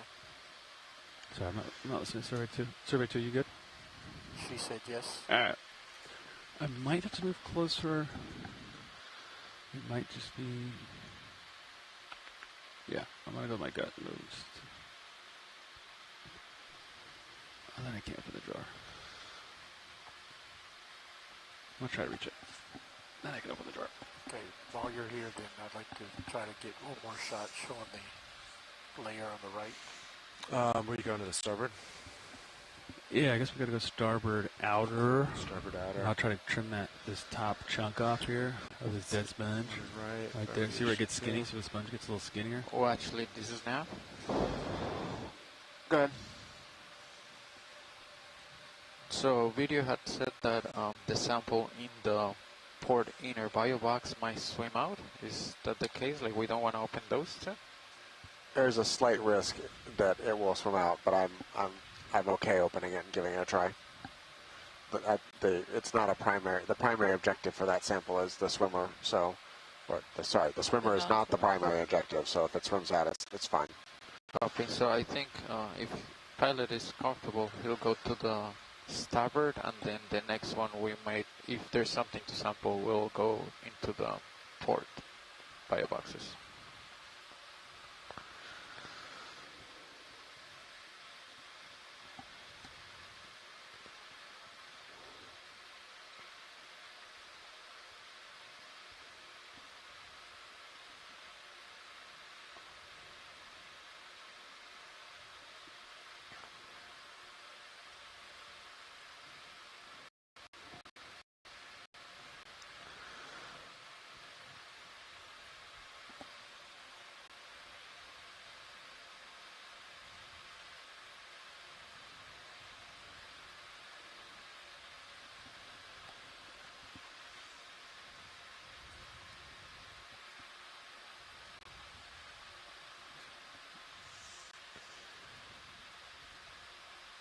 Off Fox and some videos. Rolling. We're good. Okay. Alright, I'm gonna try starboard box. Starboard outer. Yeah.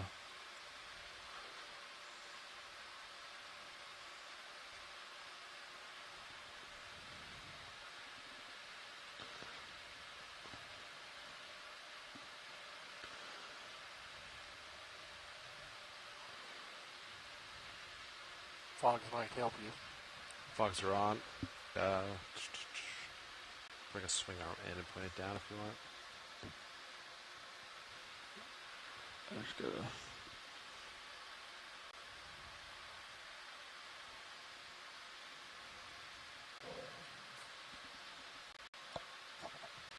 Just push buttons.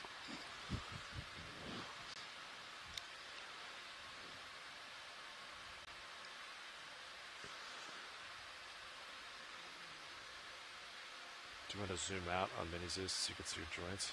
Sure. Does that help you at all? Hold that roll. Hold it.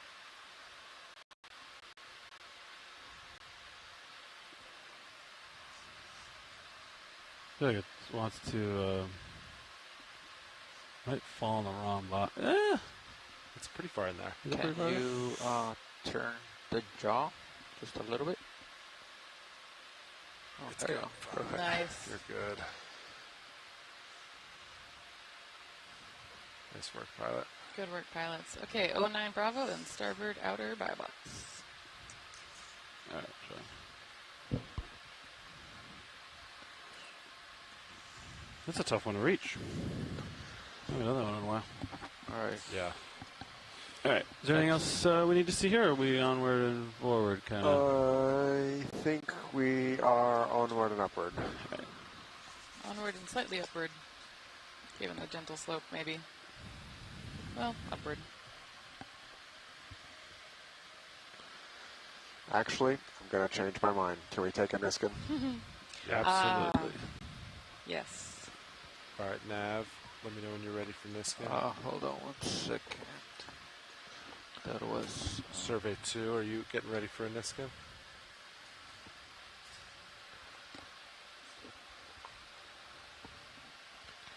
All right, Nav's ready. All right. Firing Niskin in 3, 2, 1. Good fire, Niskin number 2. All right, Niskin 2, that was Copy. 10W. Niskin number 2.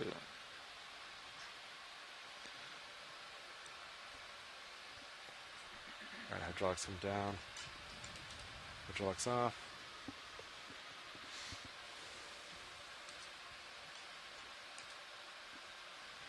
That was a cool little community. Yeah, it totally was. That was awesome. I'm going to go check out this community over here next. Oh, look at that. So weird. I came over a few degrees for that pilot. Oh, okay.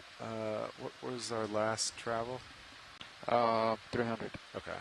Okay, I'm there. I just came a tad. You want to go more... 300 still looks pretty good, huh? Yeah. What's that, you think? Should we go there? I like that. 320 degrees, please? Yeah, 20 meters. 300 degrees. Whoa. Is All this right. Part of it's dead, looks like. a 20 large meters, hemicorallium, maybe 300 degrees. overgrown Oh, or coming dead? Good angle showing the dead stuff in the back. Very cool.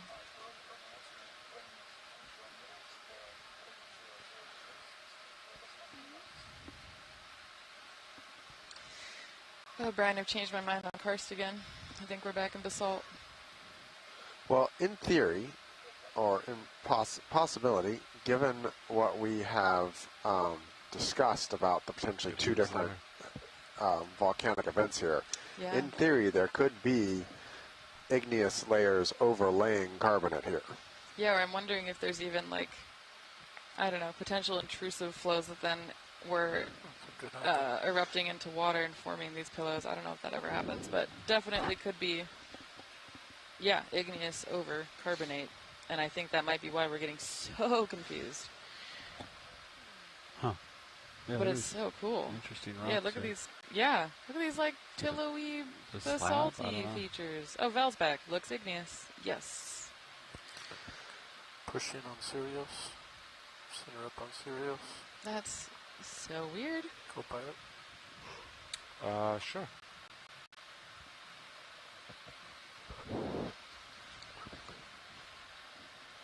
Interesting sponge I'm going for next.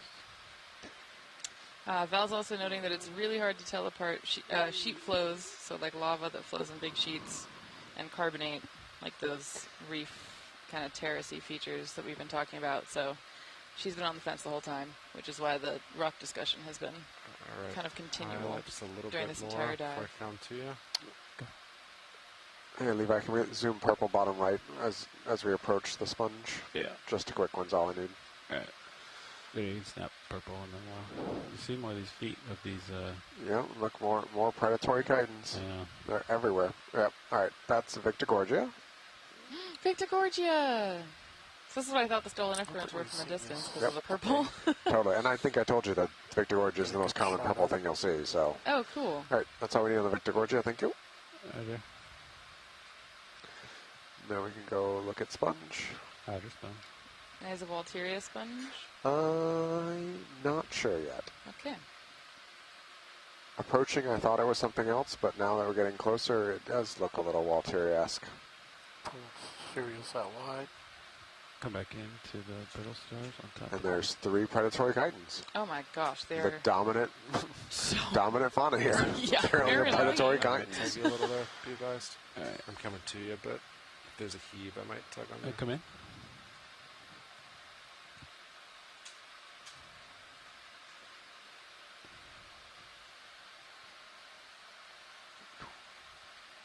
A lot of zoom.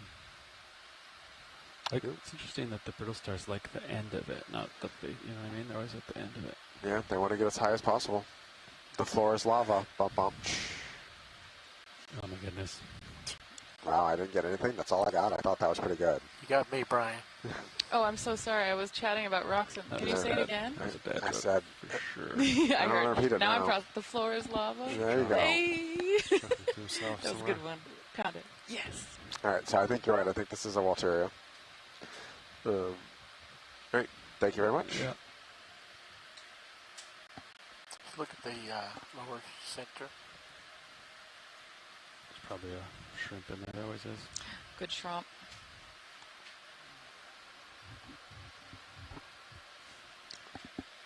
All right, rolling. Clear.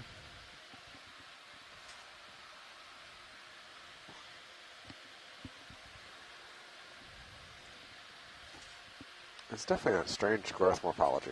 Looks like it was damaged or something at one point. Yeah, it's like kind of thin and weak looking. Is that what you're thinking? No, the top around the brittle stars seems to have the like indent.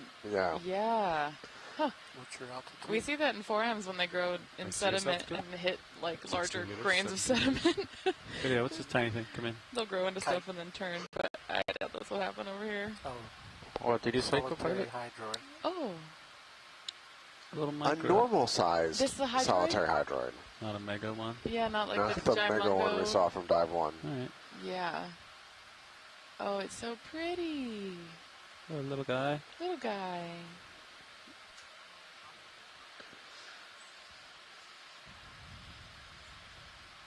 It's not a very good one, is it? Maybe it's not. Sorry. I'll try to find another crane for you.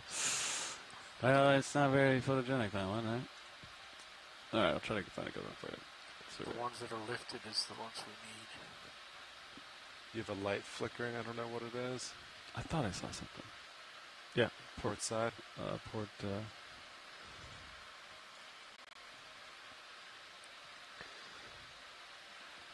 you still have the aux light on? No. It was a port. Right there. Oh. Just port. Yeah. Lower. Port lower. On the lower. Port lower, lower. I think, yeah, he was fine. It flickered twice, then it looks good. What do we reboot? I rebooted it, and I also changed the dimming command. Oh, All right. Do you guys see anything here, or are we going to keep on keeping on? 10 meters ahead is that one item. It's probably just cool rock formation. Keep it on right this second. Yeah. Oh, maybe there's something. There might be some cool rocks on there. Gotta check out the nooks and the crannies. Oh yeah, always. What kind of Wow. horizontal vertical All right. have we covered? That move. Yeah, yeah. Let me see. Oh, whoa. Oh, here we go. This is what Sean was trying to tell me about. Oh, Yeah. that's cool. This feels like playing a video do game. Another. That was 20 meters, and and you're it like, should be oh, done. You would give me another goodness. 10 at. People play video games often, and floaty on yeah, the upper feels left. like that. There's movement. We're also in a dark room.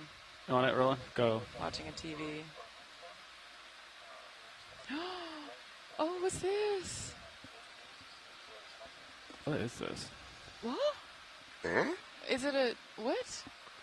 A shellless pteropod? Yeah, that's what I was wondering. Because it's giving it has the pteropod flappies. It's a shellless pteropod. Whoa! I don't know where it is. Minimum focus. Whoa, that's so cool. So pteropods are called sea angels because they move with these lobes that kind of flap like wings. That is giant. Stuck in my lens in that. Yep. Do you see it right there in the provenance? I don't think we have the. There's something up. Shoot.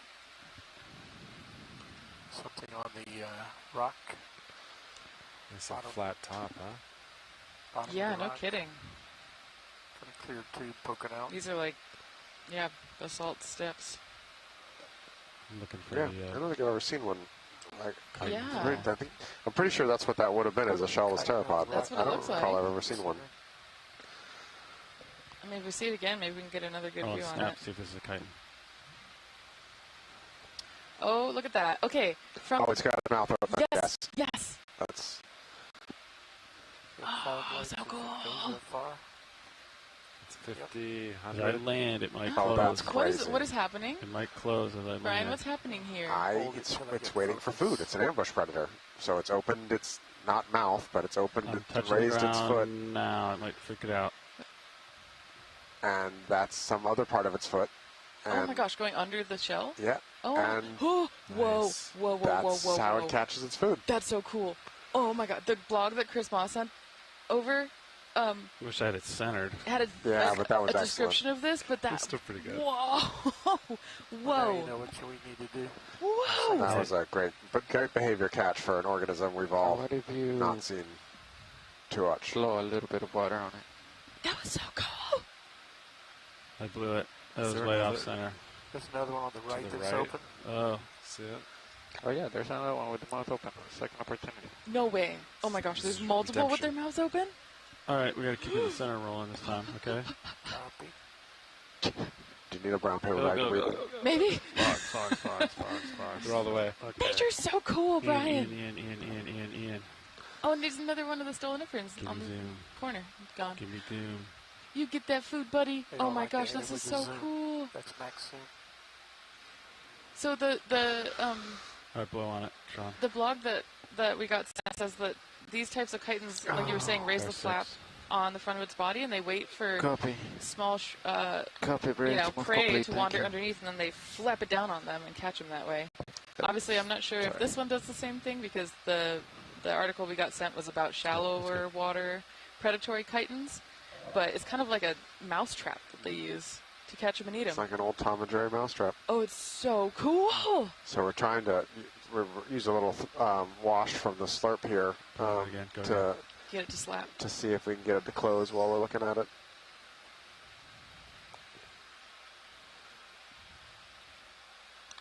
Go for new target. It's closing. This is it. Too slow. Yeah, I think what we were. On the slow side, though. Yeah, it's slow. You can speed it up with posts and it'll look quicker. You can always speed it up, Roland. You can't slow it down. We actually can. No. All right. We'll find a better one.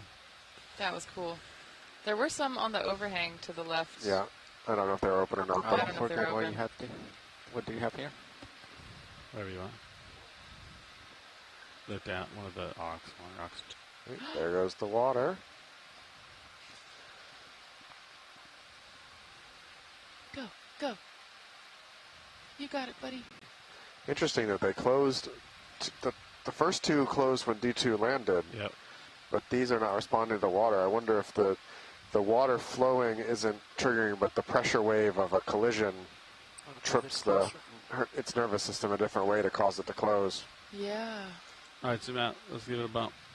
Oh, science poke. I want to bump my Science skid bump. RV. Yeah. Science bump. Kick the rock. Yeah. Science All right, here's my bump. skid. Oh wow. Yeah. So the Oh, no, I was trying to see the skid bump. The underside. Oh, There it goes. There it goes. What? Why that? I suspect it's something to do with the basically the vibration frequency of the pressure wave of just blowing water over it versus Did it close when moving a giant. I don't know. It's kind of skidding on the rock. Oh. I didn't really like make a big bump. I don't know. I bet it's the vibration. If you were touching the rock, I bet it was the vibration. Oh, sorry. I got distracted, and now Val pointed out these rocks. This looks laminated. You can tell this looks like sediment. Lines. Sedimentary. Yeah, striations. What the heck? I'm just giving up on the fizzy-no-fizzy Are you discussion. kidding me? Oh, yeah, look. There's like clear... It looks like there's like bedding planes. Wow, there's laminations. Yeah, look at those lines. Whoa. Whoa. What? This is very cool. This white one might be good for the still camera. What the heck? I'll kill your fogs for now. Brian, I'm going to go for the big sponge. Sure. Unless otherwise instructed. That's fine. At some point I want to look at the I can't tell what color they are, but the white looking lower corals. Roger. Video snap of the white. Make sure we...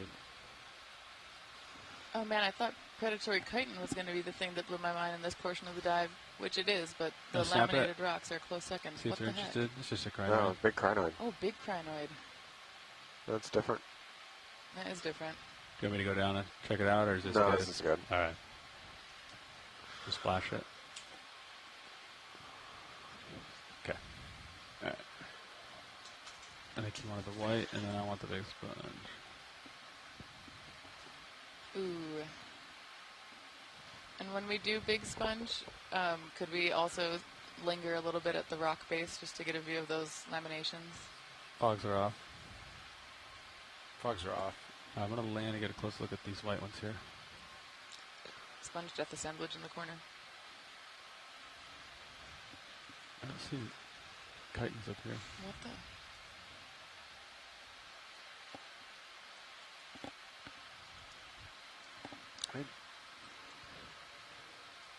Okay, come in. Go for the live. Should collect some of this white coral, please. All right. Should collect some of this white coral, please. All right.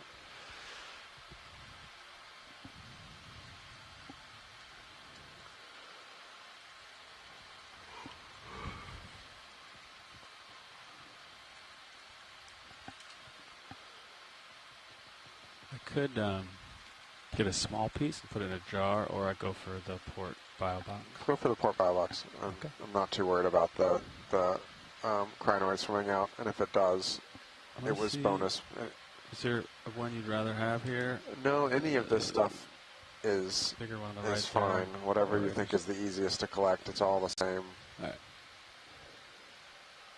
Taking that zoom in video, the one on the left here, the one that's kind of coming off. Yeah, see that base right there on the center left, and then it kind of comes up, has a bunch of live polyps on it. That's the stick I'm thinking of right now. Could sneak the jaws behind it, and then we're going to take off to open the drawer to get it in the port side. Sean. Yep. Okay. Junction point. Brian, is ready for issue brittle, or is this going to be like pretty? It should be pretty. If it's what I think it is, which I am not at all sure of, it should be very forgiving for collection. It should be proteinaceous and bendy.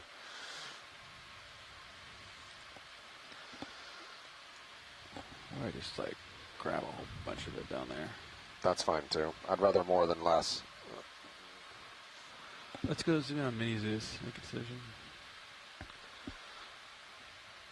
Your fogs are on. Let me know if it's too much. Do it down. Try to find the base of it. I wonder if I can go. Base is kind of. That's base. Not too far right there. If I like bump it just to like see what. See what's what. What's what.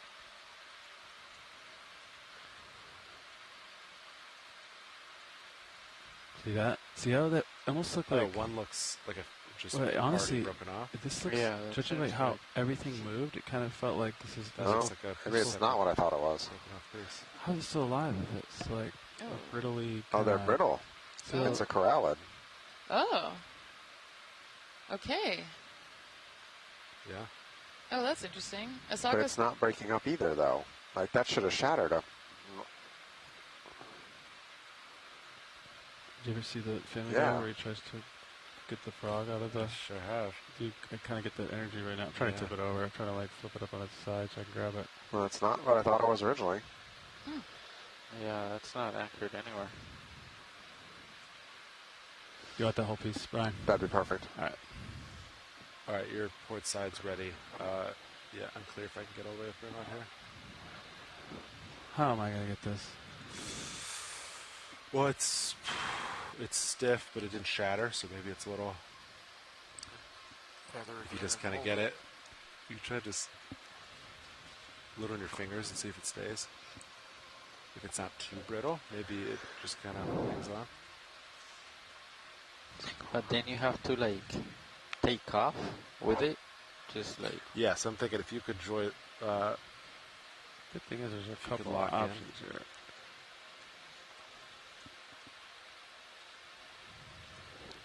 Or you can just try to hook some fingers in, lift it up. Yes. So I can just destroy it.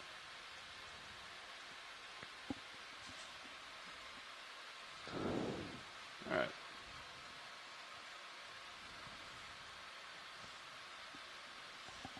All right, this is what we're gonna do. Let's see. How do I check my? Can you just take off, open the lid, and then land with the lids? Well, no, because the thing's gonna come out. Yeah, maybe land with the lids already open.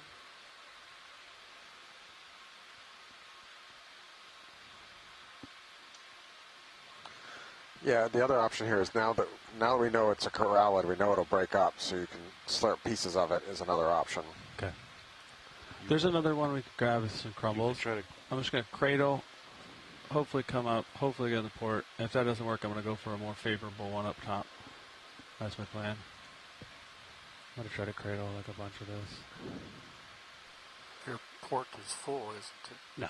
I'm sorry, starboard's full. Starboard's full. Port. All right. Let's see. What's my grip at, John? See the 118? See the 118? Yep. That index. 115 went down to 2. All right, 118 is what it was when I grip locked that, right? Yep.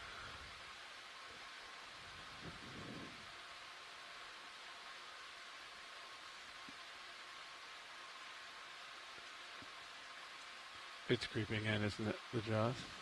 No, I don't think so. It'll eventually,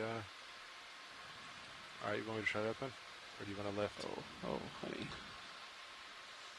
Oh, honey. Alright, well, we're over the port side. Let's get in the air, open it, and drop it in a box. We got a handful of brittle white stuff. Here we go. Do you want your serious view at all for this, or are you good? I think I might.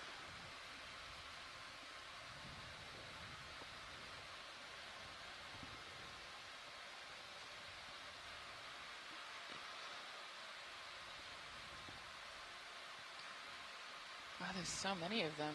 I'm gonna land. Let me just grab more of it. These are sedimentary with other basalt on top. What? You should be able to draw here, right? Draw? Yeah, I think I should.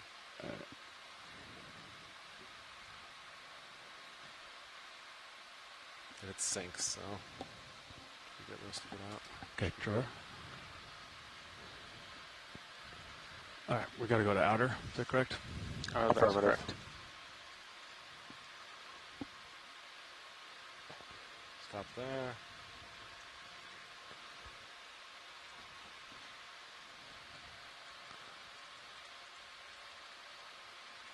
All right, Mr. Fernando, you said 118? I see 2.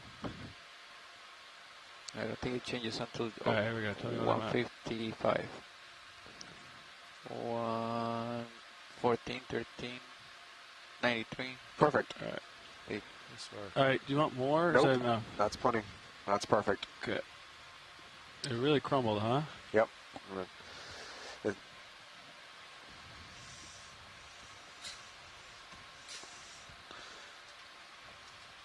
I kind of set up next to a whole nother colony, so if you wanted to get more, we could nope, try it. That's plenty. All right. Okay, that was 11 Bravo, port outer biobox. Correct. All right. And Val and I are incredibly baffled by these rocks. So if it's possible, if we see chunks of the laminated rock, the one with the lines in it, that is available for collection, that would really help us with the stratigraphic interpretation.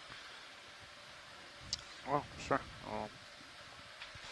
Let's see, what was it? Port outer. We're going to switch. For now, I was going to fly for an hour. Sounds good. Wait, what sample number was that? That was 11B. 11B, yep. Port outer. Okay. Yeah, and Brian, I know we've got a couple of rocks already, so check. Val and I were talking about it, and I think we both think that we could potentially double up because it would be pretty distinct. Looks like we got a waypoint from the stuff we've collected earlier. If the pilot. Yeah, the only thing I didn't do was the little PDF thing. Can we zoom in? Right, waypoint 2 is bearing 335. So hold on 1 second. Video. Here, where? What did you say? Can we zoom in since you're centered up so perfectly? Go ahead.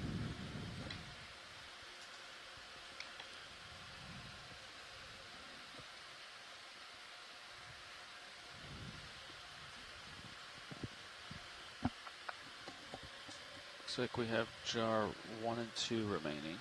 Yeah. Let's bring the fog lights up to 50%. 50? There's not much current. Okay. It's pretty easy.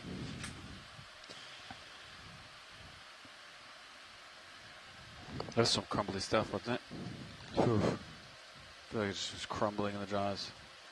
That was perfect right there, though, because it wasn't even closing or opening. Yeah, so like the number when I indexed it was 118.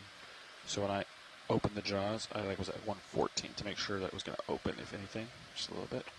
That was my plan. So I didn't want to do the big sponge, or is that okay? All right. Because it's on a ledge, he could get really low, which is a rare. Are we good, video? We are good. I heard science say something about a rock to the left of this white, looks like a cube. I didn't hear science at all. Science. Are you interested in any of the rocks? So eventually, yes, but we want to look for some rocks around the base of this kind of outcrop. But if you want to do work on that, do cinematography on that coral, that's fine first. Copy. Yeah, I was thinking spin around, grab a still shot of the sponge, and then while you're going, it's on the way down to the bottom anyway, and then we can look for rocks. Yeah, and if we see any that's in place but seems loose of the laminated stuff, that's great too. Just and then see if like that is unlikely. I don't know, maybe too big. Yeah, it's pretty big. Yeah. Trying to hold right there. R3. Survey 2. Yeah, took one. Getting a little bit closer.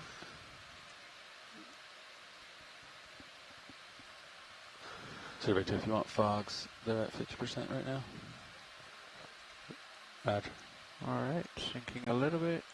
I'll just stay here, I guess. They'll call us if they need us. Yes. Okay. When your ankles get wet, it'll be time to go. Yes, we will not be abandoning ship on this drill. Sorry. Copy. What did you say, video?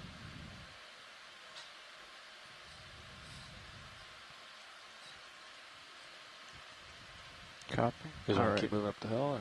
And then when you said at the bottom, is all the way at the bottom? Well, so you see that we don't know. We're looking for a rock that has striations in it that's similar to what we're seeing here. Yeah, like the lines on the vertical. So there, it's hard to see, but at the center, kind of left of the nozzle, there's some lines there. We're looking for rocks like that. There were also some above us where we just sampled the coral. But they're all Yeah, intact. so Coral that I crumbled with the jaws right there. Correct. Yep. Yep. So if we drop down to the pile of rocks at the base of this, and let's look around. Yep. Zoom Look around on for the rock laminated right rock. above there. It looks like it's trying. There were some really thin beds, it looked like, so those might, let's hope some of You those should broke have backed off. up quite a bit, then you could maybe see more rocks. Alright, that's looking promising. kind of the base. There's a bunch of rocks over there. But we're going to have to... We're going to need a good zoom. Yeah, we're going to have to look closely. Copy. But yeah, I don't see any strikes on them. Just in forward of your left toe. Yeah, potentially in this pile with the dead sponges. I see a couple. I don't know if those are too big. Oh yeah, this one. But yeah, this one's pretty big. Massive, actually. Yeah, I'm sure. Let me see. Keep an eye on your starboard. On top of the big one, just below the rock that the lasers are on now. See how that's kind of flat, and then there's, it looks like, sorry, below. Starboard brow is pretty close too, so you know.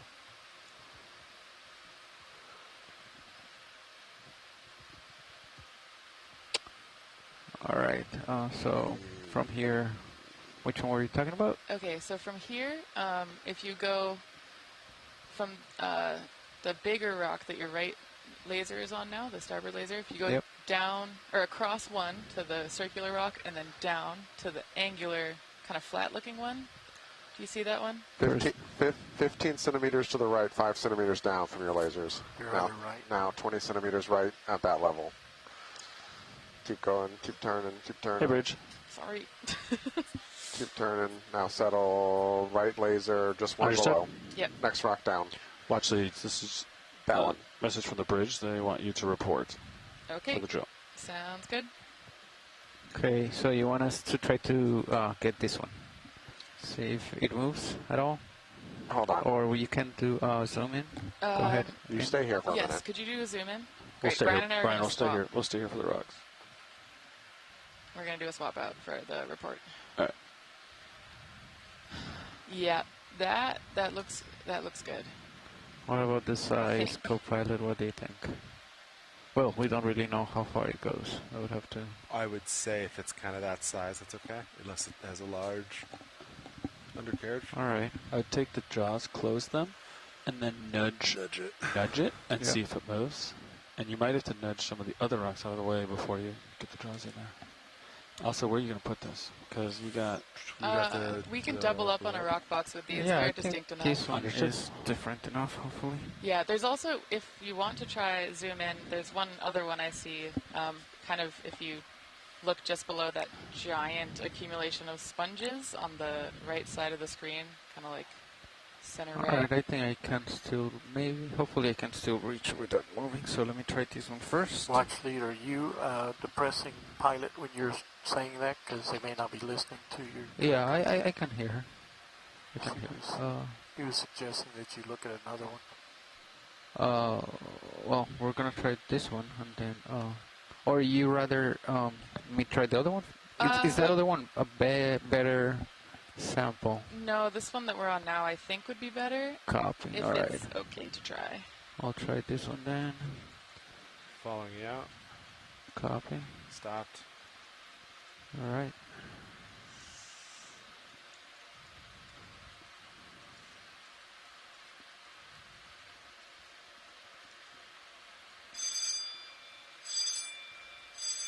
Alright, let's see if it moves. Definitely moves. Okay. It depends on how big it is. It's perfect. I think it's okay. Yep. Alright. Yeah. Let's come in on the main camera.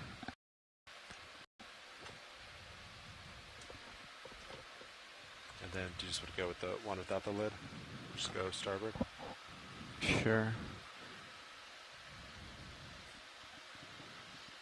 Do you think I can just... Yeah, should be able to sneak jaws right in there. Yeah. Just get your fingers right in there. Alright.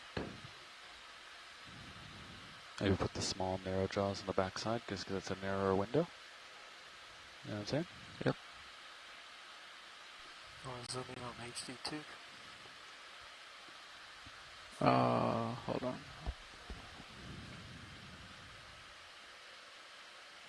All right. Yeah, sure, you can.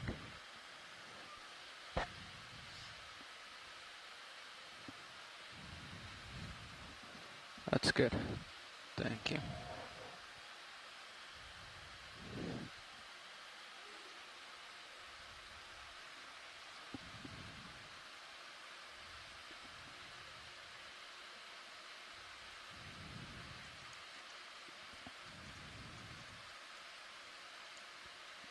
All right. Actually, can I change the grip force as I am depressing a little bit? Sure. Okay. Oh, there you go. You can, it just changes the pressure. Oh, it changes the ratio. All right. So yes, you can. Okay. Watch out, watch out, watch out. You're live, you're live, you're live, you're live, you're live. You're live.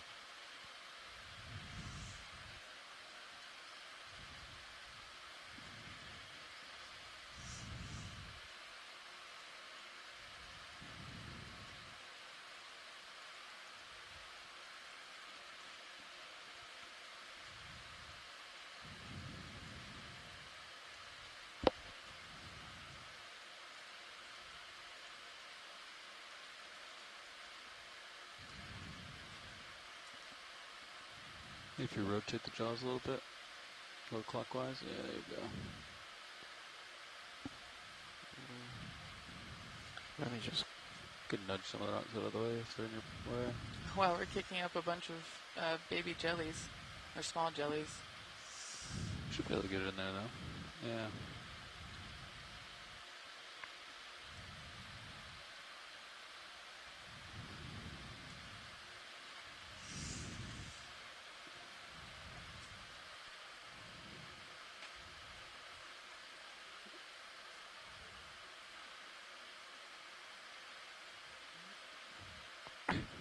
Okay, grabbing the, yeah. Let me just take this one out of the way.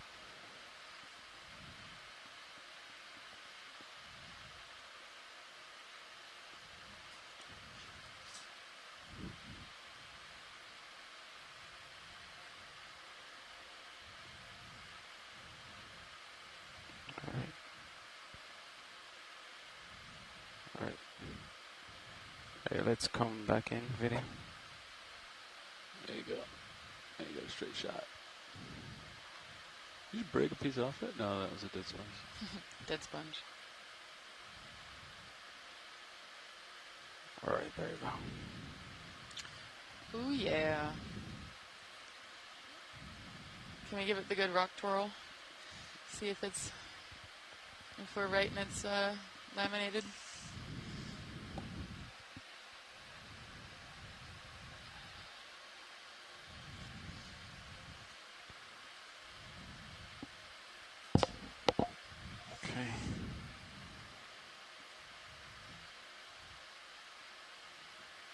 Could you tilt it, hold that shot, like away from D2?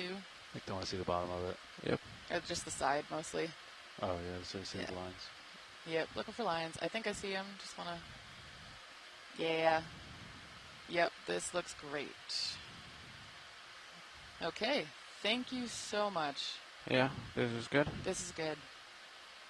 Yeah, Brian? Gut check? Okay. Okay, yeah, go for it. All right. All right, winging inboard. Copy. Wow, thanks, gang.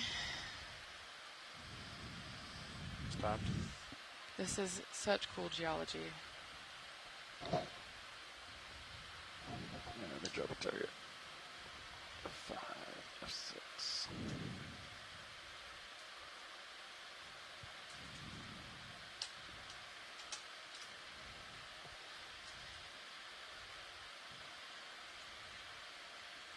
Okay, very good. All right, now before we leave here, can we take a look at the crinoid that's basically just above the lasers? Copy.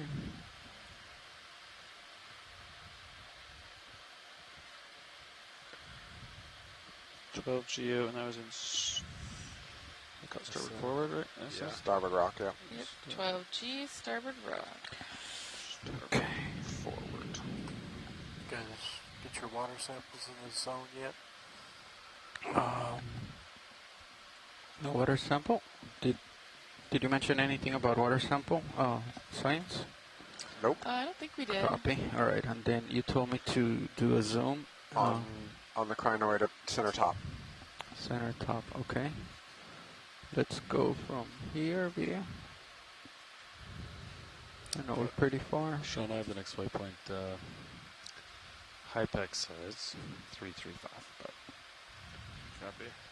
Not sure what you're saying. Guess you got to get above that big old rock. Yeah, we can sneak above this one with that and take a peek. All right, it's good. Okay. Interesting geology today. Awesome geology today. Is that good, or you want a closer look? I'm waiting for shoreside thoughts. Copy. I think that's probably good. All right. Right. Onwards and upwards. Thank Copy. you. All right, Fernando. Just come back a little bit as you rise. There's that little bit poking up out above you. Let's see it. Yeah, that looks great.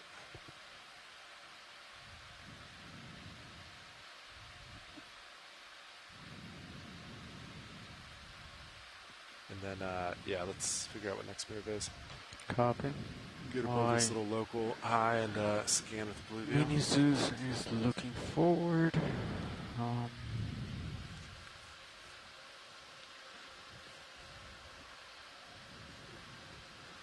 Speak up. Oh, sorry.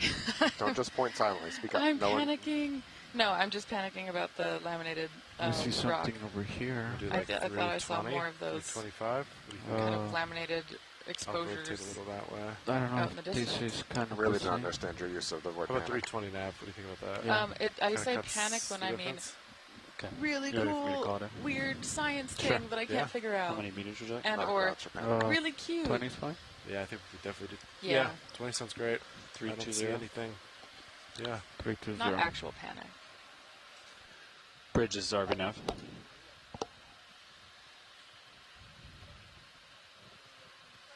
You guys ready for a move? Let's go 20 meters. That's 20 meters. No, Bearing I'm suspicious. 320 degrees. Speed decimal 2. It's going to be fun to try to work out later. It's a good copy, Bridge. Thank you. Still got fog lights on, right? Or am I mistaken? They are on. While we're waiting for the move to go in, can we zoom the kind of tan coral in the dead center? Purple coral at the crack. Tan coral. Now center left. Snap zoom should be fine. Okay, let's snap. Not sure of the target. Yeah, I'm not sure either. Just to the left. The pinker one. To the right? left. Yeah, This one? that red one. Red Okay. pink thing. All right. That's probably good. Thank you. Thank you. This also got me a good view of the rocks, which I was going to ask for, so now I don't have to. Hee hee hee. Okay.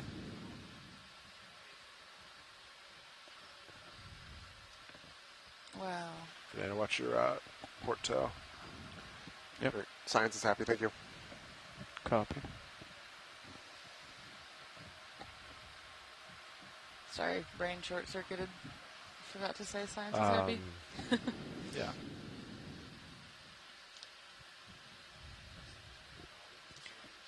Yeah, Saka's pointing out there's so many of those white corallis that are abundant only here so far. That is wild. Is that another of the stoloniferans? I think that actually is Victorgorgia. Oh yeah, look at that. So cool. And these are huge in the background.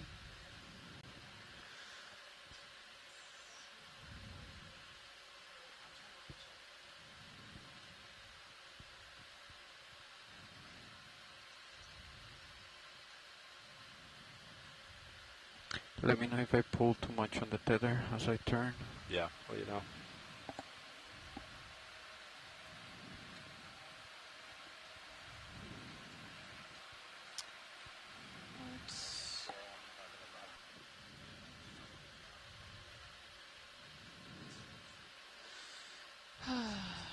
Brian, look at these rocks. These are weird rocks, man. Good rocks, though. Look at those veins right there is what's triggering you? Just the it's still the laminations mostly, but that was a weird, like the polyps, yeah. The branches have started growing fracture upwards thingy on the crust. I mean, assuming this is some kind of carbonate underlying, why is it that weird? Talking about no, this one yeah, or excarbonate. That one? No, I'm just still freaked out by the come in a little bit. the rocks. Partial zoom. No, yeah, it looks like This whole colony of hemicrylum appears to have fallen over and be growing back up. You can see how it's made a secondary set of branches coming up. I didn't know they did that. That's so cool. So are the It's generally not very successful, but they try. But yeah, so it looks like the entire thing is alive, and then it started just changing the direction it's growing. Yep. You show it's cool. It got knocked over at some point. fast hole. Weird question that might not be answerable, but how do they know what direction to grow? I don't have an answer for you on that one.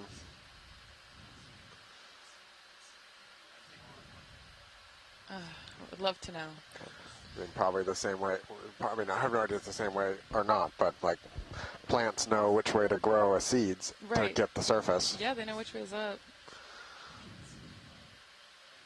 Yeah. Let's come out partial video.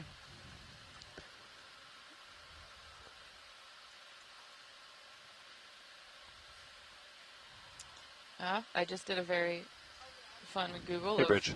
how seeds do this. And thank you. Yeah, it's a combo of gravity and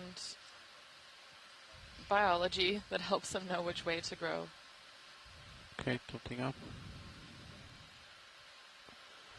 Oh, cool. Okay, pushing out. So I guess seeds and plants have these things called stateless, which are these dense starch grains that settle to the bottom of the cell. So that's basically their like, what is it called? Gravimeter? Like the way that they can tell the force of gravity. So that's very cool. And then when the stateless hit the bottom, it triggers the production of hormones that help the seed to grow on the other end of the cell. That's so cool. Biology is amazing. Also, biologists are amazing for figuring that out. Time. Yeah, I'm moving forward. Yeah, there's another one of those yellow bolosomas. Oh, yeah. Oh, they're so cool. And another crinoid on that sponge stalk. Yep. Dead sponge. We've seen no stalked crinoids yet today, though. Ugh, I know. I mean, no offense to the unstalked ones. They're also very cool. I just got spoiled by the field of stalked crinoids on one of our earlier dives. Look at the giant corals in the background upper right that are fascinating in our distance. Oh, that's huge.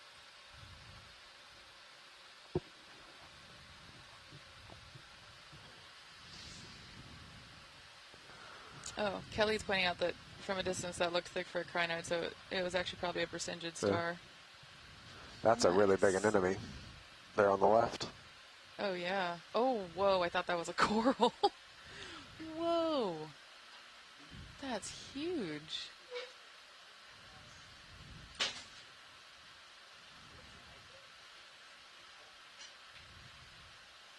Looks like another one of the black coral Pharea symbiosis there in the bottom left. Oh, and there's the Brisingid poking out.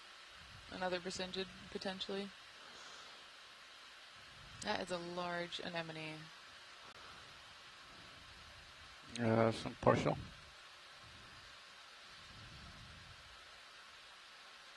Yep.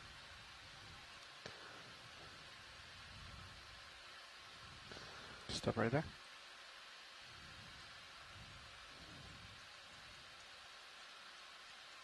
This is pretty big. There's more yeah, there's several more predatory chitons. Predatory chitons. Wow. Okay. Do you want to come in a little bit more, or?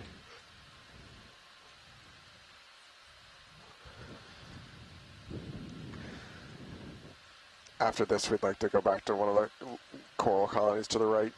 Copy.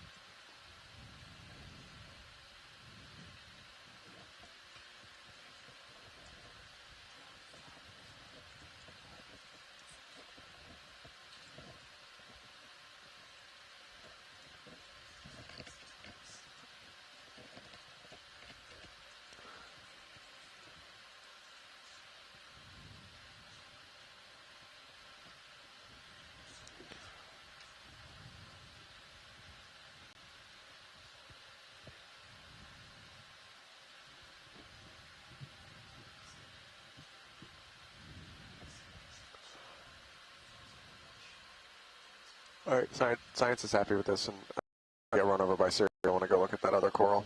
All right, we don't have much time. Video. Let's just come out. Brian, do you know what kind of anemone this is? No, off the top of my head. So I want to look at this coral to the yellowish, just to the right.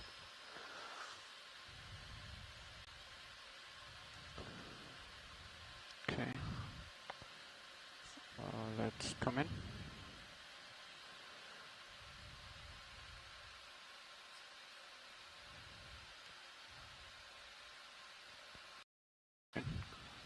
Yeah, going a little bit more. Is this a paramercid? I think this is actually a hydroid. Oh. Hydrozoan. All right, that's good, thanks. I think there might have been another smaller one. Do we have time to zoom right real quick? Or pan right? Or is this the right? Maybe I'm imagining things. What are you looking for? Can you tilt the pan right a little bit? Yeah. Okay. I might be imagining it. I think it's that white coral right approaching the center there. Can we just snap zoom on the small coral just to the right of these two? That one, yep. Oh, yeah, hold on 1 second. Go in.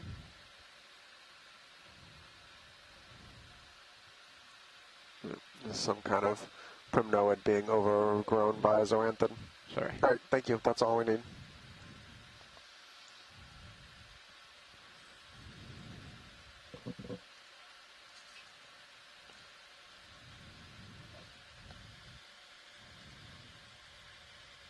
Okay.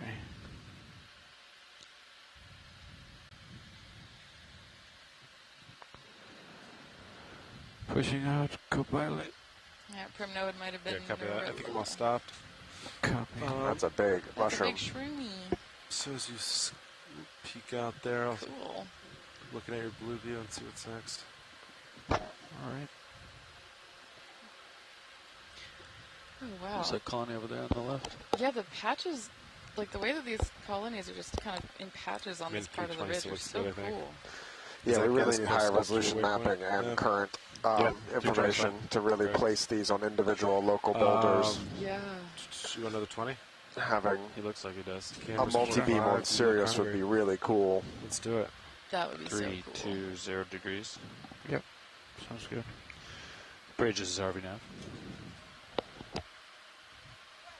Hey, we'd like to move same as last. 20 meters, that's 20 meters. Bearing 320 degrees, speed decimal 2. Brian, these rocks Good are copy, bridge. confusing. Looks like they're... You can see the pole. What the heck? Interesting. What is this right here? Snap some. What is that? What is that? Brian, what is that? Is it a jelly? It is gelatinous. Something, right? We've seen one of these already. Oh, is this the benthic one? Yep. What is it called? A dandelion siphonophore. This is the Oh, that's cool. These ones have those little things that hold them to the ground. Oh, a little that's hot so air balloon cool. Look to the at ground. it. Yeah. Hold on, Peter. Oh, I love it. Oh, wow, that's There's so at least cool. 3 things holding them to the ground. So we saw a bunch of siphonophores in the water column on our midwater dive. And this one is a benthic relative. Whoa. So it's a colonial organism, right, where each of the different parts of this are made up of zooids that are specialized. Parts. Go ahead. Some are specialized for attaching, some are specialized for eating, that Yep. kind of thing. and they always seem to be shedding parts. And energetically, it's hard for me to understand how they can just continuously be shedding parts. They look like they shed more than they would take in. Yeah, maybe there's a lot of zoids in the sea or whatever. Yeah. Yeah, unlike the siphonophores that you see up there, these have adapted to attach to the seafloor and hold a place in the current and let food come to them, more or less. Wow. And some of the ones in the South Pacific are crazy big, much larger than this. Really? Yeah. Just keep shedding parts. Yeah, jeez. You think it's like distressed, so it's shedding? You know, I have to admit, initially when I first started seeing these, I thought that was the case, but like, they're always doing it, even when we're a long way away and down What do you current. want video? It's just constantly shedding. That is full zoom. There's no way it can build that fast. Yeah, what? I think just holding Is it from here light for a little exposure? bit, and Just starts degrading. we can pull out. Is it like the ship of Theseus kind of thing? Come on when you're ready. Is it still the same siphonophore if it shed all the siphonophore parts and rebuilt it? What if there's another dandelion siphonophore down current that is collecting all the parts that are shed, building a whole new one? Or a little This faster doesn't make than sense. slow. It's not. Does not. Yeah. Yeah, it's very small. That's weird.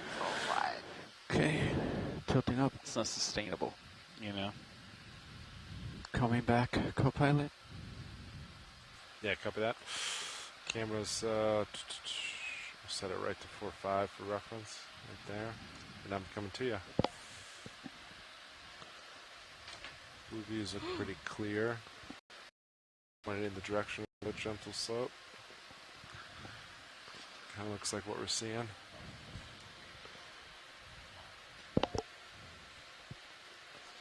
Whoa. What, I think we missed Asaka's question about the large colony to the left of coral.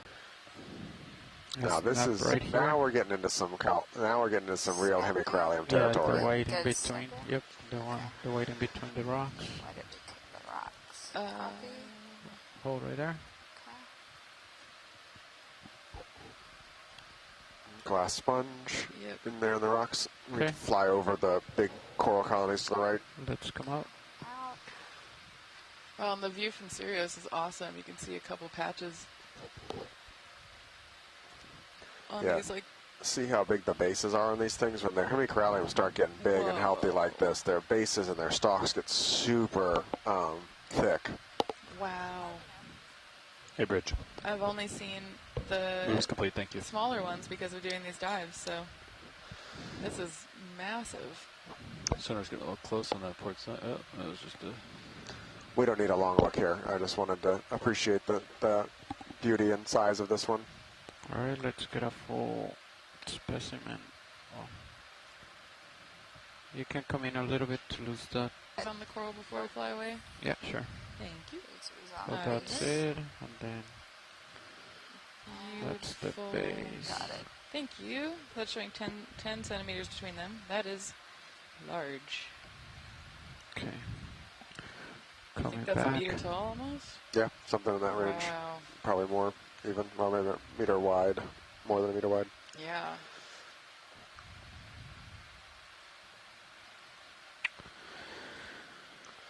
Okay, tilting up. And back out into the small corals. It's amazing to me how that, how little, not just a meter up in the water column seems to make such a difference. Yeah, that's so wild. Do we want another move? Yeah, you want another 20? Have we seen a single fish today? No. I don't think we've seen a single fish. What about 3:30 now? Was this the one where we thought we might? No, that's tomorrow. No, tomorrow's the day I suspect to be fishier. 3:30 now. Yeah, 3:30 sounds good. We also have not seen very many sediments, Have it. aside from those meters. laminated rocks, which is interesting. Bridge, this is RV Nav. Hey, we'd like to move 20 meters. That's 20 meters, bearing 330 degrees, speed decimal 2.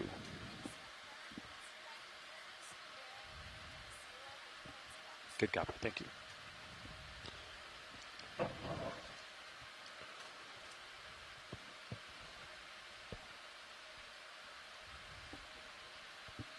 I'm so confused by rock.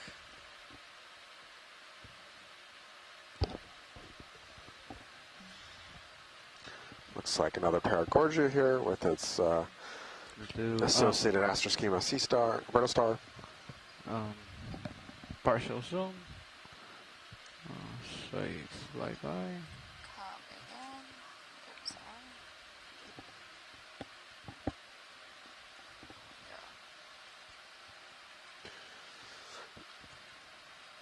You know, for all the kind of crazy stuff we were looking at in the EK60s earlier, not seeing it here in the thing. So we were looking at the fishery sonars this morning, and there appeared to be a pretty thick layer of something reflective close to the seafloor, and we're not seeing any signs of it here. Go ahead.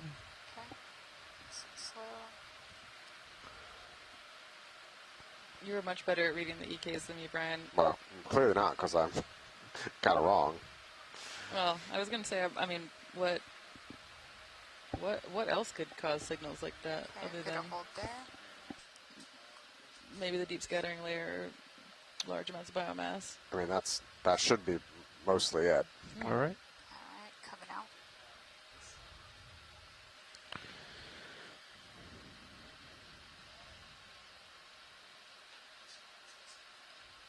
That's full wide. Yep.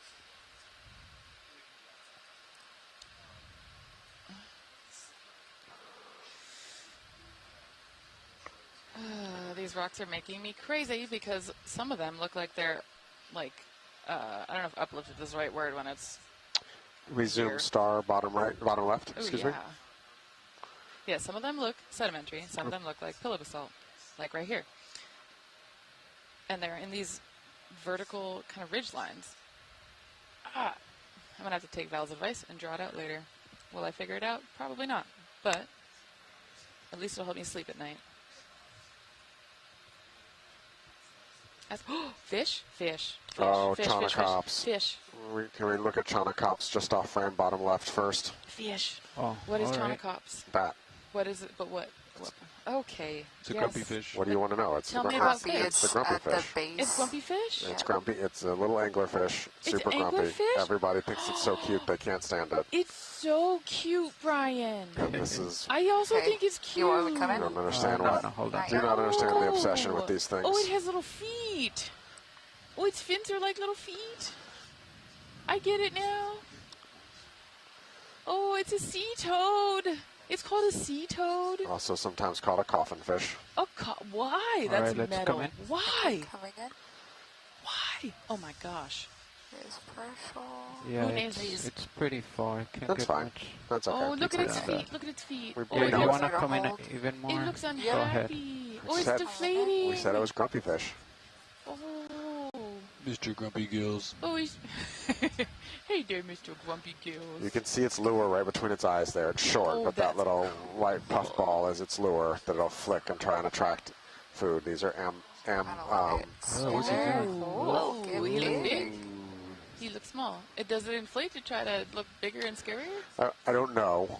I've kind of always assumed that was the case of it. I'm trying to rotate, but I cannot get her in center. That's okay. Hey, Bridge. Move is complete. Thank you. Yeah, I'm hitting a rock, so There's I cannot a rotate. similar and That's related okay. species called a Chaunax, not a bad shot. or a group called that's also Chaunaxes that are three, less yeah. transparent, Oh. that I actually think are prettier, but they're also very grumpy looking. Oh, I love the grumpy. When I was, this time last year, I was working in the Salas y Gomez Ridge off the coast of Chile, and we found one of these, and I'm not sure it was a juvenile or different species, but it was black and white, What? but had the same kind of growth form. It was really cool. Oh, cool. I love the fins. Oh, that's so cool. See if he Oh, yeah, and it grumps out again. is... Oh, there it goes. So I just looked up, does it inflate to deter predators? And we're thinking, yes. Potentially, it's thought that it inflates itself into that bigger, large ball to look bigger to scare things away. So I think it's trying to scrap the D2 a little bit. All right, science is happy. Thank you. Whatever videos. All right. Wow. We'll come out. Copy. Chaunacops. I like that one. Yeah, it's But we found a fish. definitely. Yeah, right when we start saying there's no fish here, the fish prove us wrong. Right there, and then let's go for the sea star. Copy. Hey there, Mr. Grumpy Gills. Have you seen Finding Nemo in a hot minute? Yeah, my daughter went through. Yeah, my daughter went through a phase of Finding Nemo or Finding Dory was on loop in our house for about 3 months straight, continuously. We're going for that sea star right there. That's the idea. Yeah. Okay.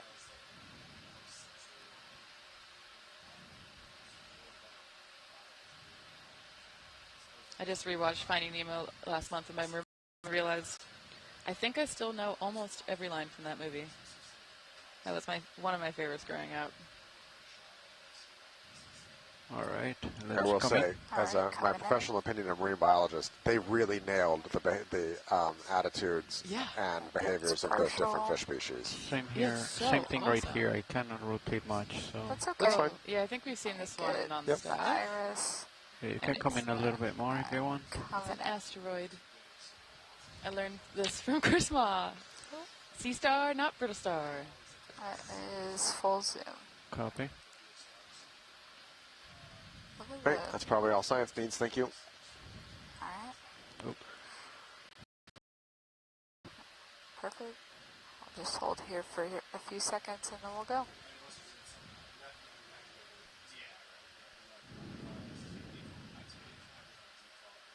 Perfect. Alright, coming out.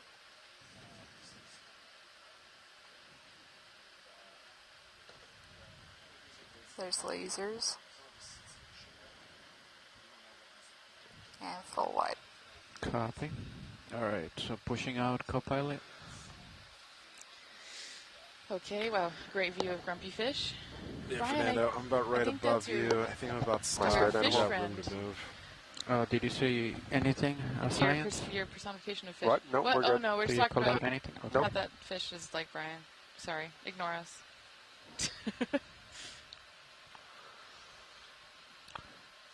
What do we have right there? Partial zoom. Coming in partial.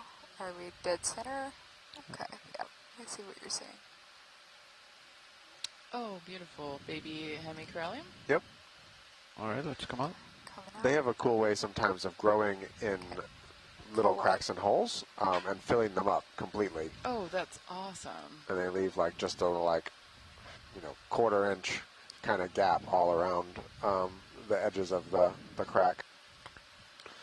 Honestly, great spot to catch sediment in a place like this. Ooh, I see a So here's one of those kind of interesting questions. So the rock in the top right has a few corals, but is relatively open space, and then this rock is running out of space. Yes.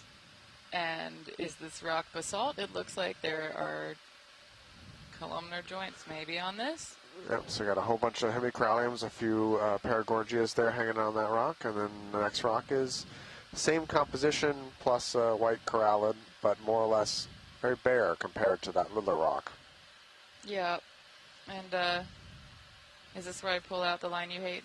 Yep. The vagaries of recruitment. Yep, exactly the time. This is gosh dang basalt. Oh, I don't understand. The seamount, Brian. Keeps on flickering? It's out now. The rocks here are weird. The corals are weird. Everything's weird. Life's a mystery. We freaking love it.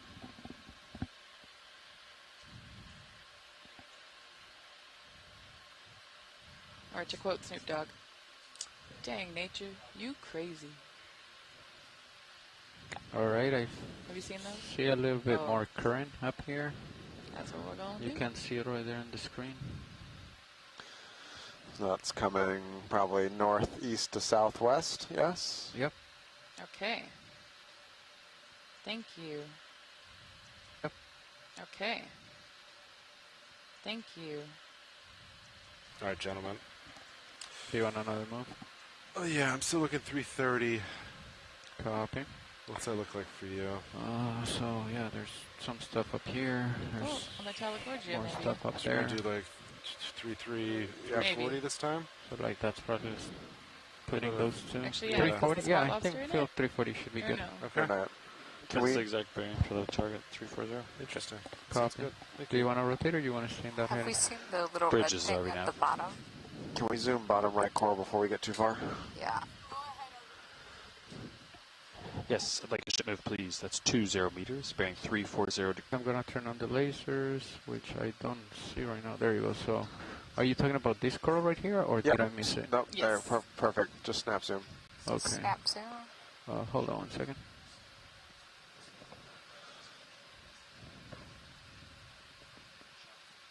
Go in. Coming in.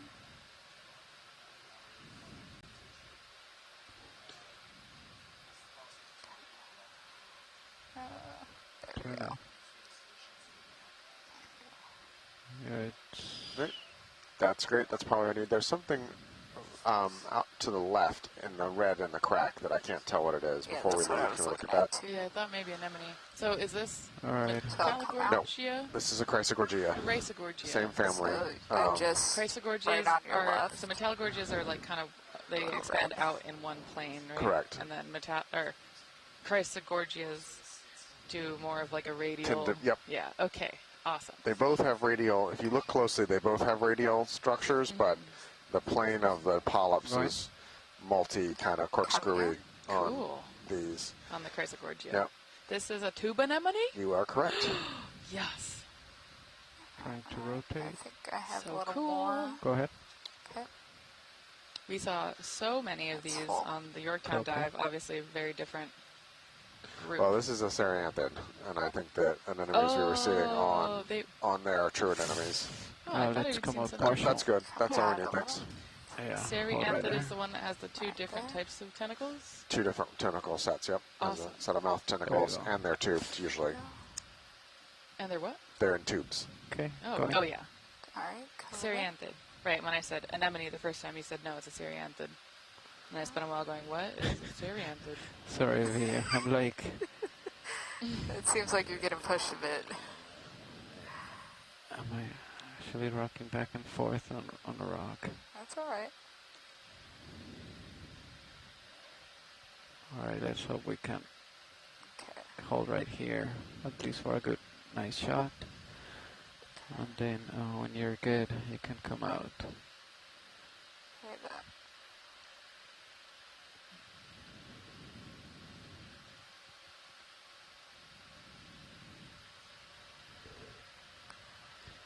Alright, I'm gonna come out wide, nice and slow. I can see the planktic forams that it's made its tube out of. That's funny. Alright, then let's turn on lasers. That's the lasers right there. Okay, let's lift off. Full wide. Good job on rock.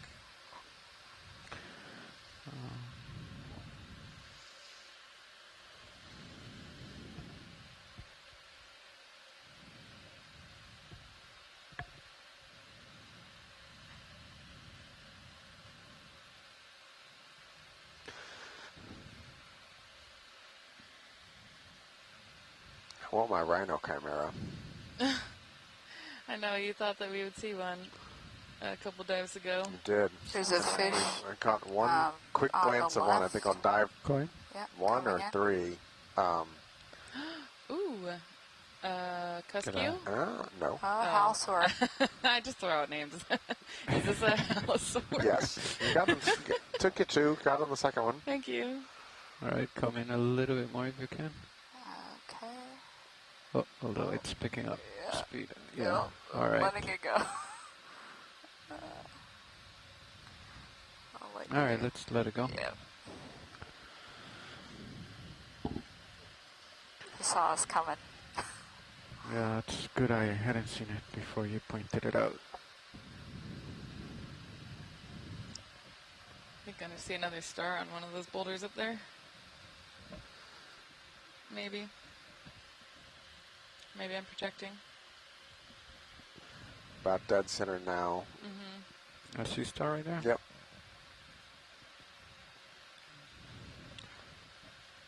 Alright, let's do it quickly, video.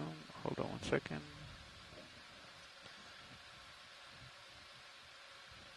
Let's... You want me to come in? Hold on. Okay. Let's come in. Alright, coming in.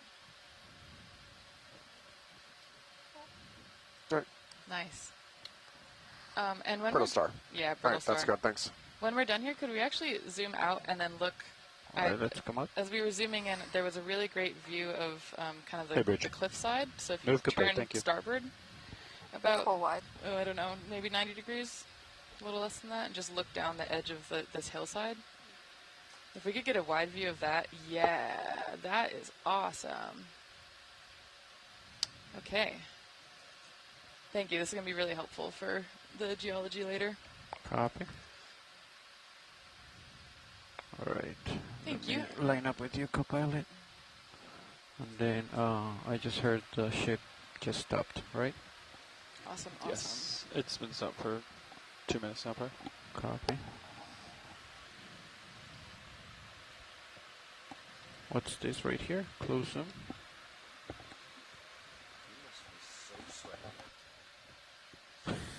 Little Norella.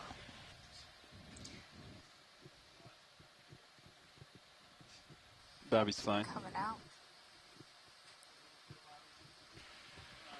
Brian, do you see what I mean with the very different formations here? You mean rock? Rock. Yeah. This looks like lava rock. Next to it looks like not lava rock. Yeah. That's crazy. This might look like lava rock on top of not lava rock, though. Oh, this is lava rock. That's so weird. Wow. What? This is an awesome ridge arm. They're all awesome, but extra cool. It's a very red Paragorgia down on the left. Holy moly. Let's do partial zoom. Okay, coming in partial. Hold right there. Holding.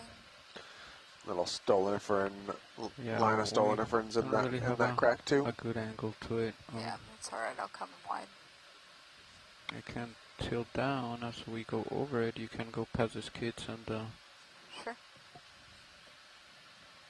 yeah. All right. Yeah, coming wide. And then sponge, some more coral. Tilting up. That's a Walteria. Have you guys seen that already? That big sponge on the left. The one like right in front of me? Yeah, the one right directly, almost coming to center. Yep. Okay. Yeah, I don't hear anything about. Oh, we're heading that way. Okay. Whoa. We would like to take a quick look at the sponge, please. Sounds good. All right. Wow. Great view of rocks in distance. Sorry, I'm just oohing and awing over here. Wow. Is this a Walteria? I believe so. Yep. And for being like one of the 3 most common, things in the community yesterday, Yeah. this is only the second one we've seen here. That's so weird. And one of them looked like it was potentially damaged. Yeah, it was, or had been damaged at some point. It was kind of strange. Yeah. Yeah, it's a little bit low, so let's see. Snap zoom's fine for science, at least. Yep. Go in video. Coming in. Good view of the associated sea star, brittle stars. Come in more if you want. Also. Yeah, I will. You got that right more until you asked Chris for the detailed Do you want me to tilt down? What's that? You were better at the sea star versus brittle star before you asked for the detailed description of the differences. Oh, it's a sea star. Fogs no, are 0. I know, now I'm panicking Yeah, and second guessing I myself. feel like it's pretty bright, right? Yeah, I'm trying to get it down. This is why. Have confidence, kids. Can't turn off suction. Maybe you're getting a little bit light from there. I don't know. Believe in yourself. Sort of. Don't believe in me. I say the wrong fish ID every single time.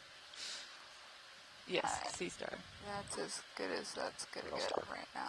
Yeah. What? Okay. These are brittle stars. Star. Okay, okay, I said that at the beginning. Sure. These are ophiurids. Ophiuroids. Ophiuroids. Ophiuroid. Ooh. Squat Big lobster. shrimp. Oh yeah, shrimp. Sorry. The fun thing about video is we get to go back and then see if I actually did say that in the beginning.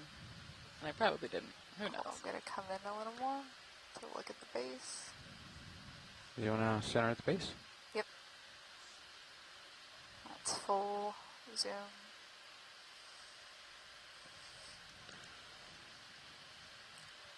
Alright. Let's do one more tilt Thanks. up. Happy whenever your video's happy. If you don't mind, and get to the tips up top.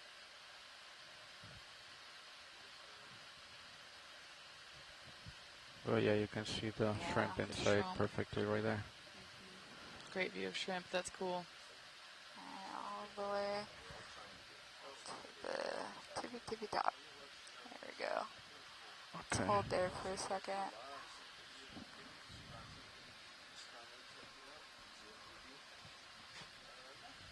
All right. All right, we're coming out. Copy. Really cool. Get you some light.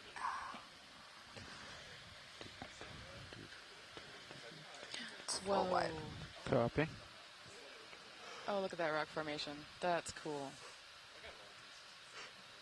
This is a great example of why we were freaking out earlier about the laminated sediments. You can see the lines and the really thin layers on these shelves here, next to what also look like lava rock features, which are not the same thing. So the story that we're thinking about right now is the story about whether or not this is a seamount that became exposed at the surface, so sedimentary rocks could form, or carbonate rocks maybe could form, and then looks like it gets a little steeper. Maybe more volcanism started to happen, and what we might be So we seeing only here got two is kind of sections, is what you're interspersed telling me. 1 and 2 remain, yeah. No, we. carbonate remaining and two. volcanic, sedimentary and volcanic rocks. Very cool. I feel like these monitors are going higher and higher every day. Did you see the things on the ground, the little chitin things? The round circles? No, they're like little shells with little feet that come out. Yeah, the little round circles, the brown ones. Yeah. They're going to do a highlight video on them, so if you see any. They have our... no collection though, huh? No, we got one. Oh, you did? Yeah. We vacuumed one up. Oh, but if you see one that's photogenic, and a good spot to get it. I saw you catch a crinoid in the air. Yeah, we vacuumed one up. But I must have been at drills while you got the chitin. Yeah, maybe. Is it early in the shift? It's a big rock. Great rock. Oh, that's why. Oh, that's why. There you go. It's free now. Yeah. Bobby has the con. Do you want to move? Sure. The last one I called in was... it's got Anthomastus there on the right. So a couple dead sponge stalks here. Boy calling in? No, I'm calling in.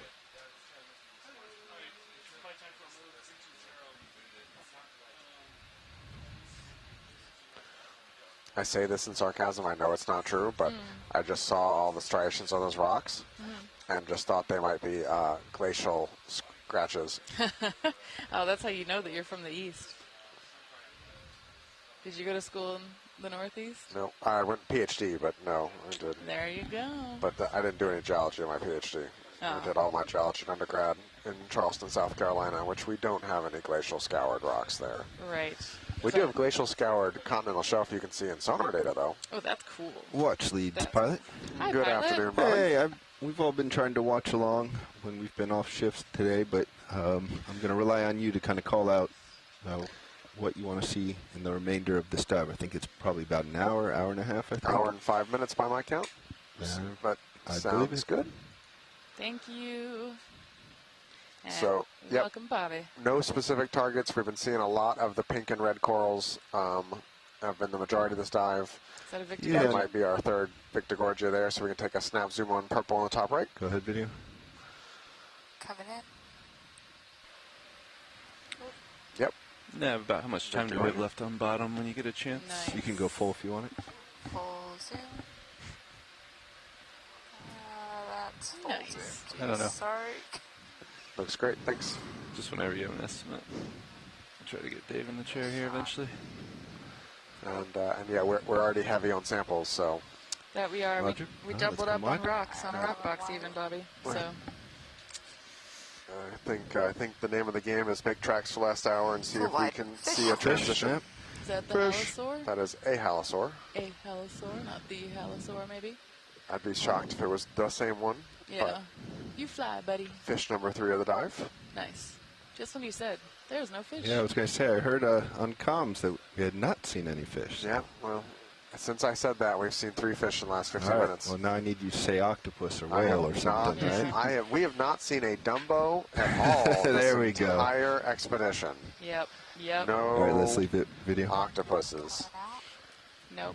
And only one fleeting sight of a chimera. Sorry, We did see a chimera, huh? A very in Sirius, just like, okay. less than a second to just across the Sirius view. Yep. I'd love to get one of those. Those are Yes, I would beautiful too. creatures. They are a favorite. All right. But a good Dumbo or a vampire wouldn't be too bad either. Agreed. All right, let's find it. Looks like we've got a big star on the left there. Well, let's take a look at it. Just be advised, pilot, your tilt motor is not homed. Roger. We'll just do a passing on this one. Another slime star. Yep. Yep, let's give me some tether. Bridge, RV nav. But not the one we were looking for earlier. No, the Hey, first Bridge, one I'd like was to a request a pale ship color, move, right? please. Yep. Range 20 meters, bearing 340 degrees, speed 0.2 knots.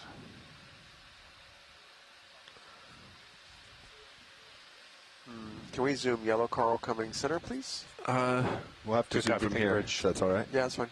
Okay, go ahead. Sure. Go ahead, video. Oh, I'm sorry. Thank you. No worries.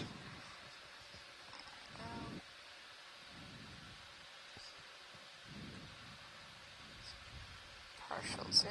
Go. You can go full. Full zoom. We're trying to get an ID on this. Yeah, some kind of paramercid. All right, thank you. With Stoloniferous in the background as well. It's the way forward, so we can get a closer look. Yeah, I think when we get closer, we would like a closer look. Thanks. Come on. I'll come wide. Falls in the category of exceedingly hard to identify yellow corals. Let's see what's below here. So that's clearly igneous right there. Look at that pillow basalt star pattern. Yes, which is so weird because I was just typing this in my notes. When I go quiet, that's what I'm doing. There was what looked like sedimentary rock that was maybe, I mean, call me crazy, but like wave cut or weathered. It was like a rounded kind of, and then there was a cut on the bottom of it. And so, Co-pilot. I don't know, I don't have the right JD. words to describe it because I don't usually do this kind of work. 3,840 seconds to left. me, it looks like some sort of Copy. sedimentary rock that was Can exposed. you do a quick convert for me? I don't have above a the calculator waterline. over here. Got weathered, Can kind estimate of it. like on the cliffs A little over an hour. near the ocean. What unit of that time kind would you thing. like? And then now there's basalt next to it. Standby one. Just being facetious, but yeah, that sounds like hour and There's change, like few a minutes. little orange thing in between the cracks of that rock. A little over an hour, G. A little over an hour. Right there? Much appreciated. We'll call it 140. Yes, 140-ish. 140-ish. Bake in a little time. You're going to have David Zipper recovery? Yeah, I'll let him set up, yep. We'll bake that in. We'll Make call it it full, one. like 5 minutes. Yeah, we'll call it 140. Sounds good. Little anemone. Hey, Nav. Go ahead, watch it. This is. We're going to call it 140, roughly. On the clock. It's a little over an hour. Full wide. Yeah. UTC. Yeah, sorry. Yeah. Let's probably make some pretty good altitude. We'll be in that ballpark somewhere. I'm confusing everybody. My apologies. Oh, you're all good. All right, let's see if I can.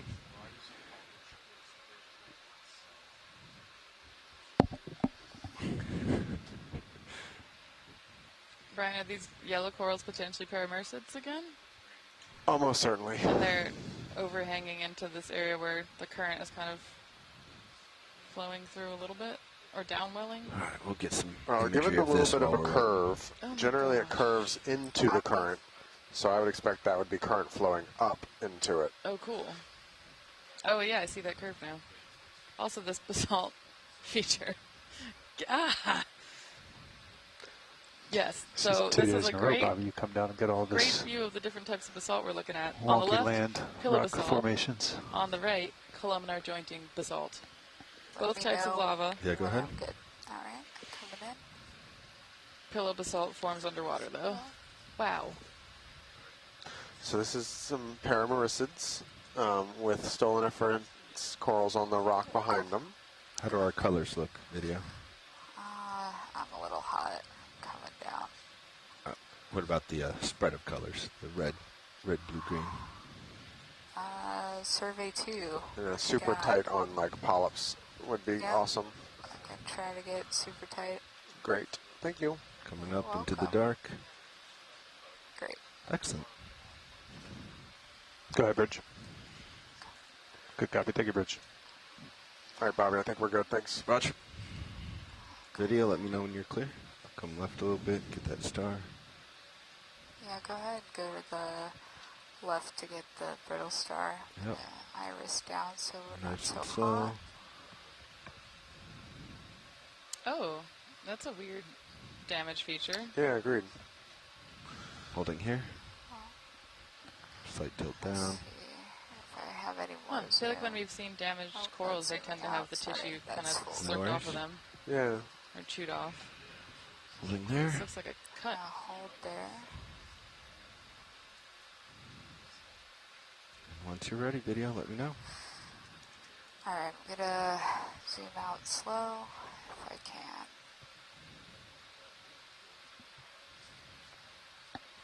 Still an effort in the background? Try to get the full frame. Tilting down. There we go. Coming up on Iris. Wow. Nice job, video. Shot starts here.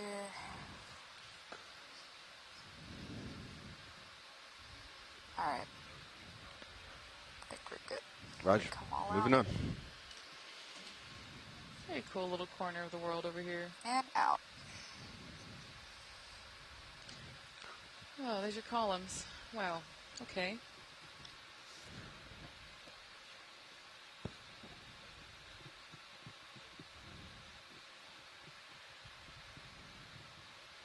View of your columns.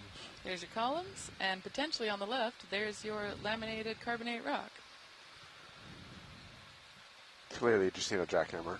Yeah, yes. Not to talk about, but my partner did some zero gravity stuff for NASA in undergrad and designed a zero gravity rock hammer as part of that. I feel like similar principles would apply here. Gonna peek over this before we come back to that harder target. Sounds great.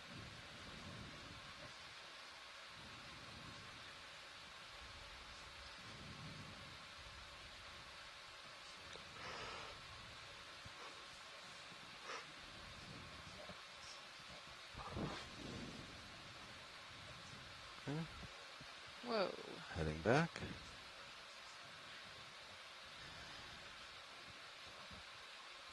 This looks like big sponge coral in the back. Yeah, at least on Sirius it seemed like the blade that we saw yesterday in color. It was quite a bit darker. Let's see if it holds true when I get back into view here. Cool.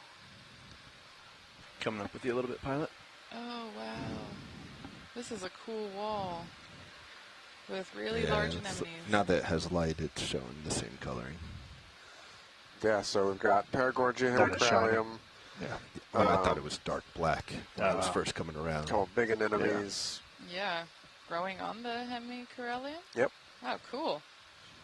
They look heavy. One lone Victigorgia there in the back. Oh, yeah. Oh, no, there's one at the bottom, too. You're right, two. Good call. You and I were looking at different parts of the screen. Can I take that? Oh, and there's your... Yeah, if you one want. side of the wall is... It's not a great angle, but potentially... Oh, yeah, I see it on Sirius. One side of the wall is empty, one side of the wall is full. Yep. Oh, baby Victigorgia next to this. Oh. Stoloniferans around, hiding in that crack back there, You got too. a big one on your starboard. really? Down off the rock as well. Yeah. Oh, yeah. Look at Oh, that. wow. Good eye.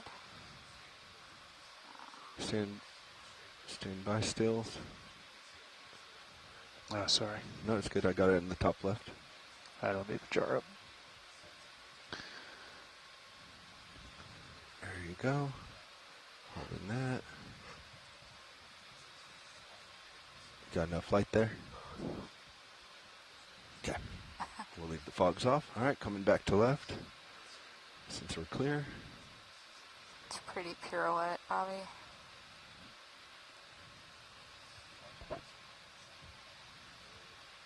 See what's on the back side of this and up high. We didn't quite see the sponge yet. Look at Good that. sponge. Ooh, Basket star. Yay! In the sponge? Yep. Yeah. Hey, look at that. All right, co-pilot. Yay. Okay. We're going to have to hold on, actually. Hold on. Going back full wide. Yeah, let's go full wide. Coming up with Oh, you a bit another more. basket star in the background on that giant Very cool. hemicorallid. Wow. All right, we will come back to this because we're heading that way. I can't quite come around and bring my tether. No worries. There's another object to the right here, though, that my navigator pointed out that also has sponges on it. So we're going to go check that out real quick. Awesome. Thanks, Bobby. I'm going to go ahead and get you moving again. We've been stopped for... Yeah, first stop. Let's get another move so I can get that basket star. Just want to do 5 or 10 meters, something like that. Oh, would you look at Maybe that? 10. Oh. Well, here we go. Are you feeling them pretty quick? That's pretty cool. Really? I don't know, honestly, because I just sat here. But The last one was 20. Okay. I'd say let's start with 10 here. Just give him some tether. It's like the same relative community, one more, except the addition of a Bridge right now. paramourcid in there, tucked in amongst the others. Hey, Bridge, we'd like to request another ship move, please. I'm going to Bridge get 10 a little meters. closer for you. 340, speed There's 0 some nice to 2 color knots. here. Oh, and another basket star, actually. I see it to the Oh, yeah? Bottom right. bottom right of Yeah, the there's pink a basket coral, star. the giant Yeah. Okay, hemicorallid. take a bridge. And there's another one on the backside. You can just see that, I think, the Oh, arm sticking up A on lot it. of diversity here, so let's get a good image. Oh, this is Got it. awesome. Bring up. Great catch, pilots.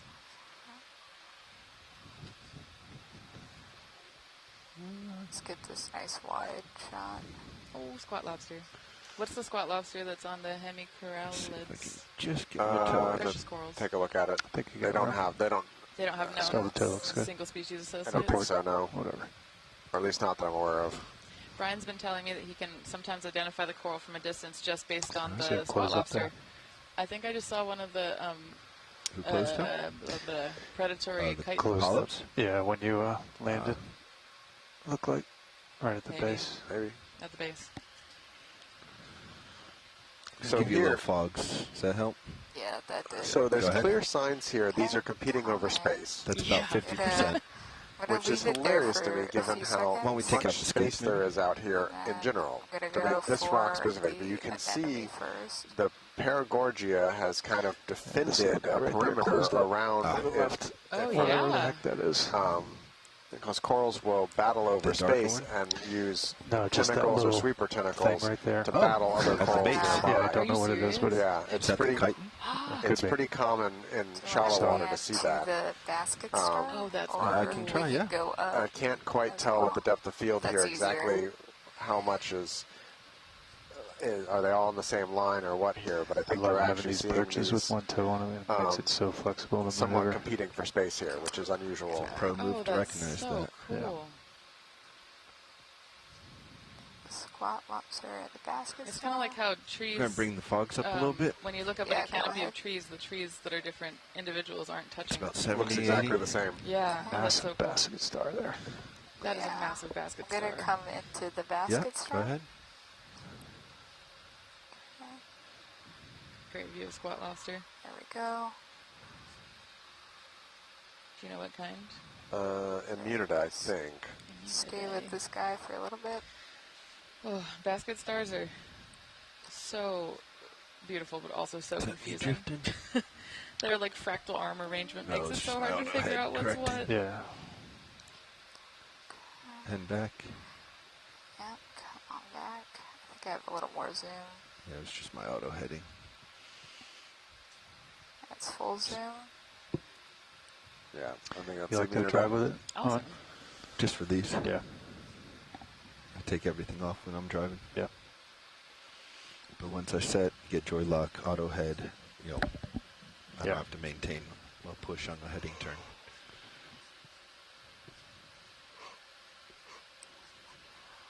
And I would not want that many arms. All right. When you've got it video, I've got leash to keep going. So if there's anything else you want here or any other adjustments. Can we get the squat lobster that's down on the Paragorgia right there?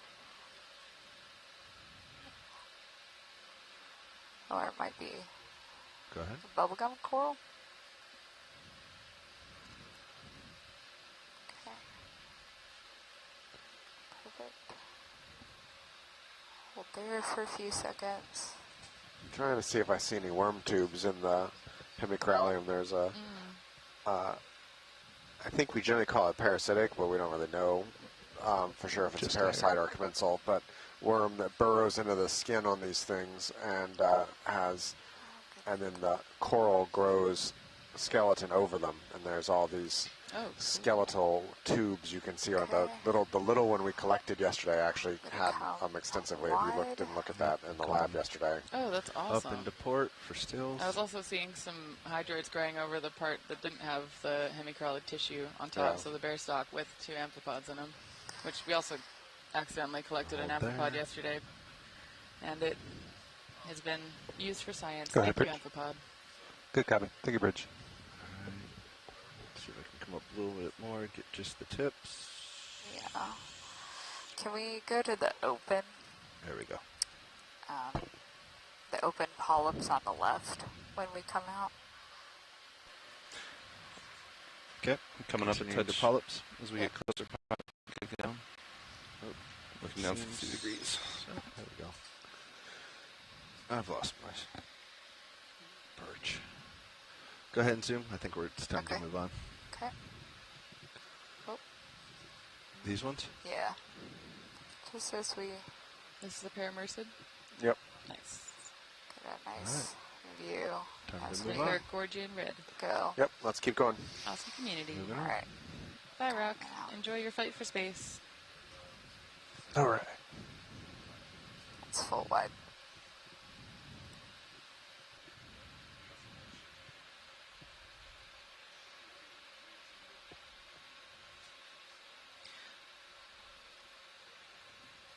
Oh, wow, that wall view in the distance. Yeah.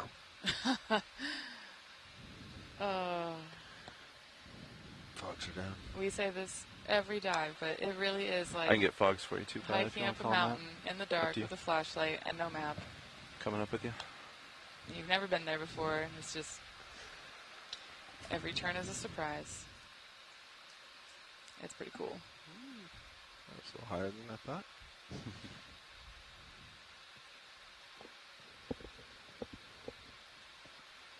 Should have Tether to look at that object of interest. Let me know if you need more.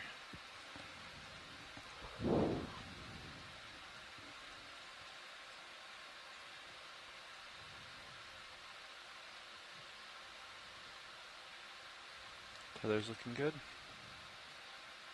Coming down with you.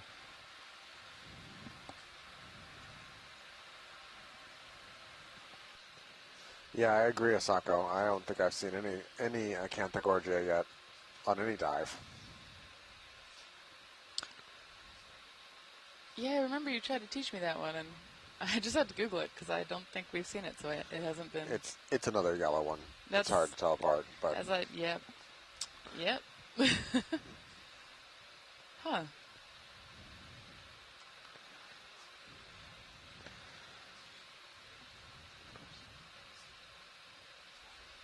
So we're approaching this big glass sponge with a basket star with all its arms out.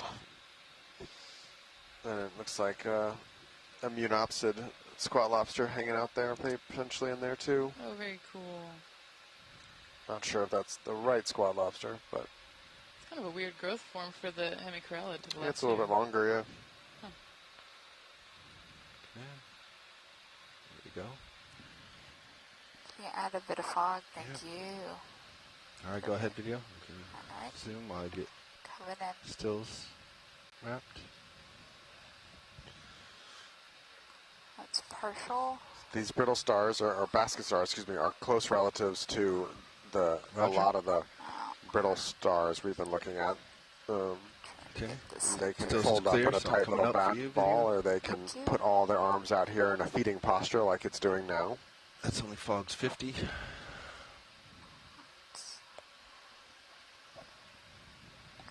gotta get that shrimp inside.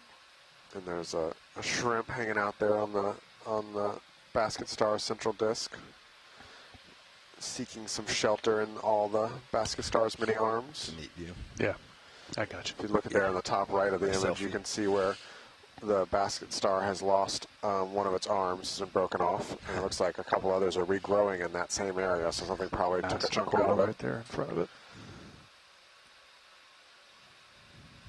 If we really had time, we could bring the starboard upper swing arm in and turn it into the vehicle to light both of them. Is that light actually resting on it? I don't think so. Looks like it's clear. It is. Can you tilt up a little bit? Tilt up? Yep. Just a little. Thank you. Am I using that as a prop?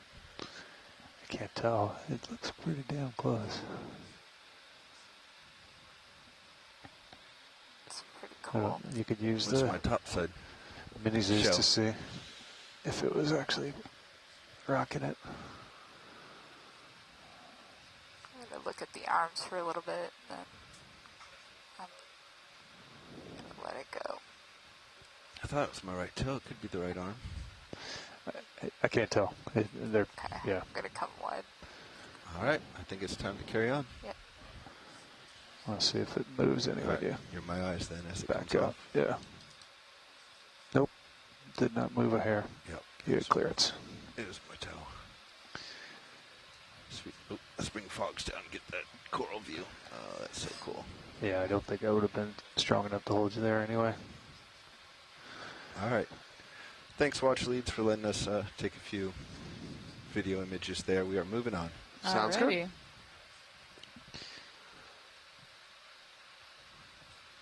You have enough to Coming get up to that big wall back there, Bobby? Sorry. And You Chris have Ma enough to get gives to an that big ID wall? To the next step. on the basket Yes. star. Can see it. Gorgoncephalid. Can you brighten me up, video? Thank you. And now if we need to get another move in. Yeah, let me know. What are you looking at him, JD? I'm looking at 340 or so. Sorry, your camera angle at him. Oh, right now I'm looking at 48 degrees and bringing it up higher. You don't it's have actually a ton of tether, but if you're 40 going to, degrees. I'm going to call this when you're there. This is pretty good, yeah.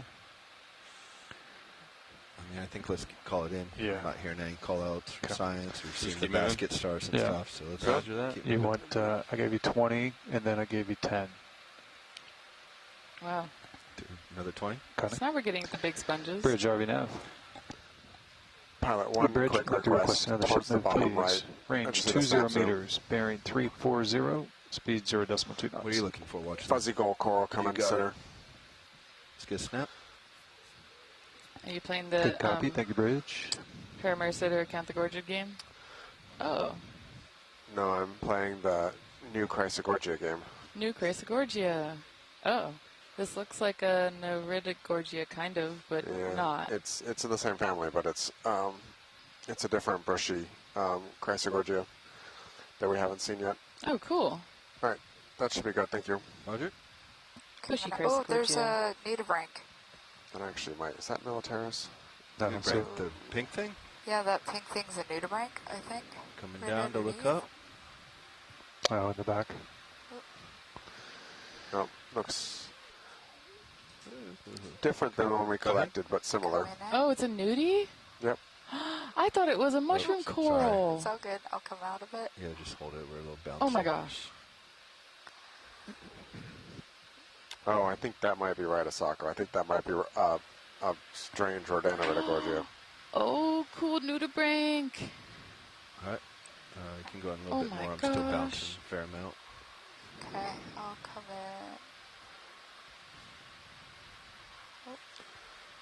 in. Wow. I'll just stay there, Bobby, so you Yep. don't have to worry about it. Science is happy with the videos. That's awesome. Super cool. So nudibranchs are Am I touching down shellless somewhere? gastropod mollusks. You look clear. Apparently they have a shell when they're at their larval stage and then they shed it. I was trying to. But the ones I've seen on Push in. dives on the main Hawaiian Islands are I the don't feel size like of it was my responding. Tether pinky looks nail clear in the finger. back. Yeah, I don't So think that you looks tugged I either. was just real confused. large.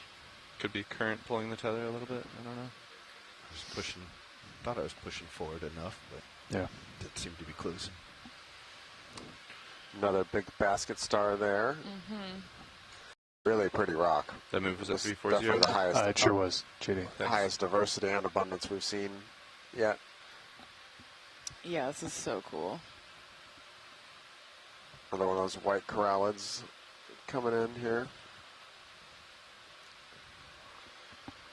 Coming up. See what's up high.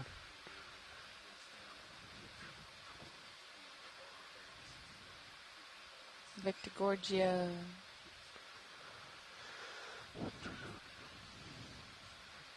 Ooh. Pretty swimming shrimp. Those are probably still there for corals. Oh, cool. Oh, shrimp. Too busy looking at incrustation on rock. Wow. Are these really large yellow ones paramercids? That's my assumption, yeah. Wow. Those are big. Oh, that's so cool.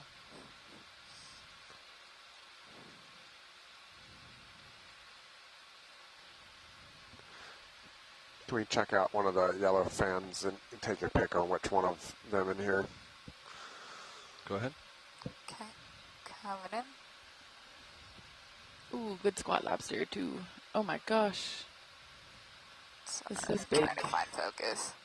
There we go. So what are we looking to tell difference between paramercia and other things? We're looking at polyp direction. Let's see if I have a little more. I think Asako can look at the sclerites and know they're apart. I have trouble with that. But yeah. All right, that's good. Thanks, Bobby. Yep. Okay, coming out. Well, whatever that is, it's beautiful and right bushy. And a really cool growth form. The diversity is pretty amazing. Yeah, this is awesome. Co-pilot, I'm going to bounce over this ridge. You want me to follow you? Yeah, you can follow me. Okay. Big old whip.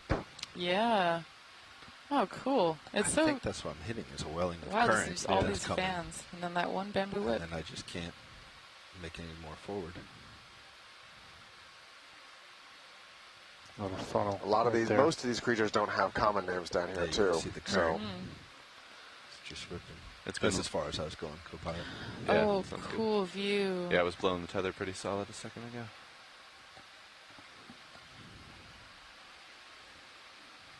Oh, and I see what you mean about the shape of the fans kind of cupping towards the direction the current is flowing. I think we're getting a really good visual on that now, with like these yellow and pink corals kind of on the right. Yeah, it's interesting the different subtle growth forms. You know, some cup into the water, some then put their polyps on the backside and stuff like that. The different taxa all have slightly different kind of approaches to how they interact with the current. That's cool. I think that's one of my favorite things about learning about ecology and life history and all that is just there's so many different ways to do similar things. Left side. It's pretty awesome. Diversity of life is amazing.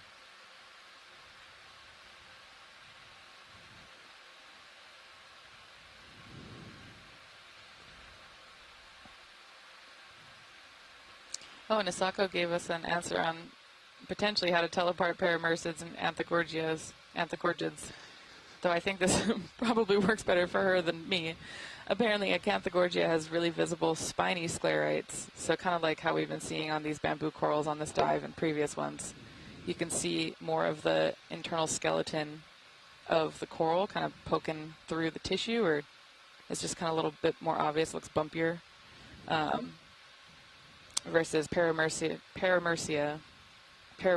don't have that. So I guess Acanthogorgia, spiny sclerites, visible spiny sclerites. Good to know. Will I remember that tomorrow? Likely not, but I will write it down. Another big basket star sitting here in this hemicorallium. Oh, wow. It's almost invisible. That's cool. Look, a lot of them have them. I'd say almost half of them have some level. That one in the bottom left has 4 or 5. Oh my gosh, yeah. Oh, that's so cool. We've seen very little bamboos today. There's maybe some of that. Yeah, we really have not seen very many. The brittle white coral. Yep, some more of that white corallid. I think we're settling up here pretty good, pilot. If you want to, eventually move back to 340. Oh, that's right. Yeah, we're still off. Okay. Let me head back to center then. I'll follow you over. Wow, this is an awesome ridge. Yeah, this is quite nice. Yeah. This is one of the best coral communities we found yet this expedition. Yeah. It's about 340. Look at the size of that. That one is huge. Is that a corallid? Yep. Whoa, probably hemicorallid, but hemicorallium. Oh yeah, the baskets are on it. Affirmative. Thank you. I seem to like these hemicorallids. That's so cool. Did you say zoom? Sorry, Bobby. No, I'm not going to be able to get very close since it's in this channel. Just an overview from here. Let me try to get the... There's one bamboo whip back there behind the giant ancient hemicorallium, and that's something, we haven't talked a lot about the age because I struggled to remember which corals and some which in terms of how fast they grow. Yeah, that's far. But these corals are many hundreds and 2000s of years old. Wow. The oldest dated coral is a black coral out to about 4,400 years. We'll keep on and if you extrapolate the diameter growth rate on that, ready for another move? There are other corals that have the diameters that probably put them in the 6,000-year-old range. Really? So yeah. Lasers down at the base. Oh my gosh. That's just one of the coolest things to me is to think about just the long lifetimes of these corals. That's like on the paleo scale. The cores I look at are that long. And just, Yeah, that move finished about 3 or 4 minutes ago. So obviously the shallower waters changed a lot more than the deeper ones. The hole around the anemone where my gosh. that anemone is protected in space. Oh, that's cool. You happy with the same strike? Oh, Brian, there's so many big corals here. Bridge, RV nav. Hey, Bridge, would like to repeat that last, please. Range 20 meters, bearing 340, speed 0.2 knots. Val, I don't remember any of the details of the dating. The paper I'm thinking of that dated the black corals from the Hawaiian Islands is Brendan Rourke, I believe, was one of the authors. You just taking but I don't remember the methods they used. Doing a survey. Roger. I'm looking it up. We use the U-series to date shallow water corals in our reef rebel cores. Uranium, thorium, kind of like those radiometric isotopes that we were talking about that have fixed decay rates.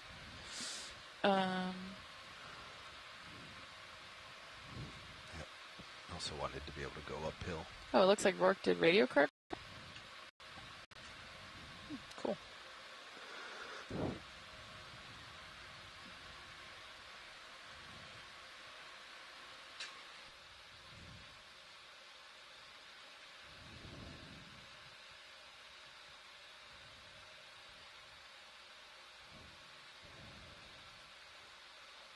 Pretty purple one.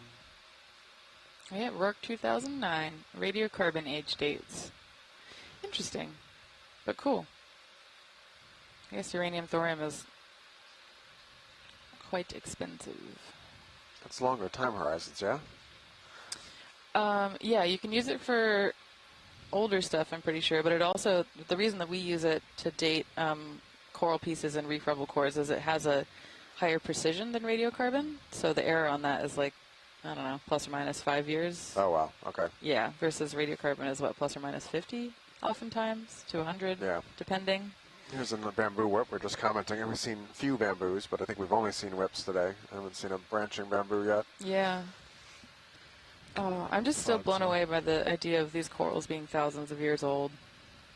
Just the... If you want to go partial video, you may. So much has happened in that time on the surface of the Earth and even in human history, and that's like, come around. These corals have been around for longer than the Hawaiian Islands have been occupied. That's so cool.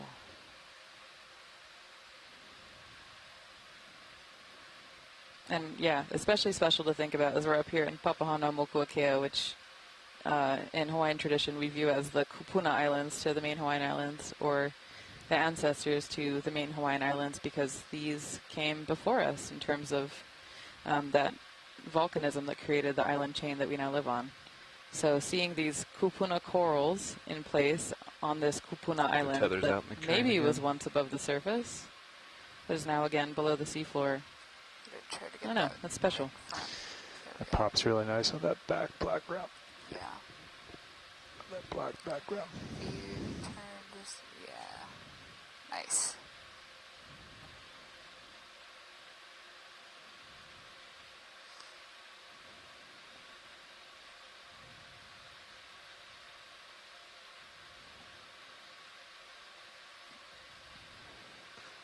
This is a similar one, if not the same one, to what we were doing the experiments with a few days ago, where we were loop there?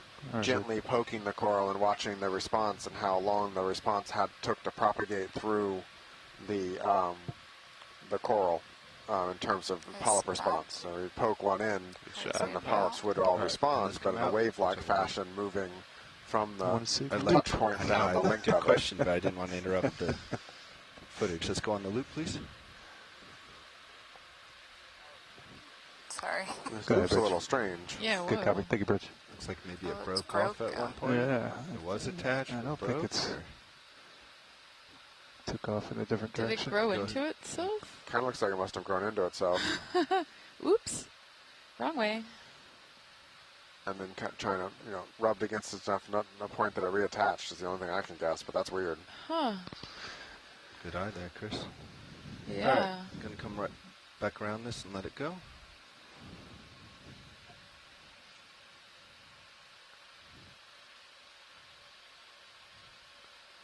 All right. That move was complete. I think you got some leash. Yep. Yeah, I'm looking down 70 degrees, Pat. Roger. Moving out. Okay. Letting it go. Pilot, are you comfortable if I let Dave sit? Let's do it. Roger that.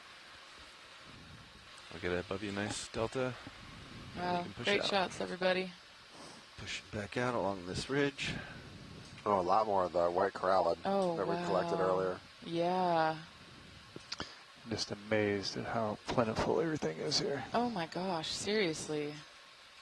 Oh, fog's coming down. Sorry. There's so many of them. And from seriously, it looks like they just kind of keep going. Whoa. Whoa. So this, I believe, is the continuation of that channel where we saw that big one. Oh, interesting. Yeah. I think if I... The top side, yeah, it'll be down to starboard. Yeah, it would be down there. Yeah, the big one. There it is. Oh my gosh. The big ones are over there. So not the same, quite the same channel. Wow. Could we pan to the starboard just a little bit, just to we can see go a little that? bit more. So it's... Oh, wow.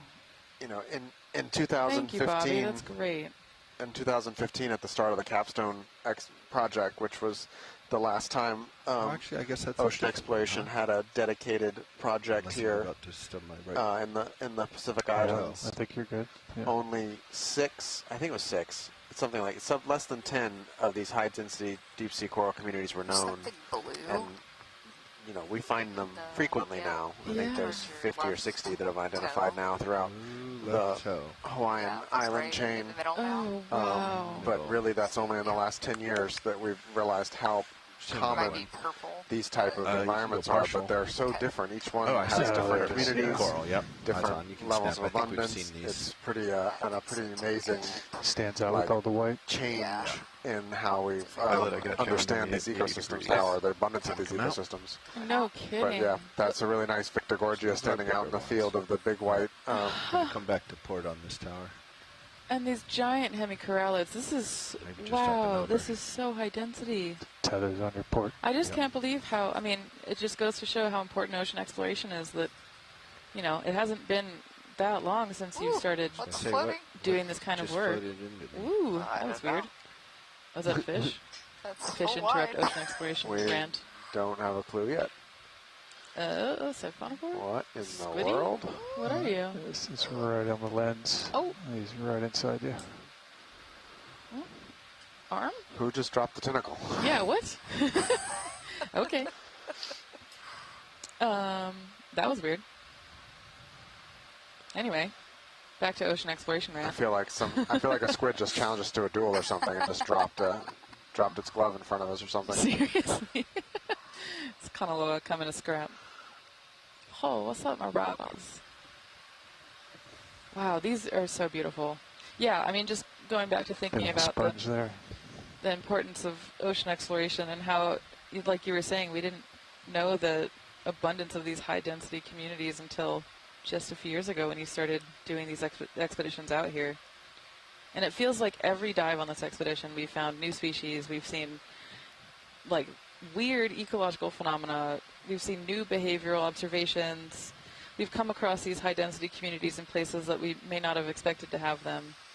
It just goes to show how important it is to be out here doing this work because there's still so much to learn. Yeah, and we've probably been remiss in talking about some of the bigger picture planning here that ocean exploration is leading a significant 5-year project here throughout the Pacific Islands called Beyond the Blue, coordinating both work on this vessel, but the exploration vessel Nautilus and other partners across the federal government and territorial and state governments with private partners as well, to do a coordinated major push across the Pacific Islands for the next 5 years to really move the needle in the ocean exploration and help build community across the different organizations that work in these regions to help coordinate effort, because it is so hard to get to some of these remote locations that working together to make the most and most efficient use of time when we do have a platform like Okeanos out here is really important. Yeah. Oh, and pilots, if we could do a snap zoom on one of the larger bases of the pink hemicorallids, we got asked to do so to see. Yeah, we can do that. Yeah, thank you. Looking for evidence of potential dissolution as well. Anyway, yeah, I think the Beyond the Blue campaign is so cool that, I mean, as someone who is a Pacific Ocean throw lasers on lover and has been forever, and being from Hawaii, just knowing that there's long-term investment and effort to get out here and do this kind of science that is advancing the scientific community, advancing the efforts of people who care for and love and steward this place, Papahanaumokuakea, and connecting us to this part of the ocean is amazing.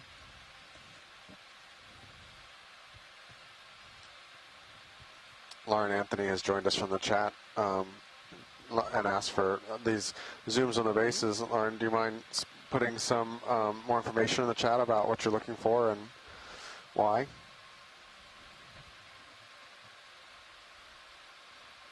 Lauren, I said Lauren, sorry, Laura. Okay, zoom on. Closer, nice and wide. Sorry. Got it. Joy lock didn't quite take when I wanted it to. Oh, all right, good. now you're good. Okay, coming in. Let's get lasers on just for a quick. There's that chitin in the back, too. Yeah, and while we're doing There's that... lasers on both branches. Okay, beautiful. Lasers out. There's another one of our predatory oh my gosh, polyplacophorans that apparently just love this seamount. They really do. That's so wild. Start with base, sliding you up. Okay. Do you need any additional light? I think right now we're all right. Okay.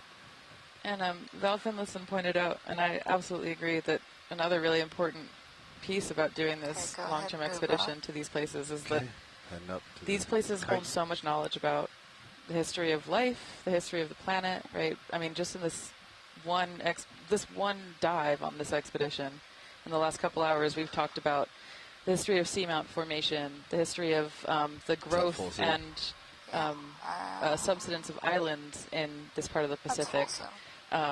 The fact that these corals have been around over the last 6,000 years as the ice ages, are continuing, like the melting of the glaciers is continuing to affect sea level. Get rid of that. We're seeing these huge shifts in climate over time, right? Like, there's just so much about the history of the planet that we can learn from exploring the ocean, as well as just what's going on in the present day. So there's a lot of knowledge that these places hold, and they're very special. And before we leave, can we go back and get a full zoom on the base? Yep. Tilt that down.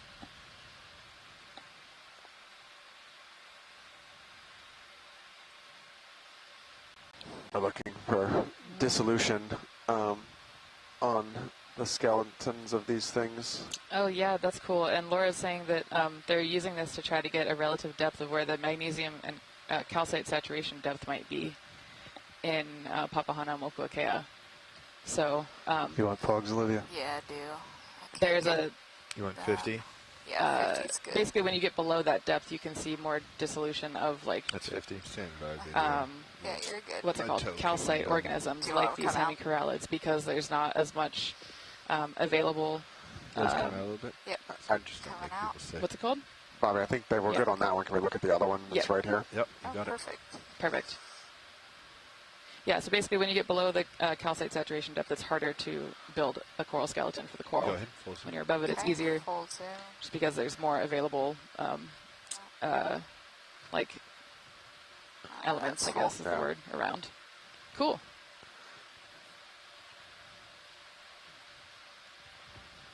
Can we just tilt up just a touch? Yep, the white, just a moment. Yeah. All right, here we go. My hands are free now. The white is what the white area that's bare is what we're looking for. You got it.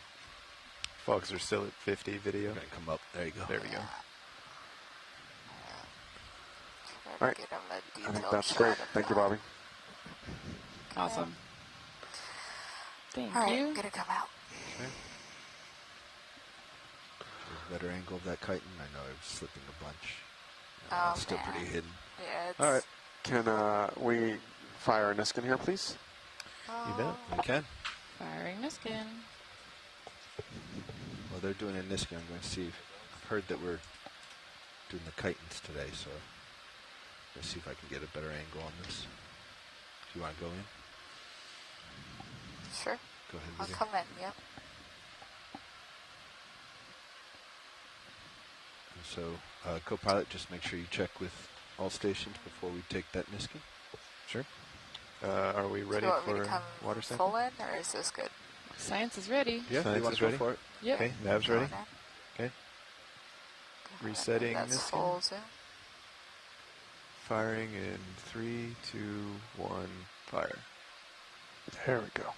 All right. Looks like Niskin number 3 worked this time. Fantastic. So that was 13W and Niskin 3.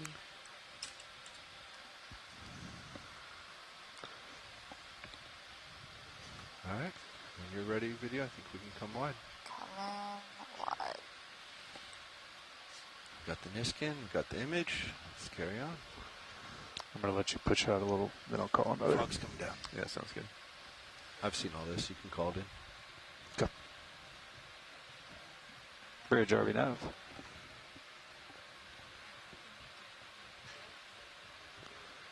Wow, look at that big one.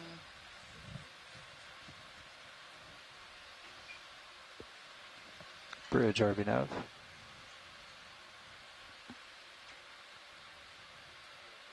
Hey, Bridge, I'd like to request a ship move, please. Same as last, range 20 meters, bearing 340 degrees, speed 0.2 knots. Okay, so we're continuing on up this ridge, or... Good copy. Thank you, Bridge. Yeah, ridge. That's a good way to describe that. And it looks like there's just even more hemicorallium, still there. Precious corals continuing on into the distance. And these white, kind of brittle corallid types that we sampled earlier in the dive. Looks like the ridge goes off that way, but I see something in the shadows here. Let's see if I can reach it. Oh, wow.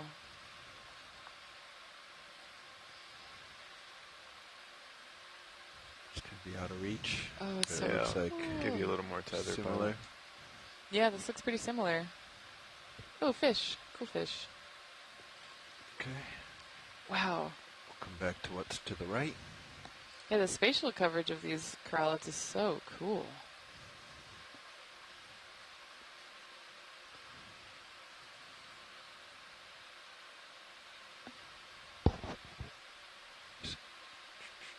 Just watch that ridge as it's coming to you. Copy. It's like right now I'm below the ridge line. It's on your right side. Yeah, copy. I'll pull up a little bit here. So this is a case where you should not drive based on delta. You should drive based on what you see with the terrain, and altitude. Okay. Beautiful purple, Copy. just right of center.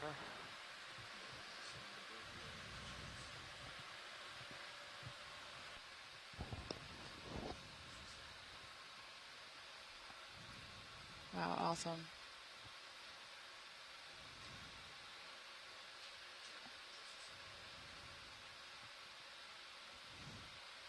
Yeah, this is a pretty spectacularly dense community. Just very different from what we were seeing further down in the dive. That's so cool.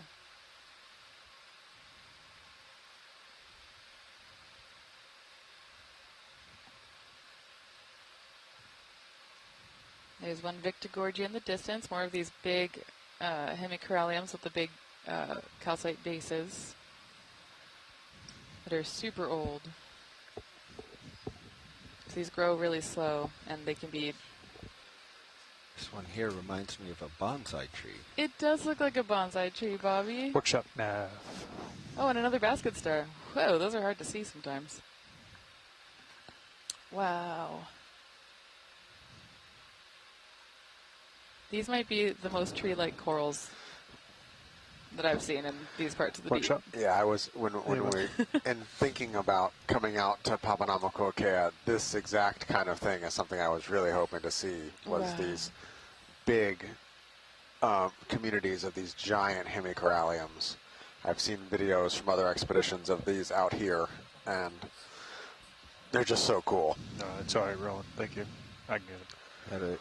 I'm quick glancing over at the still camera here, and in the quick glance I see a combination of like fall color leaves, a bonsai tree, or cherry blossoms with the color. Yeah. So I'm right there with you. These definitely look like trees. Oh man. Get lasers on I know that I'm base. not a tree tattoo kind of person, but this would make a very cool tattoo. This is a smaller one of the ones we've seen, Roland. I have a little more tether. Awesome. Come up, continue on. Oh, it's a branch whip kind Go of. ahead, Rich. Good copy. Thank you. Yeah, no, don't you love it when the unbranched corals branch? Yeah, what? Why, Brian? Make it make sense. I can't. Eating on them. That's a great point, Chris. I haven't seen a lot of the really tasty corals, to be honest. Like, you know, the bamboos seem to get eaten a lot. The primnoids seem to get eaten a lot. I mean, don't get me wrong, I've certainly seen sea stars on other corals, but those two families seem to get chomped on the most, and they're noticeably rare here. Fish. Fish. Go for fish. Fish. Ooh, ooh, what's that? Cuskeel. That's a cuskeel? That is a cuskeel. I'm never going to get any of this right. But it's beautiful. That's big cuskeel. Oh, and a jelly flying through the distance. What do cuskeels eat? Anything smaller than they are. Nice. Ready Same. for more? Yeah, if you want it. Oh, wow. Great view of eyeball.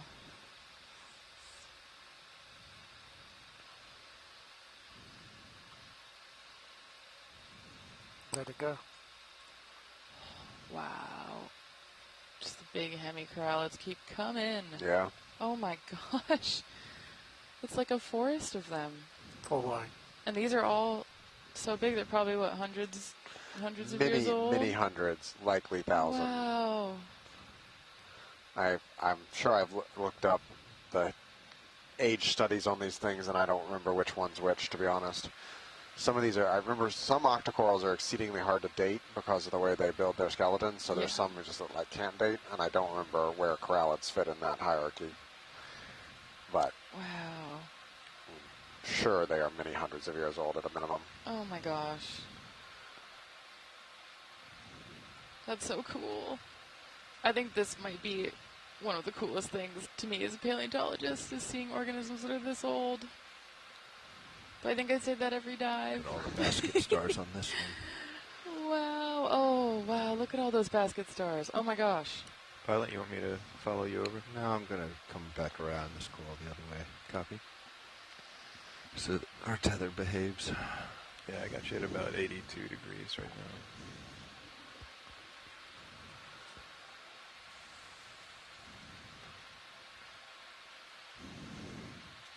Copy 82. Time for me to keep going. So we only got about 10 minutes remaining in the dive, right? Yep. Yep. But what started out a bit thin has turned into quite the epic coral dive here at the end. Whoa. Yeah, that's just... the big pink coral center is huge. Look at that base. Oh my gosh. You know, and interestingly, this is still, I mean, we've picked up some of these Turdoporia sponges that are here in some light abundance, but for the most part, this has still been really sponge light dive. Yeah, well, compared to yesterday, the current seems a lot lighter. We only have 10 minutes left, so I don't think we have time for that. Zoom? I think it's a base, but kind of in the bottom right. It's, you know, brownish, dead-looking color, yeah. Okay. We'll do 1 second watch lead. Yeah, no hurry. The fog's up a little bit. It's not going anywhere.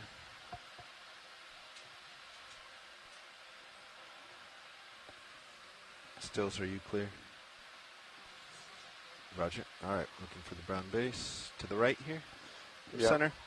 Just coming basically center, yep. Yeah. You got it. Go ahead, video.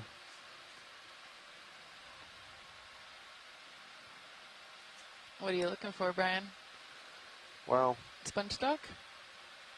Nice gastropod in the background. Yeah, I mean it's a very old. Okay, thank you. Oh, there is a gastropod though. Let's look at that, please. Yeah, the snail. Shell. Go ahead. Top or right of Beautiful. All right, thank you. Awesome, thanks. That would be fantastic. And then the big, what's the fluffy thing, fuzzy thing at the bottom of the giant coral space? Yeah, we were wondering about. Is it an anemone? Is it a nudie? Is it? Has a stoloniferan look. Sada trying to make things up from a distance. Go ahead, Roland. Oh, stoloniferans. Stoloniferan coral. Oh, cool. Right. Thank you very much. Oh, there's some pitting there. Oh, yeah, look at that. There is a little pitting on that base, but just a little bit in those places, in that area. Yeah, and in the chat, Laura was suggesting that maybe there's some animals that bore into the skeleton. Because there is some scratching and pitting in there. Yeah. All right, thank you. Okay, let's come on. Great view. Oh, I see. So beautiful. And 1, 2, 3 basket stars on that.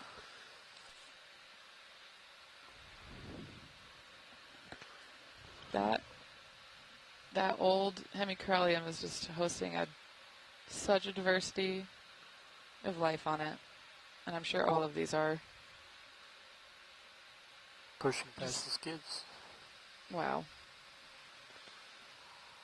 You know, as cool as this is, though, what we see in the screen, I still think the highlight of this dive to me is unquestionably going to be the predatory kinds. Because, you know, that's wild. These things are crazy. Like, I've only known them as, like, in rocky intertidal zone where they just kind of eat algae and slowly crawl in like a snail.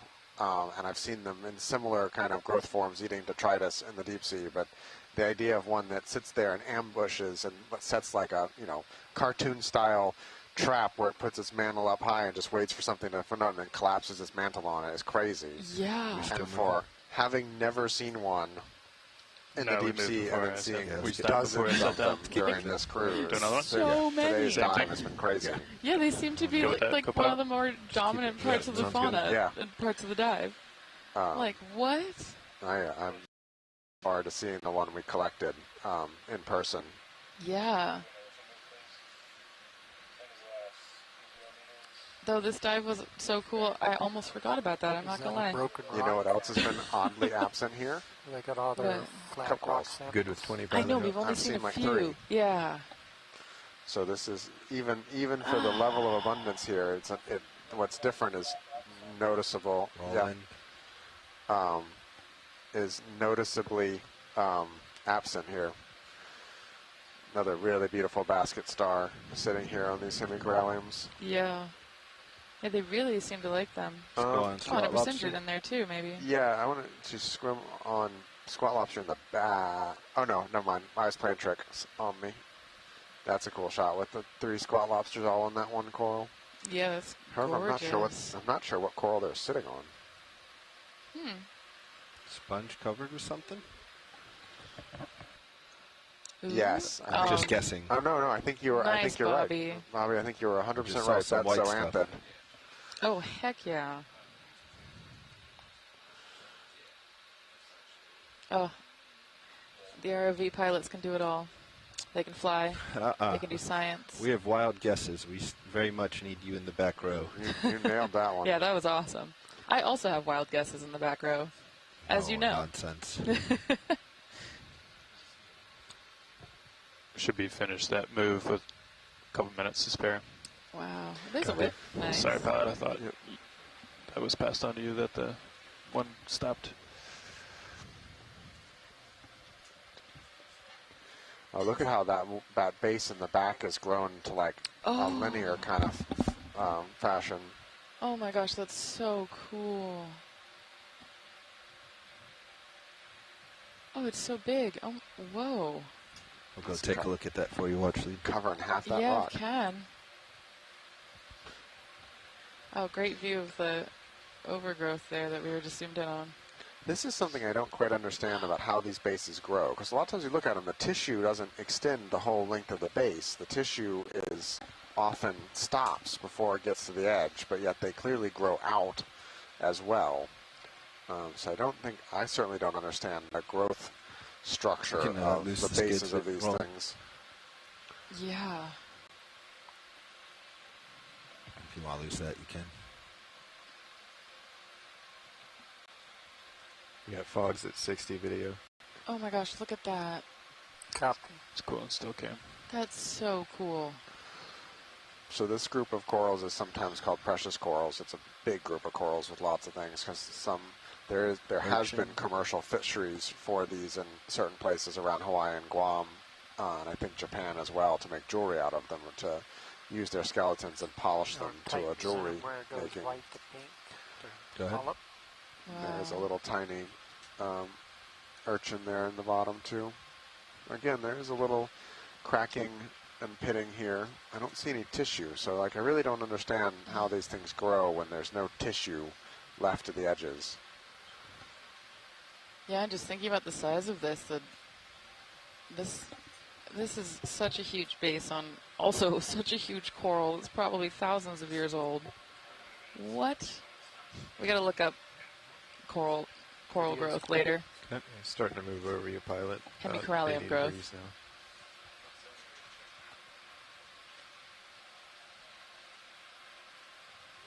But I just love that visual of how strongly attached to this rock this hemicorallium is. Yeah.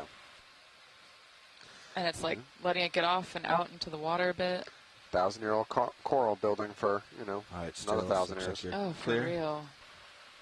Man, if only we built like that nowadays. Take a bridge. That's gorgeous. It makes me happy to think that those corals will be alive in another 1,000 years. Oh, Sea star lower left. There's so many. Yep, thank you. See, Bobby, I don't know what you need me. No one's going to ask before I even ask for it. Roll video. Tip me off to this one.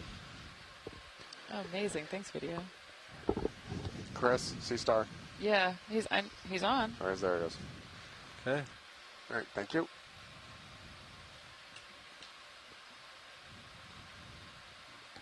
There we go. Here comes the big one I was seeing. Crinoids. Wow. Yeah, when I'm having a bad day, Brian, I love to think about just, I mean, sometimes this makes people sad, but as a geologist, the time scales we work on are so long that it makes me happy to feel that, even though my life is relatively small in the grand scheme of things, many of these beautiful ecosystems and organisms that we see will continue to be here for many, many generations beyond us. And maybe that sounds depressing, but to me, I think it's beautiful just to know that this coral will probably be here in 1,000 years. It makes me happy. it's just such a great example of why in Hawaiian thinking we call these islands our kupuna. All right, Bobby. Whenever you're done with these shots, that's going to be it for us today. What a great way to end this dive.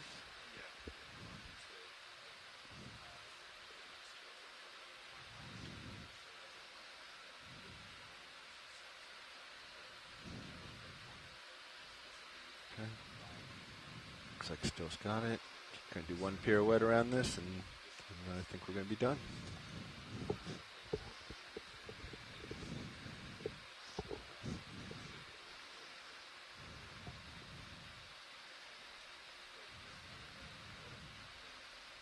What a beautiful way to close this dive. It is. And this lovely pirouette around the semicorallium. Such a beautiful dive. This was awesome.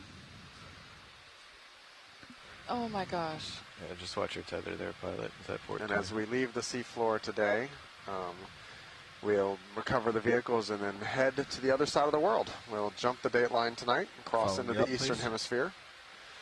And we will be diving on another seamount tomorrow. I believe it's also unnamed.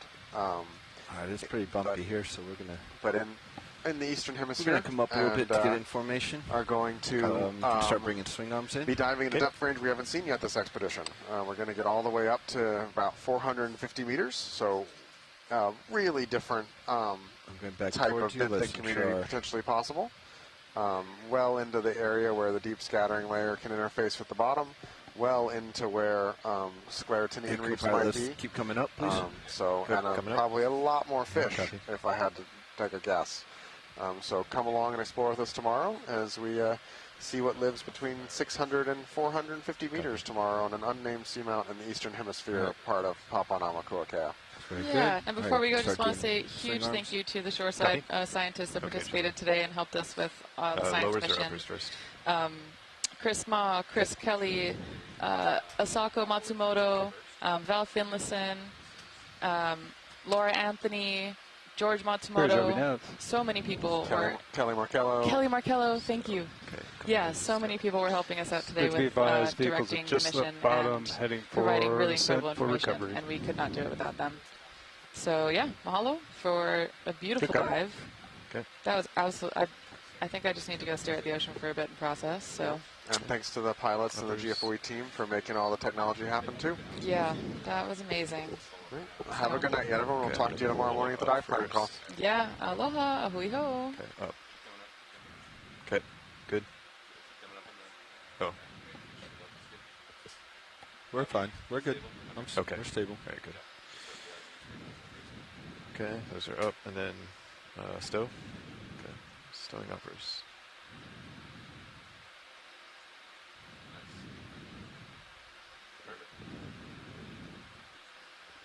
Okay, swing arms stowed. Yeah, the rest we can figure out later. Let's keep coming up. Copy. Coming up. You want a decent pace here, pilot? Don't go over the tide. Just kind of what you have is good. Gotcha. Copy. We're going to go just a few more meters. I want to get about 20 off. Copy. So just keep coming up. Okay. Coming up.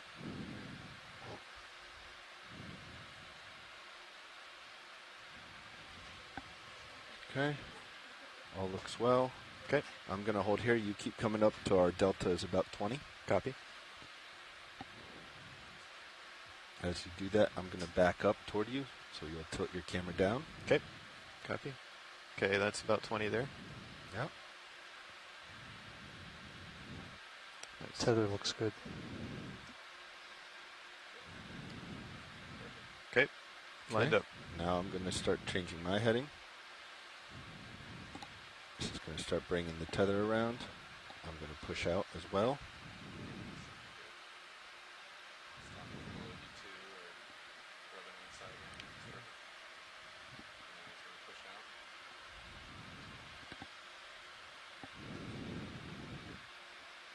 Okay, I look good on all cameras. I'm going to start coming up. Tether looks good. As I push out. Makes the bottom look a lot closer. Ready. Okay. Okay. Let me know when you're ready to disengage auto heading pilot. Roger, we'll let you know. Copy. Should I be? Copy. All right, I'm starting to see, at least in my view, tether's looking good. We're going to wait until we get that same view out of your tether cam, which we're getting it now. Copy. Tether's nice and straight. Looks good. We're going to align direct with the ship. You can come out of auto head at this time. Coming out of auto heading. Auto heading disengaged. Roger. All right. We look good. Happy tethers. Our streaming is pretty good right now, so let's keep coming up. Okay. What, 30 meters a minute? Yeah, you can start ramping up to that.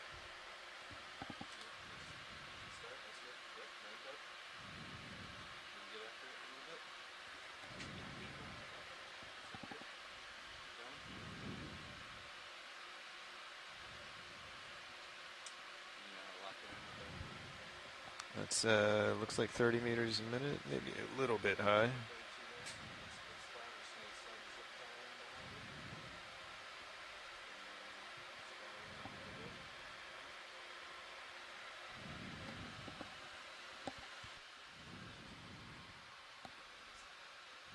$30 meters a minute right there. Roger.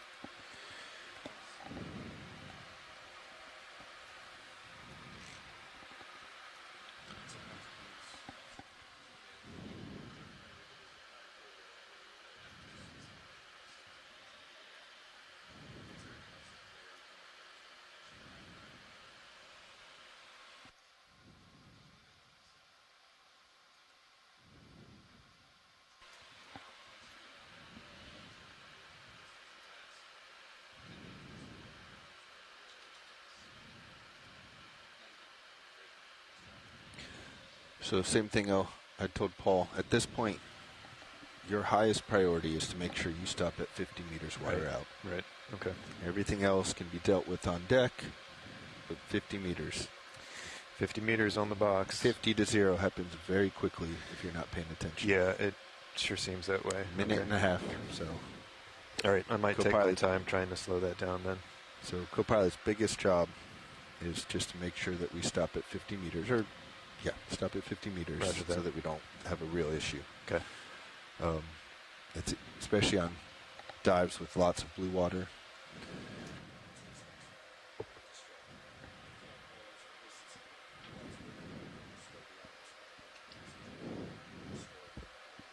Yeah.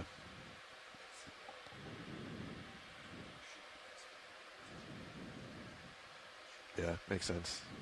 Speaking of which, is our shilling arm stowed?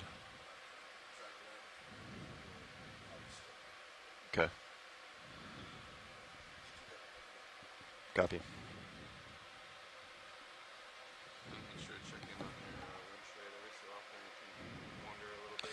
It has come up just slightly to 30.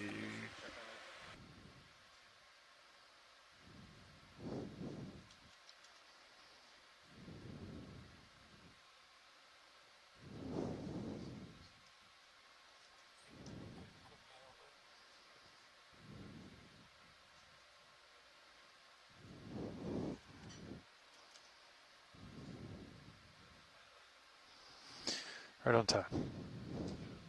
Give you a few extra minutes.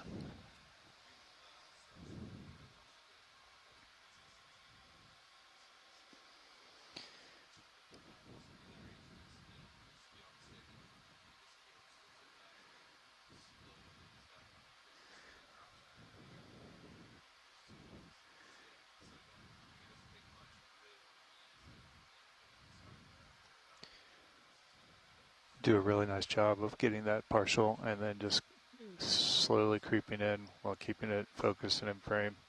That's not an easy skill to hone, especially in high current.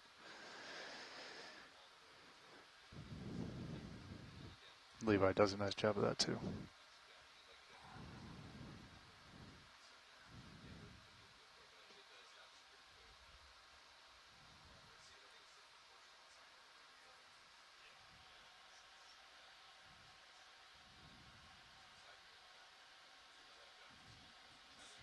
It's just such a prettier shot because you can stay longer on it. Science can see it. Yeah. Well, science gets a longer view of it, right? So you got a partial and you're just creeping in. It just keeps getting better and better and better and better. Yeah. And then if you get that creep pretty dialed in, then when you stop, it's like you can't even really tell on the screen.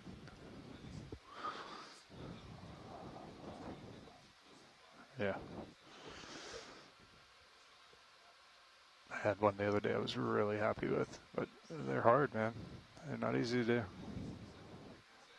Yeah, it feels good. Yeah, no, you had some good ones today. It catches my eye whenever I'm watching Pilot.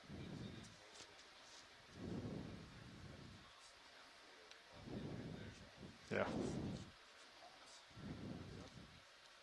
Yeah, just everything's smooth.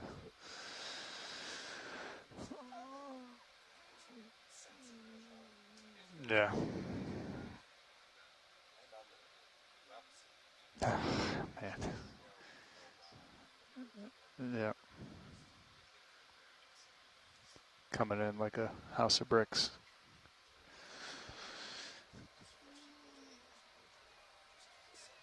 Yeah.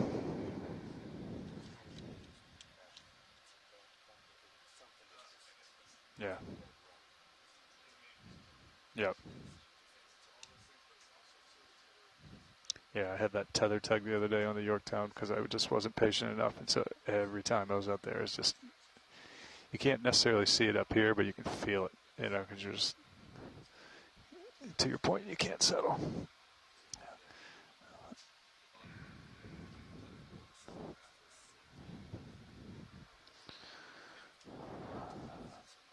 Yeah. It's a shipwreck, Bobby. There's nowhere to go. No, I'm kidding. Yeah, I know. Yes, you're absolutely right. I was like, for 10 minutes, I want to move, you know. But the clock in my head is probably way faster than everybody else who's watching. You know, they're, maybe, who knows.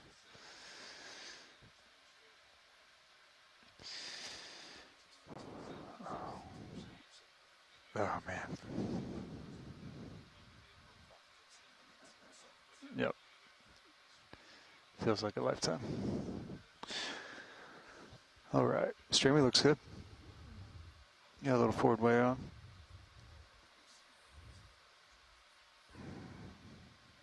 Tether's happy.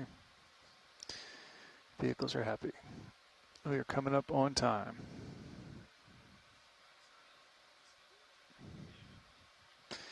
I don't think we've any sharks today, unfortunately.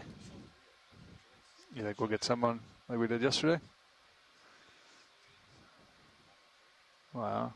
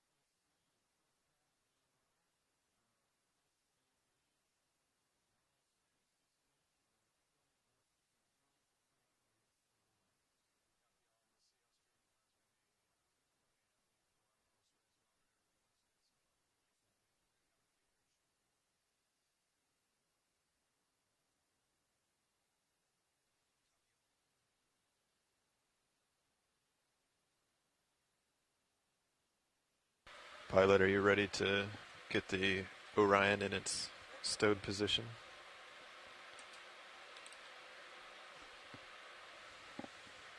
Let's see. A little bit of shoulder right here.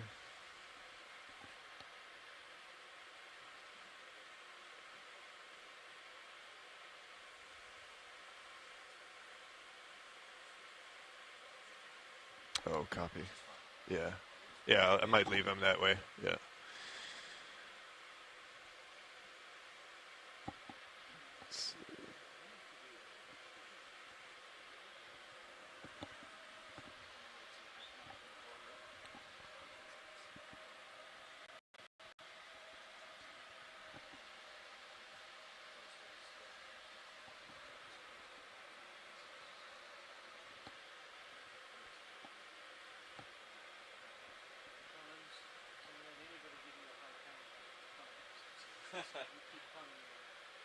Yeah, I guess. Yeah, I don't know. I guess I never really heard you weigh in whether you test them or appreciate them. Nice. I heard you. You fired a few back too yourself. Not too shabby.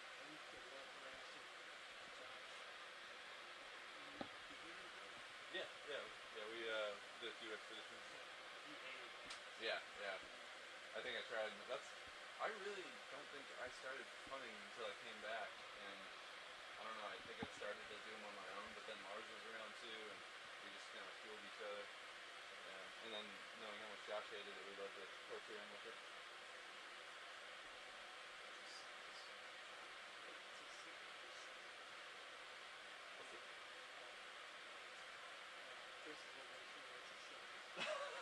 Yeah, because it's latched on, like everyone's like infected by it. Yeah.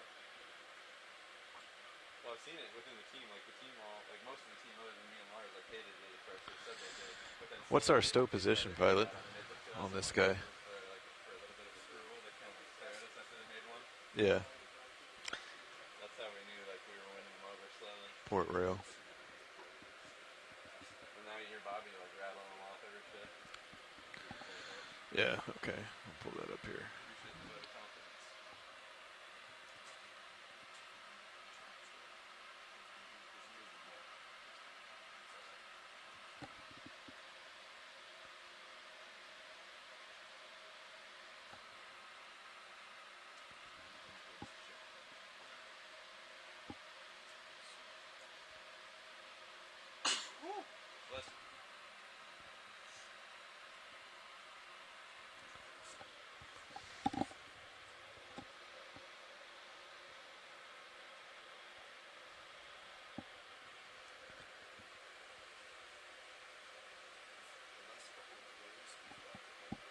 Okay. Yeah, that's kind of what I was thinking had happened. Yeah, I mean, happy to leave it like this if you.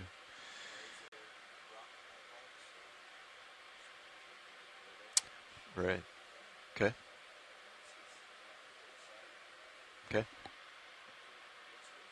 Copy. We'll leave it as is. Is that light resting on the rock box? Yeah. Okay. Shoulders all the way up. I will elbow up.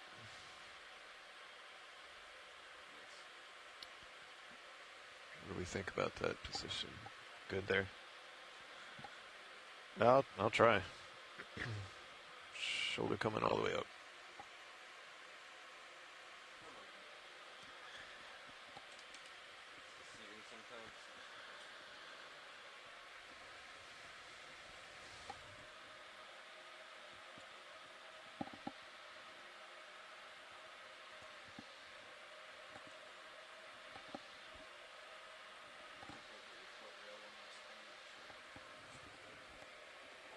Oh, okay.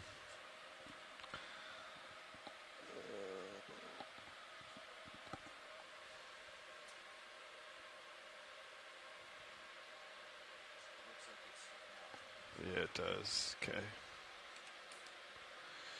Bring it in just a little bit.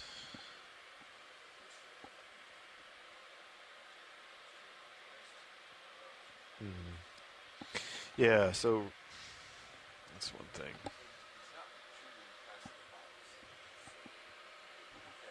Yeah. Yeah, I'll bring it in. I'll just shoulder right a little bit.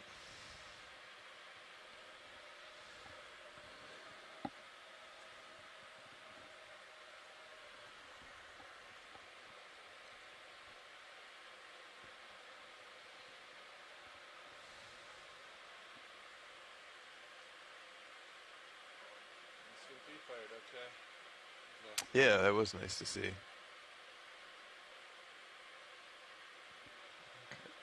Check that real cam. Got a little freebie piece of coral sitting on the rock box lid.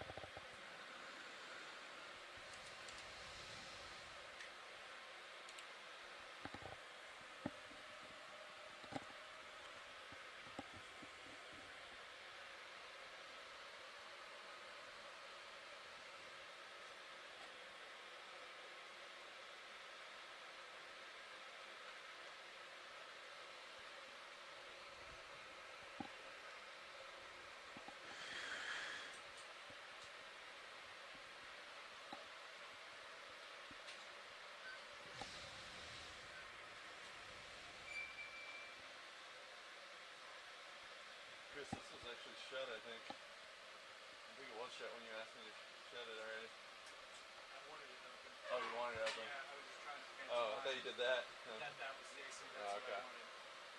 I know you get cold sometimes. I'm surprised to not see you in your hoodie. I was asking for more air. I always see people reaching up here. I don't think I've ever moved it myself, though. Big tear in the hole. Yeah.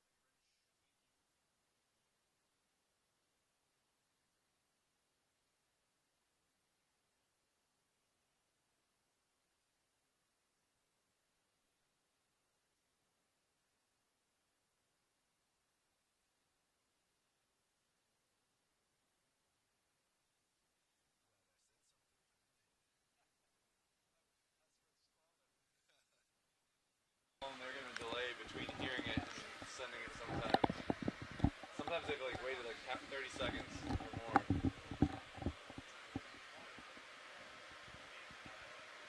You got your connection.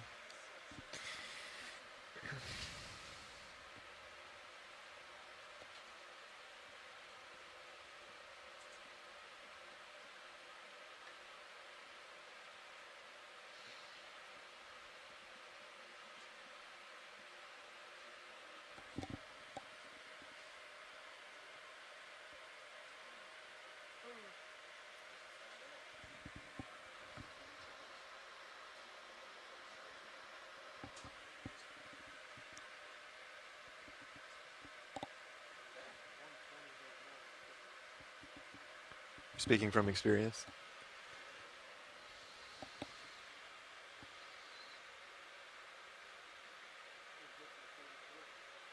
Oof.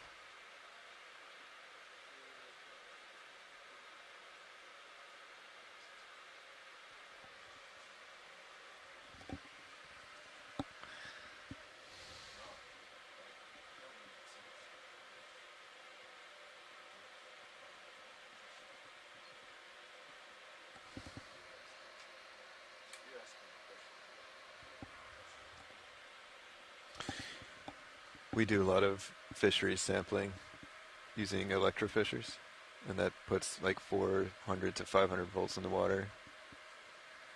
You do not. That if you fall in the water when that's going on, that could be the end, for sure.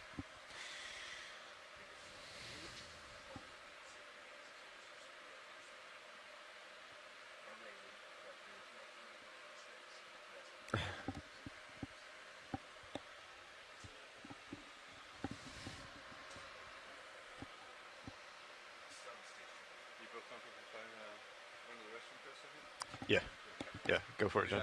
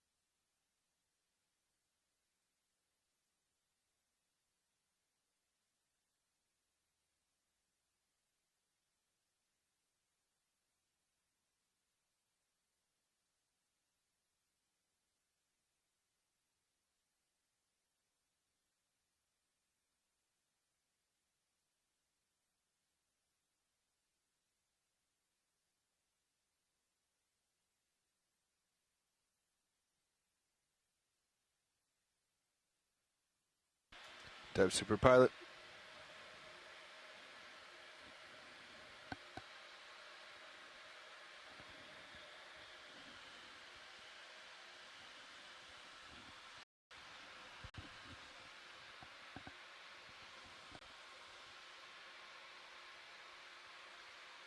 Roger.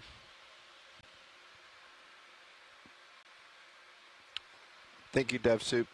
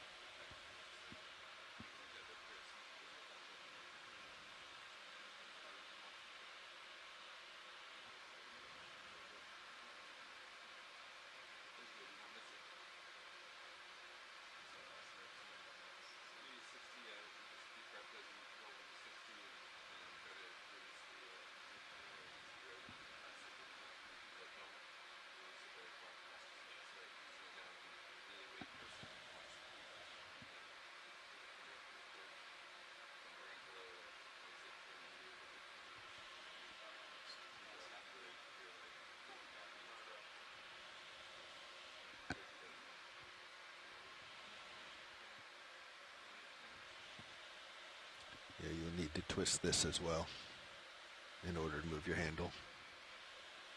7.5.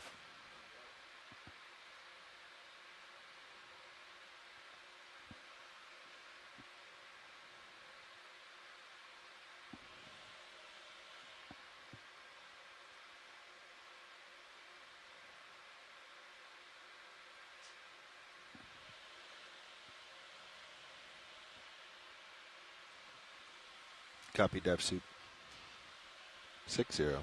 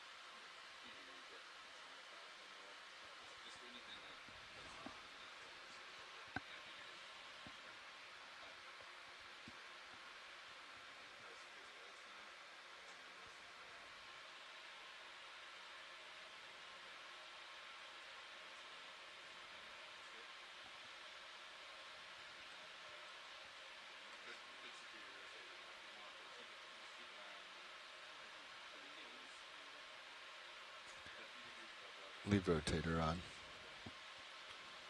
Leave rotator on, but we should secure your thrusters.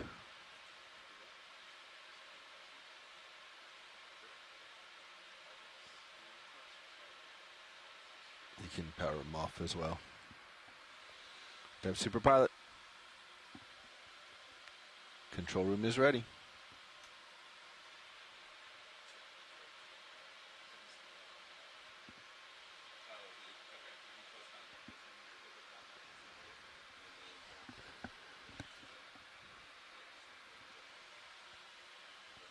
Roger, Dive Soup. We have eyes on our first shark.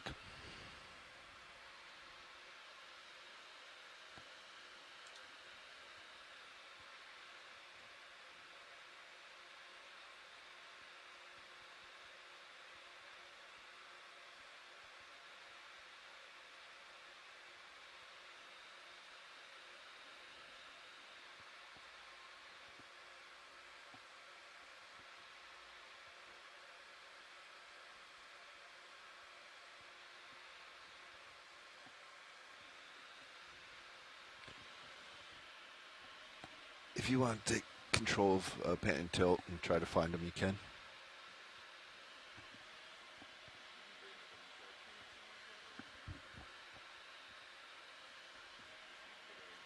You can bring it up on main cam too.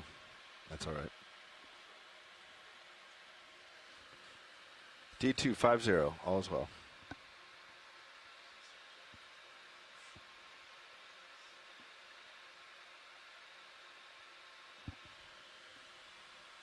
Roland, go ahead. That was me. No. Zoom. Zoom. Yeah, that's me zooming. Okay, I can't tell. There. That's wide. That's me zooming.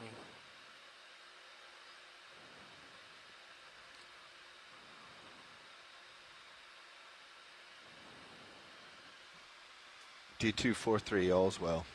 Good visual of the ship.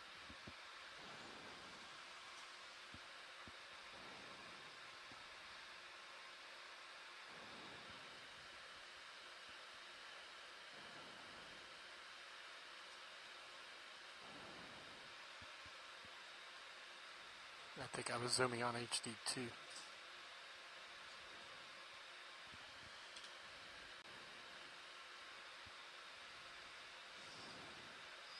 He's trying to catch up. He's way below me, for reference.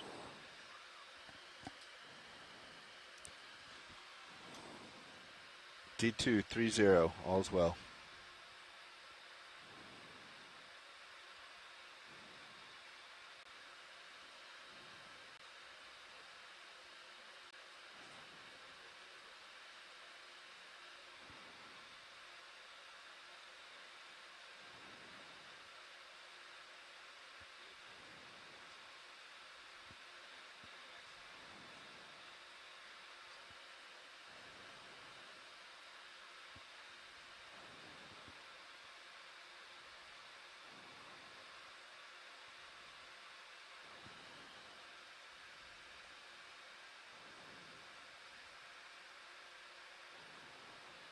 He's in HD2 now.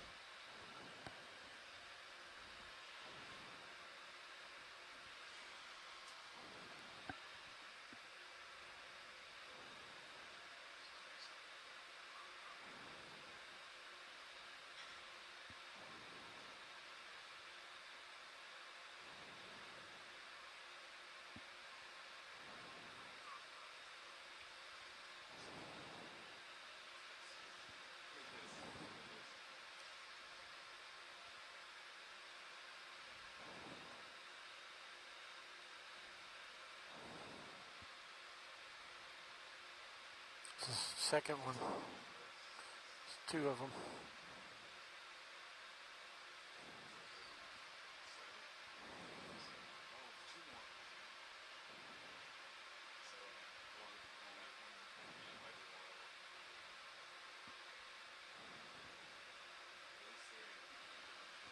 All right, rolling. Cameras. Copy.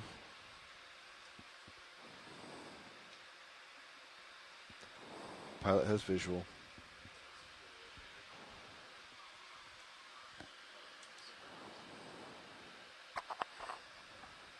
ROV main camera tilted.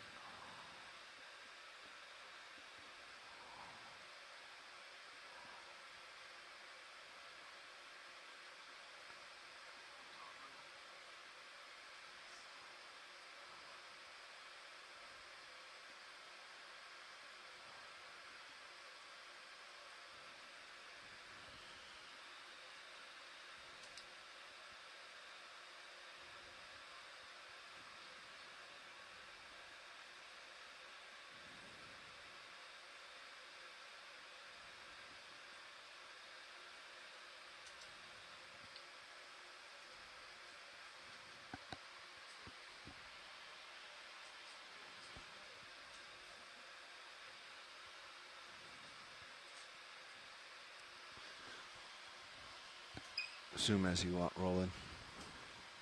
Copy.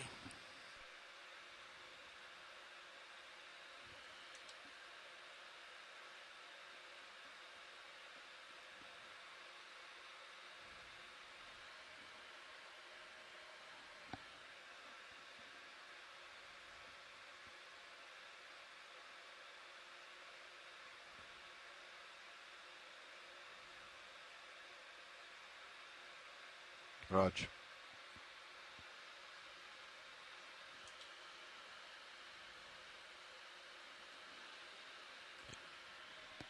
Roger, dive soup.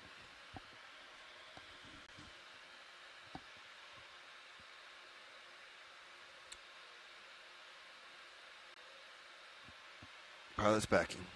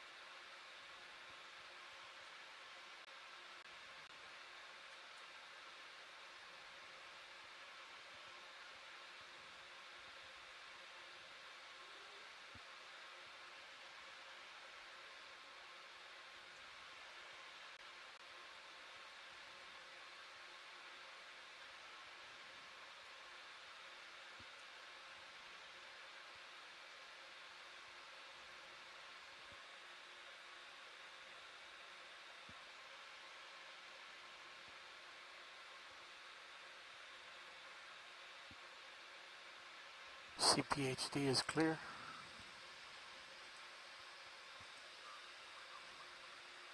Sirius HD is clear. Pilot easing.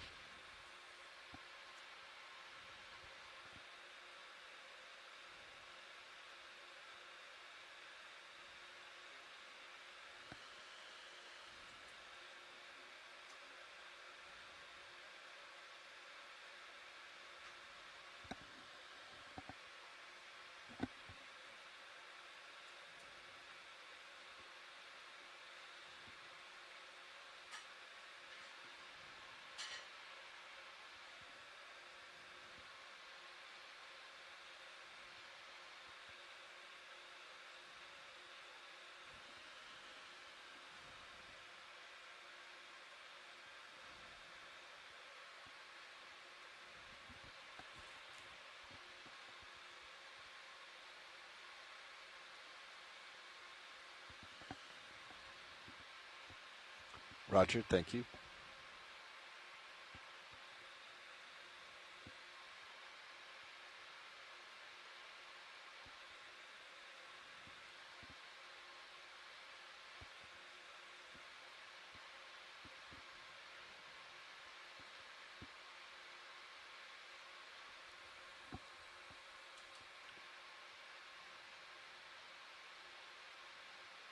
Both lines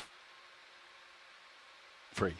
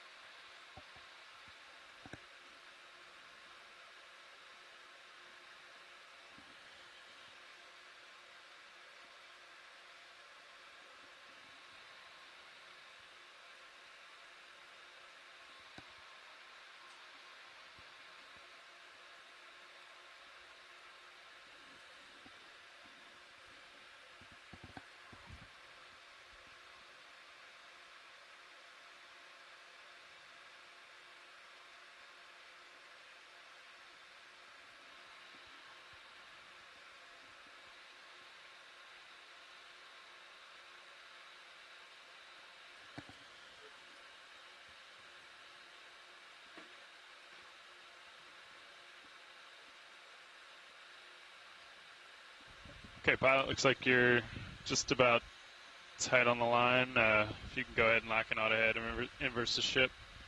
Make our way to the crane, please. Copy, dive suit. Copy, dive suit.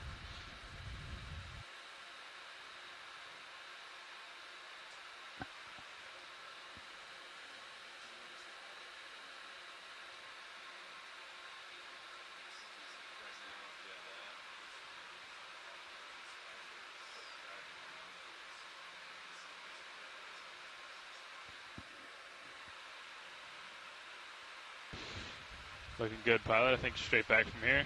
Straight back eye.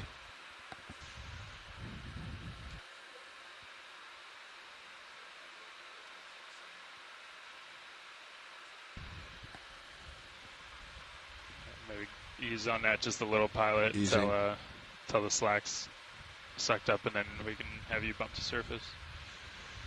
All right, there you go. Yep. Yeah, looking good, pilot.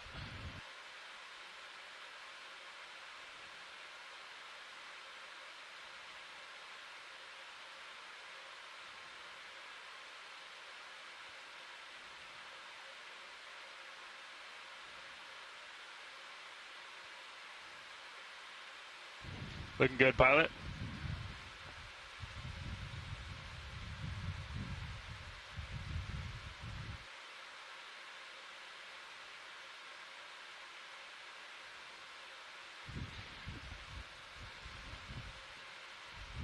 Yeah, I'll let you lateral and drive under the crane, pilot. Roger.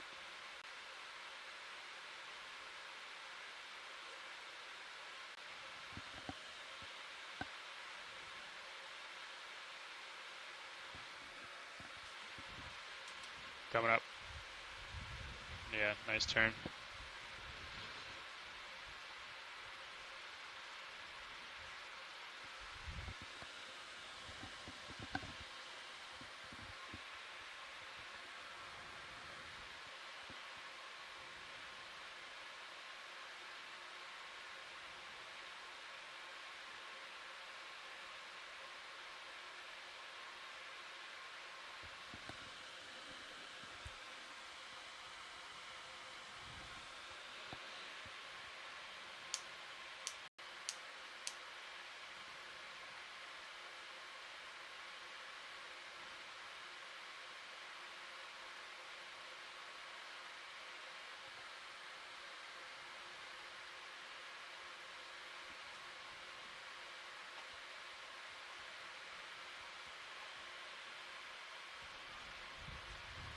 Pilot secure power.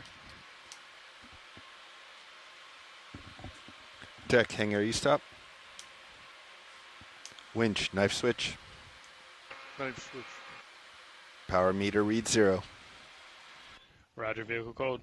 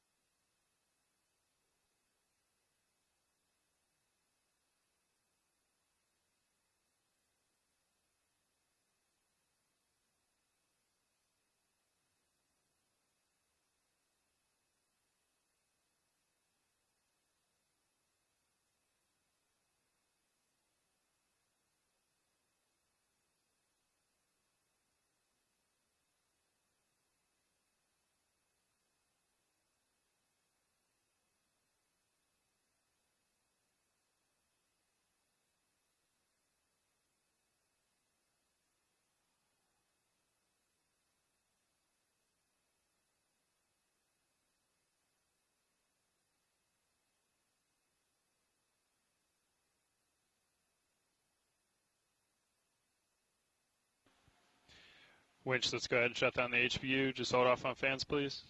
Copy.